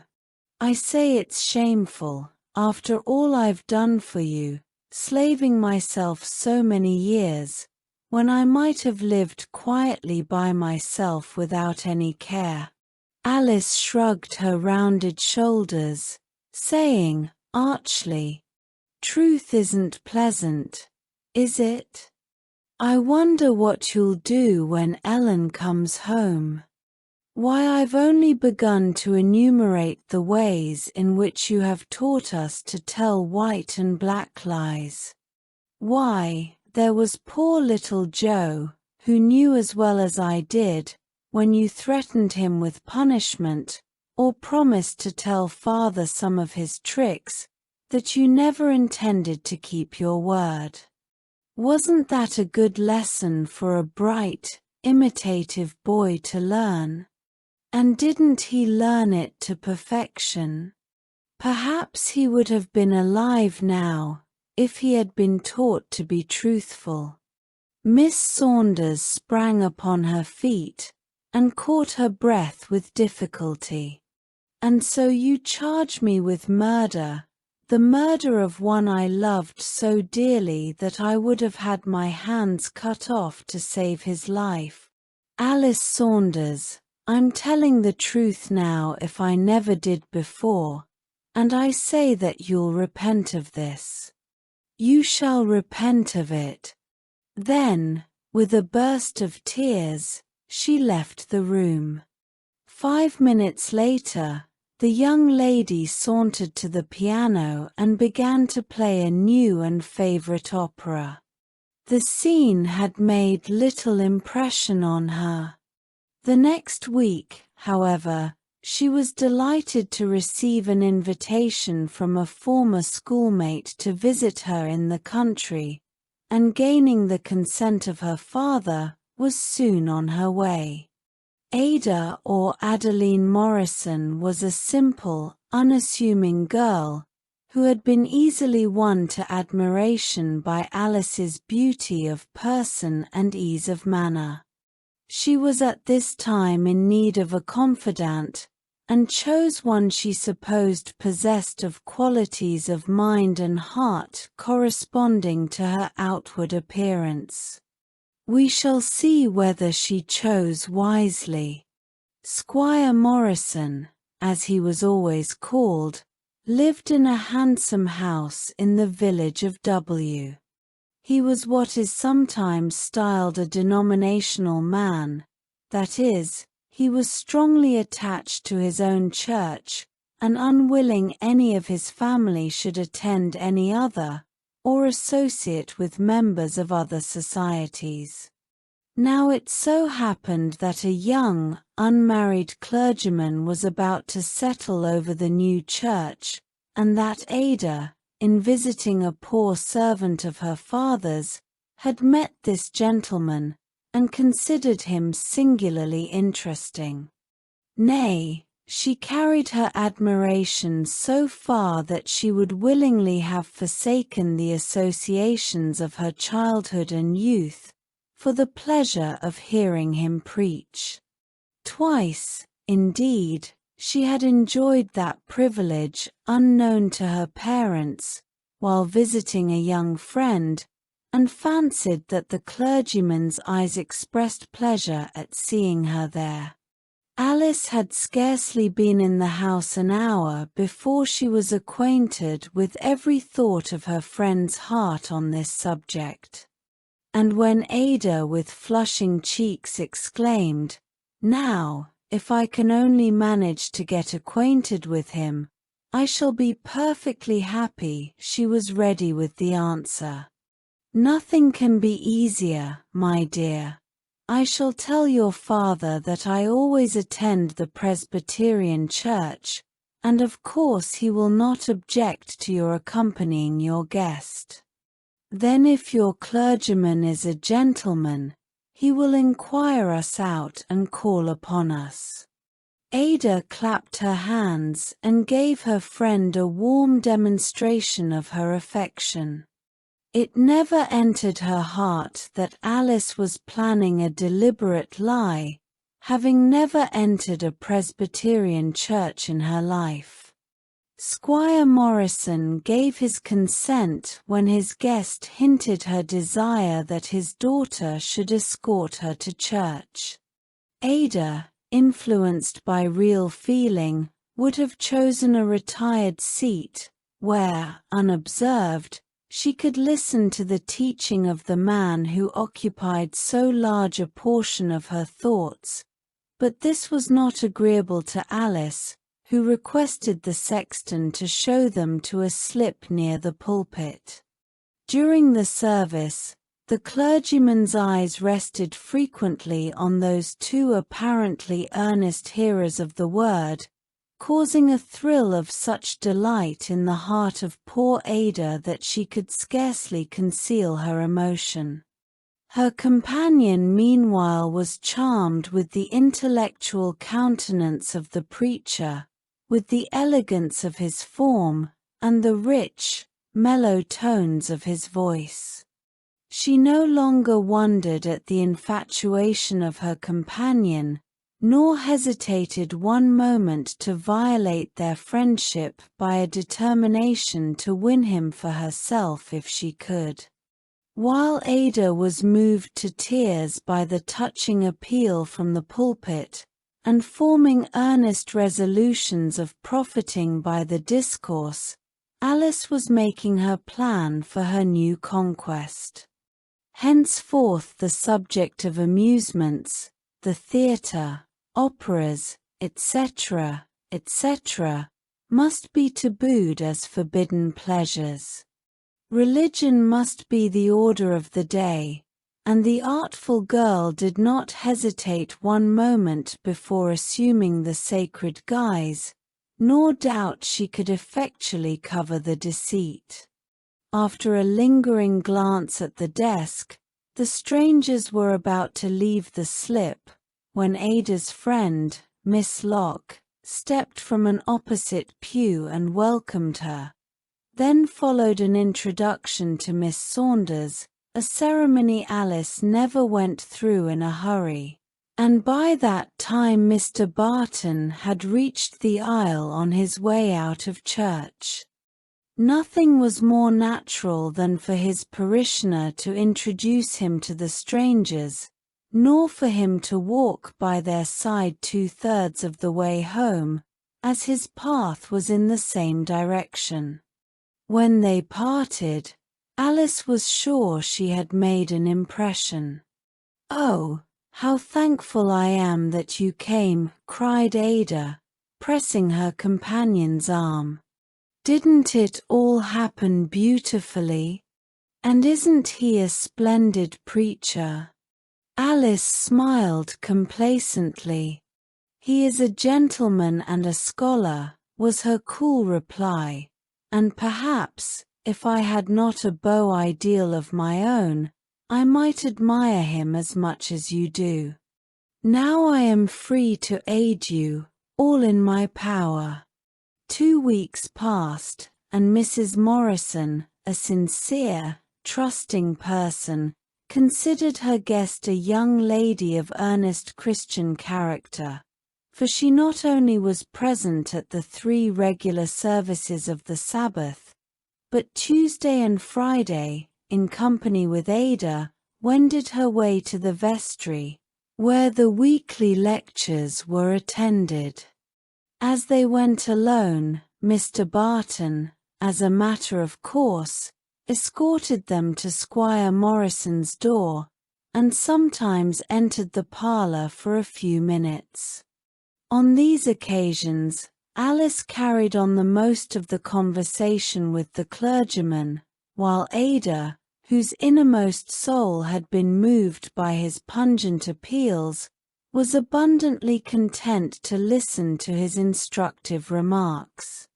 She sometimes envied her friend that she so readily entered into the feelings of the pastor, who, only by an occasional glance, acknowledged her own presence. Alice had never been so excited and happy as during this visit, which was prolonged from week to week by the cordial invitation of both mother and daughter. One evening, when Alice had been in W nearly a month, Ada was so unwell that Mrs. Morrison would not consent to her leaving the house. This was a severe disappointment, for, aside from her interest in the preacher, the young girl was deeply affected by the preaching. Indeed, Sometimes she thought the desire to live a new life, a life of holiness and happiness such as he described that of a Christian to be, was paramount to her wish to gain his friendship. She pleaded earnestly with her mother, but Ada was an only daughter, a tender, well-beloved plant, needing constant culture, and the lady was firm in her refusal. "I will tell you about the lecture," said Alice, secretly rejoicing in this opportunity to be alone with the pastor, "and perhaps he will call as we return." There was a peculiar expression on her countenance as she said this, which awoke the first suspicion in Ada that her friend was not sincere, and when left alone, she recalled many circumstances leading to the conviction that Alice was more interested in the clergyman than she would acknowledge.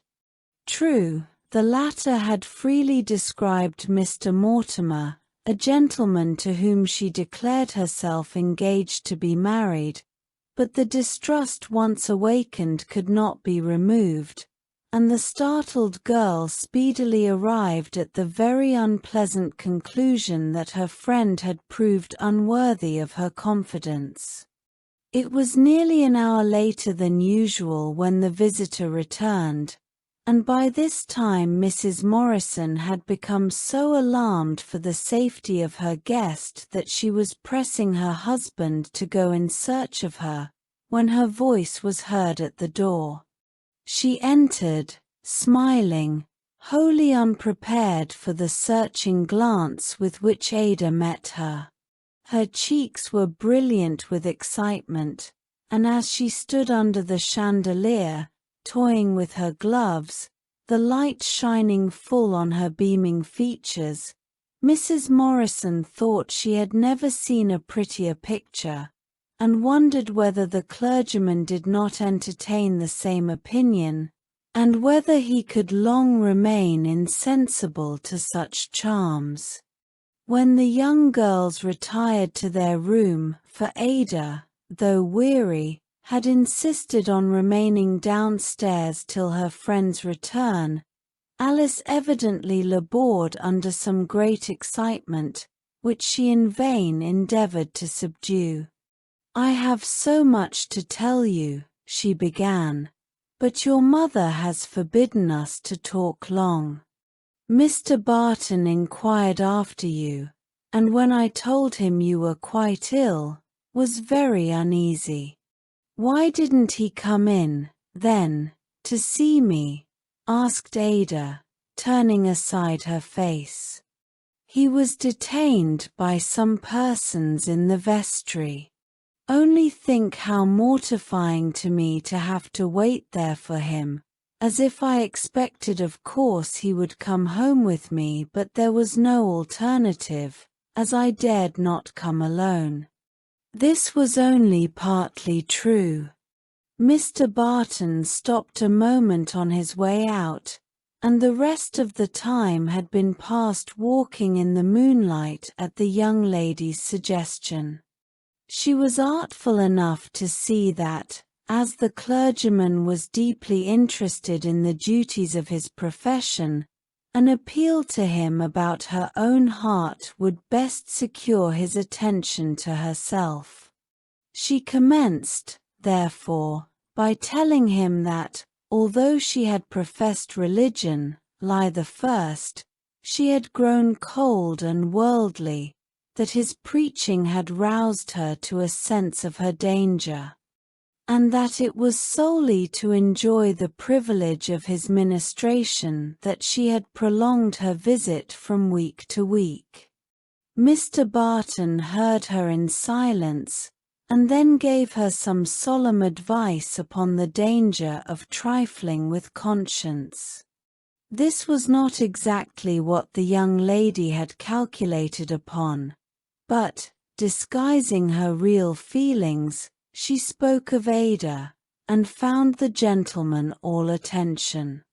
Vexed at his indifference to herself, and indignant that she had not secured the first place in his esteem, she determined to prevent his forming a particular attachment for Ada.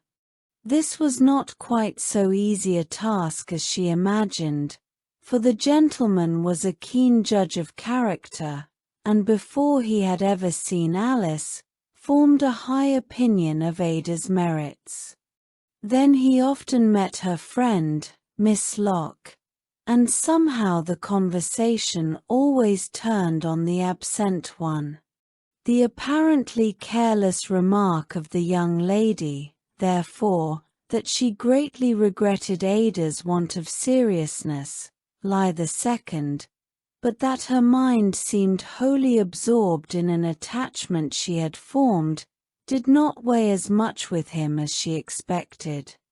Mr. Barton was too anxious a pastor not to discern the signs of real feeling, and he had too often witnessed the tear of penitence in the eye of Ada to believe the first charge. The second statement rather startled him, though he gave no outward sign of it, and presently remarked, "Miss Morrison has been so tenderly nurtured that her parents will be careful, I suppose, to whom they consign her future happiness." "Yes," was the artful reply, "and in this case, unfortunately, they do not approve her choice." Squire Morrison and his good wife had not the slightest idea of any attachment which their daughter had formed, and therefore this was lie the third. "Indeed," remarked the minister, not caring to pursue the subject at present, "but just see how brightly the moon is shining upon the water." He then gave his companion an account of a lake near his father's house, hundreds of miles away, and how the moon, shining on it, converted it into a sheet of burnished silver. Thoughts of home so softened his heart toward his companion that when he left her at Squire Morrison's door, the parting was almost tender. The next day, Ada was unable to leave her bed, and Alice, who had repeatedly declared that she could not longer postpone her return home, exclaimed that she would not leave her. The sick girl was glad that her mother's presence prevented her making any reply, for Alice's absence was now as earnestly desired as her presence had formerly been. A day or two later Miss Locke called and was shown at once into Ada's chamber, where Alice found them after an hour deeply engaged in conversation. Her entrance was followed by a sudden silence, during which her usual sang-froid entirely left her, and she could not conceal her embarrassment and vexation. This was Saturday, and she had been prevented from attending the lecture alone the previous evening by Mrs. Morrison's remark. "If I were your mother, Miss Saunders, I should advise you not to go to lecture tonight. Though your motive may be excellent, it seems like courting the attention of the clergyman. I have resolved that when you leave, Ada shall never put herself in so awkward a situation." This suggestion, taken in connection with Miss Locke's long call, led Alice to fear that her remark concerning Ada had been repeated, and that it had excited the mother's displeasure, for, notwithstanding her statement that Ada's parents disapproved her attachment, she believed they would be delighted to have their daughter secure the affection of so good a man as Mr. Barton. To do Alice justice, she had sense enough to see that the young clergyman was vastly superior to any of the gentlemen she had heretofore dignified with the name of lovers, and, though vexed that he never praised her beauty, yet her heart was touched as it had never been before. The thought that Ada loved him, and that her affection was reciprocated, roused passions in her of whose existence she was wholly unaware.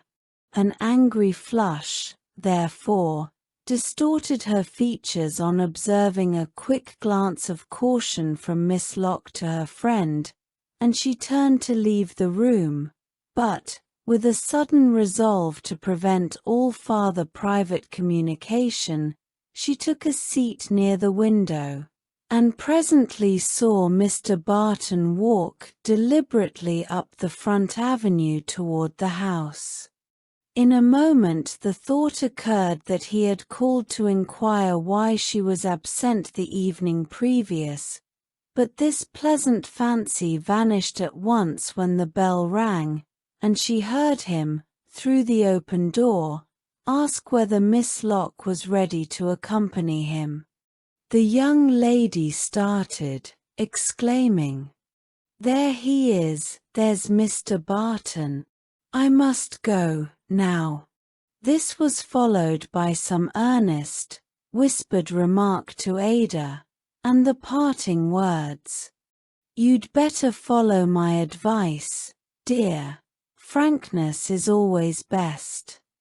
Ada arose from her chair to watch them walk away, and then returned to her seat.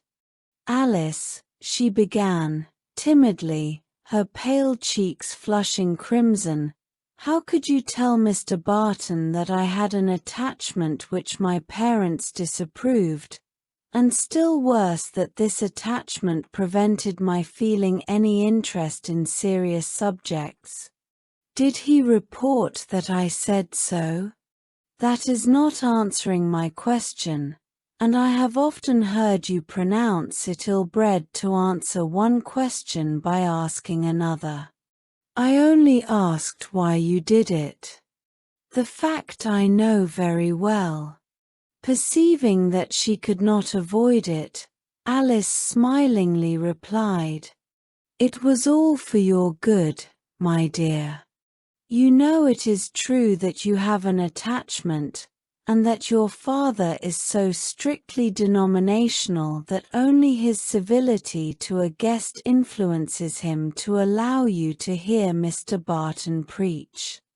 How could I infer otherwise than that he would be displeased?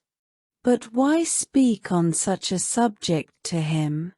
Ada inquired, earnestly. "It appears to me strange and indelicate, besides violating a friend's confidence." For one moment Alice's thoughts recurred to the scene in Aunt Clarissa's chamber, when the truth made the old lady tremble, and she said to herself, "Truth is certainly very disagreeable," but she quickly rallied and answered, in a grieved tone, "I see. Ada, it is time for me to leave you. You have listened to the counsels of others, and have begun to distrust your old friend. I could explain entirely to your satisfaction, but you are not in a state of mind to listen unprejudiced. If you knew how sad I felt when I heard it, you would not say so, Alice. Now justice to yourself demands that you should speak. There is enough of our old friendship left in my heart to plead for you."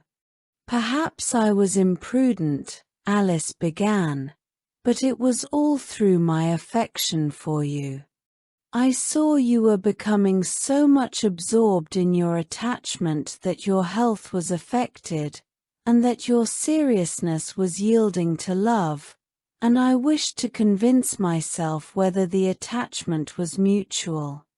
Ada's mild eyes flashed her indignation. "I was convinced," Alice went on, "that Mr. Barton is heart whole. I don't believe he ever wasted a moment's thought on such a subject."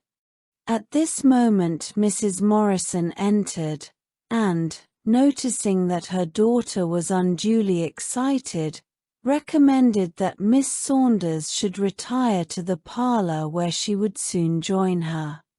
After persuading Ada to lie down for a while, the lady went to her guest and requested a few moments' conversation. "I am sorry to have occasion for what I feel constrained to say to you, but duty to my daughter requires it. I fear we have been deceived in you. A lady visiting in W informs us that your father has always attended the Baptist church, that your mother was a member there, and that you had never made a profession of religion. She said many other things which I will not repeat. I was aware of this when I advised you not to go to lecture last night, but I was not aware, until within an hour, of the manner in which you have returned our hospitality. I was sewing in the next room, and heard my daughter question you concerning a conversation with Mr. Barton, and I agree with her that it was equally unladylike, unchristian, and ungrateful for you to converse with him as you did. Ada, I am happy to say, agrees with me that it would have been safer for her to confide in her mother, and in the desire you expressed to terminate your visit, which, after these events, must be far from agreeable to either party. 10 o'clock the next day was the earliest hour that Alice could leave. The entire evening she busied herself in packing her trunk, but in the morning was obliged to join the family at breakfast. Perhaps the reader can imagine her chagrin when, as they arose from table, the servant brought in an elegant bouquet to which was attached a card with the words, "Miss Ada, with the regards of Charles Barton." Her surprise was equal to her vexation when she heard Squire Morrison read the card and, taking the flowers from the servant, carry them himself to his daughter's room, with the laughing remark, "So that's the way the wind blows." Alice's parting with the Morrisons was rather constrained. Her journey home was enlivened by reflections that, though truth may sometimes be disagreeable, falsehood proves much more so. Certainly lying had in her case not tended to her happiness or prosperity. She made a half resolve to turn over a new leaf, but she made it in her own strength, and we shall see that evil habits proved too strong for her. Alice Saunders had always been called amiable. She certainly thought herself so, but the propensity to falsify her word prompted a line of conduct far from amiable. Not many weeks after her return home, she was in a large party, when a lady asked her how she had enjoyed her visit to W. "Very much," was the indifferent reply. "Miss Morrison is a charming girl." "Yes, but I feel anxious about her." "What can you mean?" inquired the lady. "Is not her health firm?" Instead of answering directly, Alice inquired, "Did you ever hear of Mr. Barton?" "No, I don't remember the name. He is a young clergyman residing in W. Ada is interested in him," but she checked herself, and arched her splendid eyebrows. At this moment a lady joined their group, and stood arm in arm with the companion of Alice. "Is he not correct in his morals?" urged the other, judging from her friend's manner that something was amiss.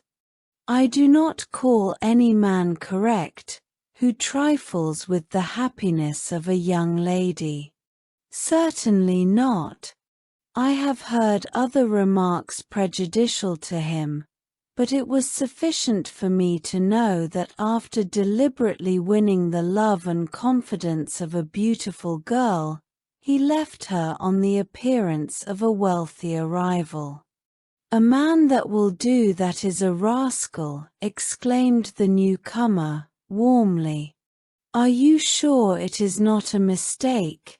queried the other lady. "I wish for Ada's sake it could be doubted. Imagine my situation as a guest, knowing what I did, yet not wishing to wound her feelings by telling her. You ought to have told her frankly. It might have been better, but I had not the moral courage. Really, the worry I had between expediency and a fear of losing Ada's friendship almost spoiled my visit. If I but hinted at the truth, she would at once communicate the fact, with the authority for it, and I should either have been obliged to bring proof, or have been thought officious. Either course would have been trying, but if she really loved you, and was worthy of your friendship, she would have appreciated your motives. Could you not hint the facts to her parents in a letter? Oh, no. You cannot be acquainted with Squire Morrison, or you would never think of such a thing. To tell the truth, he was not at first over-pleased with Mr. Barton, but Ada is an only daughter, and he would not thwart her wishes. If he thought the gentleman had been guilty of such meanness, he would set all W in a blaze. "What is the name of the deserted lady?" inquired the younger miss. Alice answered decidedly, "I am not at liberty to tell." A day or two after, the servant announced Miss Perry and Mrs. Mark, the two ladies with whom the conversation had taken place. After a few moments, the latter said, "I have thought much about poor Ada Morrison. Suppose she should marry Mr. Barton and find afterward that he had deceived her." "I have thought of that," murmured Alice, vexed that the subject was renewed, "and I have determined to do nothing about it." "What else has he been guilty of?" asked Miss Perry, bluntly. "They say there are things which would depose him from the ministry, if generally known." "He must be a villain," returned the young lady. "I don't see how he can be such a hypocrite as to write sermons. I heard him once, but I little thought what a vile creature he was." "That is the worst of the whole," continued Alice.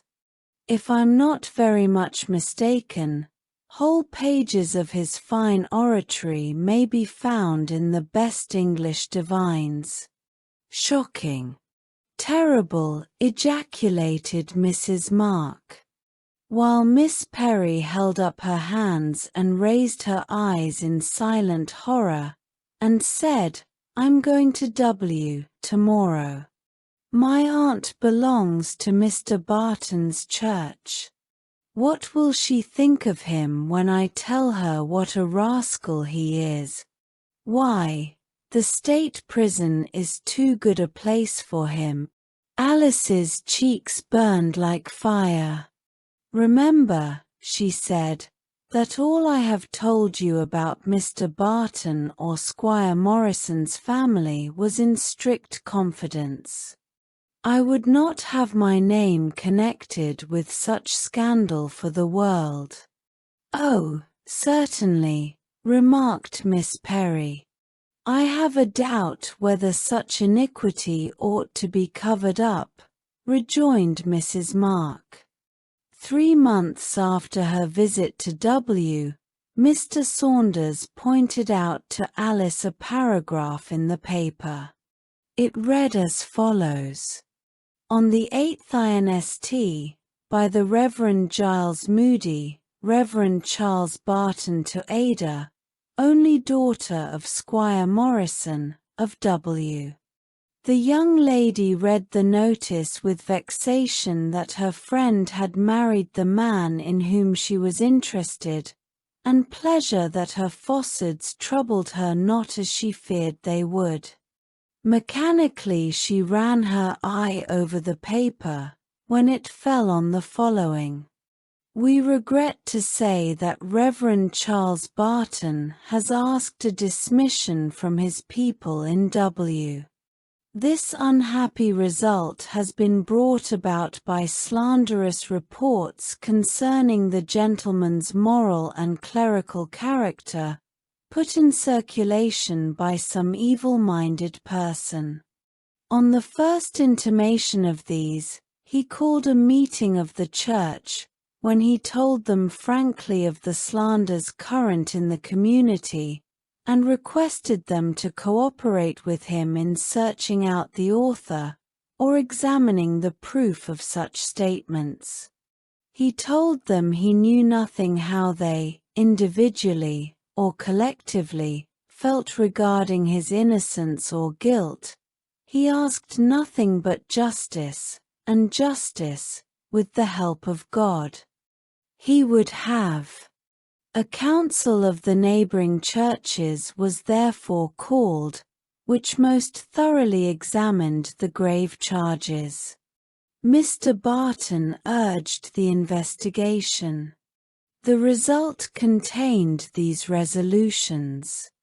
Resolved, that our beloved brother has been foully and wickedly slandered, but has come forth from this trying ordeal like silver refined in a furnace. Resolved, that we have no terms in which to express our cordial and unqualified approval of Mr. Barton's course during the whole examination. We commend him anew to the love and confidence of his church and congregation, with the hope that his useful labors among them may long be continued. Yet Mr. Barton immediately proffered a request to his people for a dissolution of their connection, giving it as a reason, that a pastor's name should be above reproach, that, however unjustly, his name, both as a gentleman and Christian, had been connected with crimes at which his soul revolted, and that he never again could labor here in the cause of his Master. If the event was to any a sorrowful one, it must be charged to the person or persons who originated the slander. Alice scarcely breathed until she had read every word. Her hot blood burned like fire. Seizing the paper, she rushed to her own room, locked the door, and threw herself in a chair, covering her face with her hands. Conscience was aroused, and set before her the effects of her own lies. Was this the way to return Ada's love and Mrs. Morrison's kindness? How did Mr. Barton offend me that I so shamefully slandered him? She began to think she had suffered enough to atone for her crime, that what was done could not be undone now, and therefore that it was useless to mourn longer. But the end was not yet. Scarcely a month passed before Mrs. Mark called one day and requested to see her alone. "Do you know," she asked quickly, "about poor Ada Morrison? I know she is married." After a searching glance, the lady asked, "Will you have the goodness to tell me the name of your informant concerning the rumors you heard about Mr. Barton? I regret that I cannot oblige you. I'm sorry I ever mentioned the silly affair. Miss Perry is almost frantic at the trouble she has brought upon herself. She was actually brought before the Council of Ministers, and was forced to give your name as her authority for all the reports. Ada was there, as his betrothed wife. She insisted she had a right to be near him. When she heard your name, she fainted and was carried out of church. She was scarcely able to stand during the wedding ceremony, which she would not consent should be postponed, because Mr. Barton needed her more than ever, and now there are alarming symptoms of a hasty decline from the shock. The lady paused as she noticed the blanched countenance of her hearer, but presently added, "If you could give me the name of your informant, it would relieve you from the terrible burden now resting on your shoulders." With a shriek she could not suppress, Alice rushed from the room. Let us, now, look forward to a period when Ellen has remained with her aunt 4 summers, and is almost 17 years of age. She has grown taller by 2 inches than her elder sister, and is a fine, rosy-looking girl. In her studies she has advanced until, at her graduation from an academy in P, she attained the highest rank. And yet there is nothing especially brilliant about this young country maiden, except her flashing black eyes and the rich plaits of her abundant hair when the sun strikes upon them. She is a simple, warm-hearted, enthusiastic girl, as unlike her quiet cousin Mary as possible, and yet bound to her in the strong love which both of them cherish for their Saviour. During all these years, she has never once returned to her city home, but she has not remained a stranger to her father. He has spent long weeks with her, and 2 years in succession has accompanied her and her cousin Mary to a distant state, where they had relatives. But now, he wrote his sister, his health was feeble, and he absolutely yearned for the company of his daughter at home. Ellen shed some tears at the thought of parting from friends who had become so dear, but realized at once that duty required her to do all she could for her father's comfort. How she was to conduct herself away from the influences for good which now surrounded her, how she would resist the temptations to worldliness at a large city, were questions which frequently arose in her mind, but which, like all other trials, she left at the foot of the cross. At this time, it was decided that at the close of another week, her father was to come and conduct her home. She had begged for this postponement because it was just at the commencement of Frank's college vacation, a time long anticipated for the execution of many cherished plans. The cousins had, during the day, been very busy in tying straw around their favorite bushes, digging up dahlia bulbs, and preparing the garden for the approaching frost, but had now finished supper, attended family prayers, and had drawn up around the cheerful fire, presenting a home scene reminding one of the familiar words of Cowper. Now stir the fire and close the shutters fast. Let fall the curtains, wheel the sofa round. Now, Frank, don't forget to make my garden during your spring vacation, exclaimed Ellen, with a laugh. Because I shall be here for a long visit in the summer, and I shall want it to look beautifully.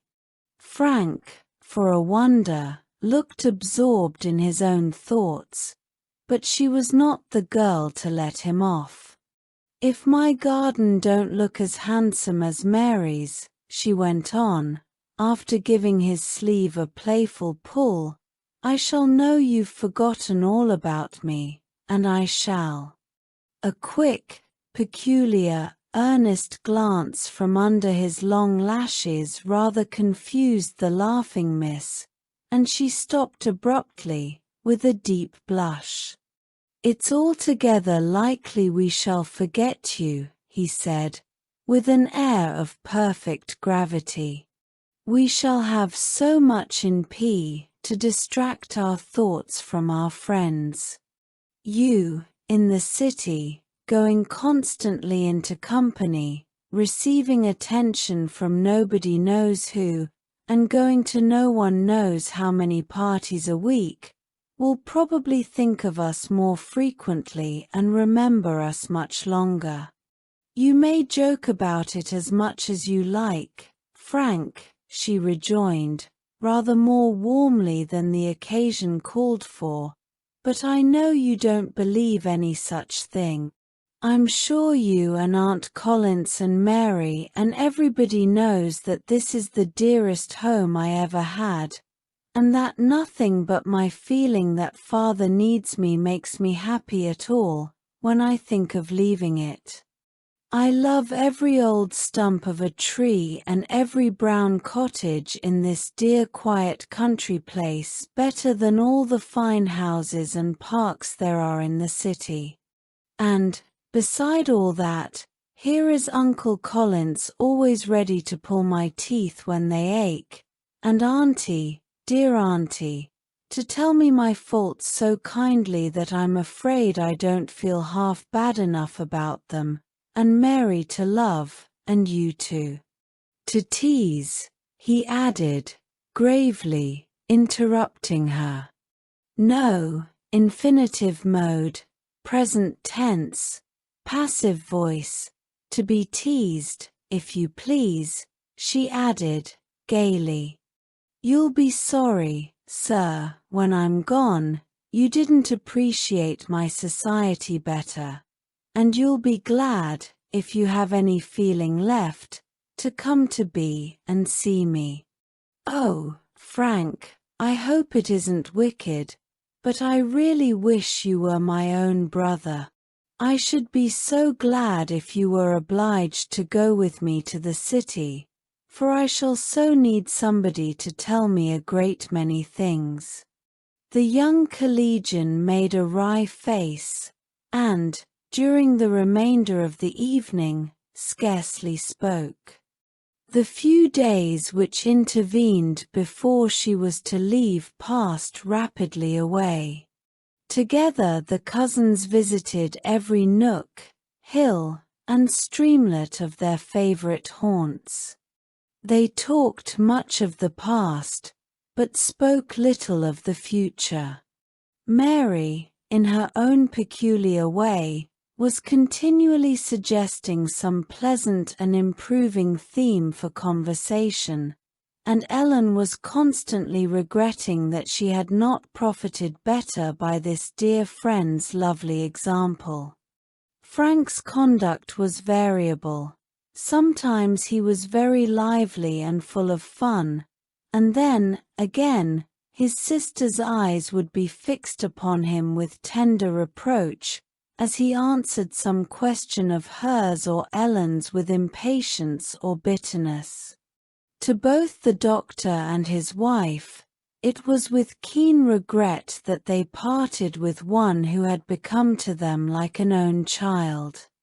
They gave her much good advice. Her aunt, especially, talked with her long and earnestly of the duties that were before her, and the necessity of keeping her own heart with all diligence, if she would hope to show those around her that she loved her Saviour.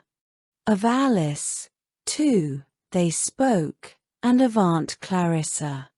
Mrs. Collins advised her niece to be obliging and attentive to these relatives, to convince them by her conduct of her desire to please them, so far as she could do so without violating her own conscience, or the duties she owed her God. On the evening Mr. Saunders arrived, her uncle commended her. The child who is to leave those who love her so fondly to the kind care of her heavenly Father, asking him to be her protector, her guide, her portion for evermore. Then they retired to her aunt's chamber, where, with a burst of tears, Ellen exclaimed, "Tomorrow night I shall hear no prayer. Oh, how shall I act when left to myself? You will have an ever-present friend, my dear child," said her aunt, suppressing her own emotion. "Go to him freely with all the trials that afflict you. Ask his help as you would ask that of your earthly father. Remember you are his child, adopted into his family, and have a claim upon the promises for support and protection with which the Bible is filled." "Dear aunt, what do I not owe you?" sobbed the weeping girl. "Think what I was when I came here. No one but you would have loved a wicked liar. I cannot bear to think of it. There was one who loved you far better than I did, one who gave his life that you might be saved from the consequences of all your sins, one who will go with you tomorrow and remain with you as long as you desire his presence. Oh, Ellen, keep near to him by prayer. He knows all the trials to which you will be subjected in your Christian course. For your sake, he became a man of sorrows that he might know how to succor you when you are tempted. You are very, very dear to all of us, Ellen. We shall miss you every hour of the day, and every time we gather around the family altar we shall implore a blessing for you." Morning dawned, a blustering, November morning, the dull leaden sky adding to the gloom which surrounded the family as they gathered, at an unusually early hour, around the table for breakfast. "You must remember your promise, Mary, to make us a long visit this winter, and we'll have a very pleasant time," said Mr. Saunders, as he uttered a few parting words and waited for the carriage. "And Frank has a standing invitation to make our house his home whenever he can leave his studies." Tea parting was over, and they were fairly on their way, but Ellen could not so suddenly repress her tears, though her father's voice fell soft and lovingly on her ear. His heart was filled with pleasure at the praises of his child to which he had been listening from Dr. Collins, and, as they hurried on after the iron horse, a smile played on his lip, while she, stealthily wiping her eyes, read again and again a tiny note which Frank had crowded into her hand. "Forgive, dear cousin, the fretfulness and peevishness I have manifested since the day we dug up the dahlia roots. I meant to have made this last fortnight of your stay in P so pleasant that you would always have remembered it. My only excuse for my foolish conduct is a remark you made to me that night, but which, at present, I cannot repeat. I know, Ellen, you will try to do right wherever you are, and I hope you will be happy. Frank." The evening of the same day found our young friend seated at her father's table, Aunt Clarissa, primly dressed in a rich, rustling black silk, behind the urn, and her own beautiful sister Alice opposite. Here, in the old familiar rooms, more than she had ever done, did Ellen miss her brother Joseph, but she felt that this was not the time to cherish sad reflections. "I am in my own dear home," her heart kept repeating, "with a fond father and aunt ready to indulge every wish, however foolish, and a sister more beautiful than I ever dreamed of to be the companion of my everyday life." And yet, before Ellen retired, she felt that she would give all she had for just one glimpse of the friends she had left. "What are they doing now?" she asked herself. "Does Frank really miss me as he said he should? I can't imagine what remark of mine he alludes to." Alice and Ellen had each of them a room fitted for their use in as tasteful a manner as their father could devise. Aunt Clarissa accompanied the latter to her chamber, for Ellen found, before the first evening had passed, that her handsome sister loved no extra exertion, and inquired whether she needed any assistance. "No, indeed," she answered, laughing. "You are just the same dear, kind Aunt Clarissa you were 4 years ago. You must teach me to help you, and not wait upon a great healthy girl like me."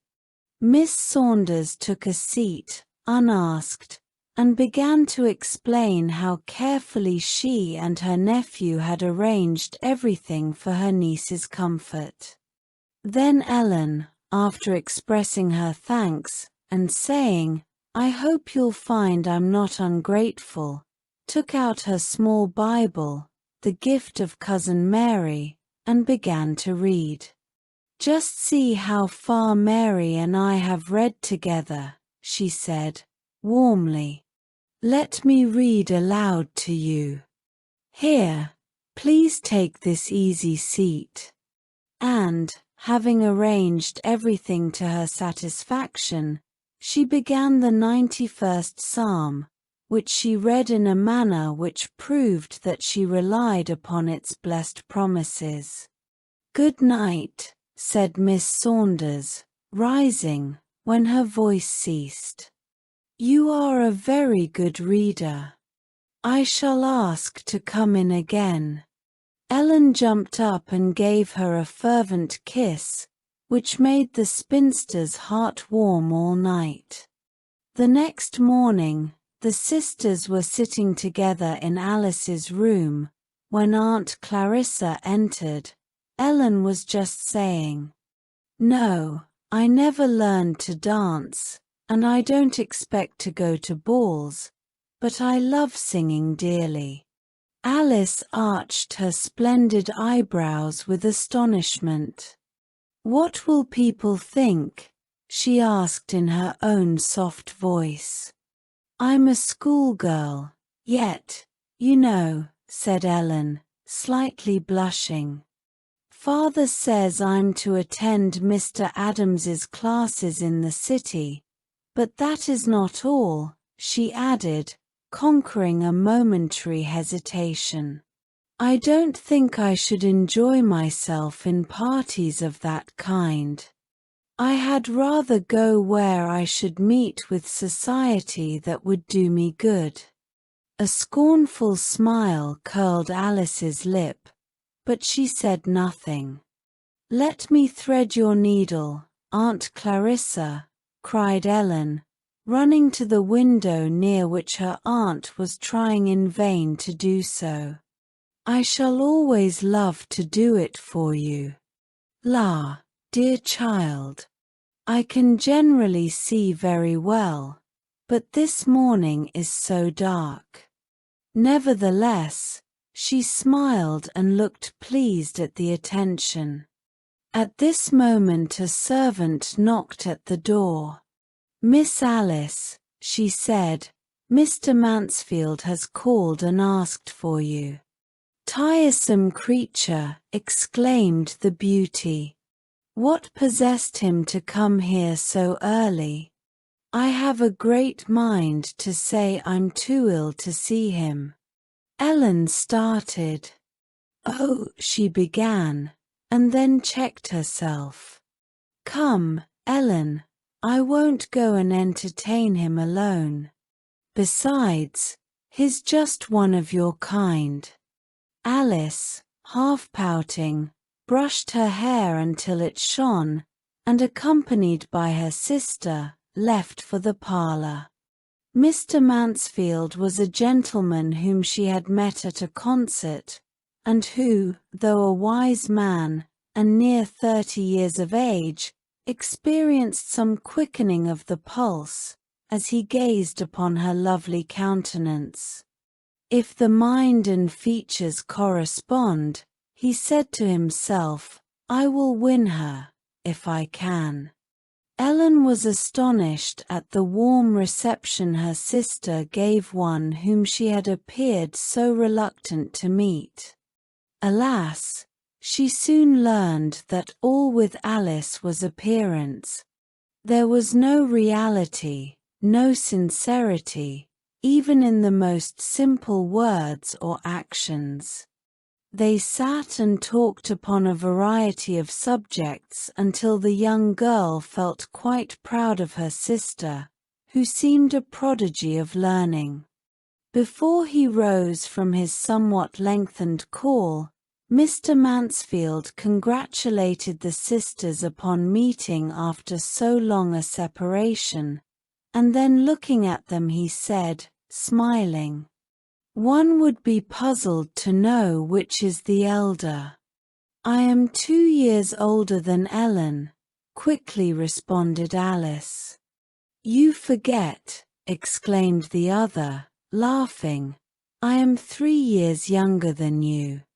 The beauty cast a glance of displeasure at her sister, which was not unperceived by their visitor, and which gave him a keen pang.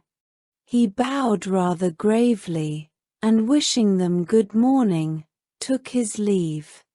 "Now, Ellen," said Alice, when he had scarcely shut the door, "we may as well understand each other. Once for all, I won't have you correcting me in company. It's bad enough to have father watching me, without your breaking in with, 'You're mistaken, sister. It's so, or it's so.'" "But," interrupted Ellen, "I didn't suppose, I never thought you wished to deceive him." "I can't help what you thought. I won't submit to it. But if I said nothing, I, too, should be guilty of falsehood, and I wouldn't tell what is not true. I had rather cut off my right hand." She spoke warmly, as if she meant what she said. "Nonsense," cried Alice, now really provoked. "What do you suppose I care for your Puritan notions? You'll find you can't carry them out in fashionable society. Then I'll renounce it forever, nor will it cost me one pang to do so. I am only grieved because—" She stopped suddenly. There was a noise of something falling near the door. Springing forward, she found herself face to face with Mr. Mansfield. His cane had dropped from his hand. Alice, after one glance into his face, made her escape through a back door. Ellen, her cheeks burning with excitement, and her kindling eyes bearing marks of the indignation her sister's unkind words had called forth, frankly expressed her astonishment at finding him there. "I was drawing on my gloves in the entry," he began, gravely, "when it occurred to me that it might be pleasant for you both to attend Mr. E.'s lecture this evening. I stepped back toward the door when I heard your remark, but if I said nothing, I, too, should be guilty of falsehood." Then followed your sister's retort, when, in fact, I don't think after that I knew exactly what I was about. She did not answer. "I may never see you again, Miss Ellen," he added, with an expression of pain, "but I do not like to go until you say you will excuse me for what I involuntarily heard." She blushed painfully, but after an effort, said, "Mr. Mansfield, you are a great deal older than I am, and perhaps will not understand my frankness. As far as I am concerned, I excuse you, but don't you think it would have been better for you to walk right away?" "Yes, if I had been responsible for my own actions, but to tell the truth, I was stunned with what I heard. And then it may affect the happiness of my whole life. But I feel that I have gained a friend, if I have lost one. I thank you for your candor, and the more as I know what an effort it cost you. As you value your own peace and that of your friends, retain your truthfulness at whatever cost. Truth is a priceless jewel, and I am delighted to see that you, at least, possess it. As our story has already exceeded its limits, I can only add that Alice, though acknowledged to have more beauty of features and more ease of manner, was neither loved nor respected like her sister. She married at the age of 26 a man whom she had deceived into believing her to be 4 years younger, and for whose position in society she had made one dreadfully false oath at the altar, when she promised to love and cherish him till death. Ellen remained with her father in B until her school education was completed, and then, as Alice was in Philadelphia visiting one of her fashionable friends, accompanied him to Europe, where they remained 2 years. At the end of that time, they returned, and were soon welcomed by Dr. Frank Collins, who had gone into partnership with his father in P. "Ellen," he said, on the evening of her arrival, "I have one question to ask you, and as I know you to be truthful, I expect a candid reply. Will you be my wife?" "Yes, sir, I will." "Ah, Ellen, then you are not sorry I am not your brother?" "No, sir, not at all sorry now." After the marriage of Alice, Mr. Saunders sold his property in the city, and went to P to live with his daughter, Ellen Collins, in a beautiful house he had built for them, where every year that he witnessed her truthful, conscientious life, he became more convinced that, in the words of the poet, though the grave's dark portal soon shuts this world of shadows from the view, then shall we grasp realities immortal, if to the truth within us we are true.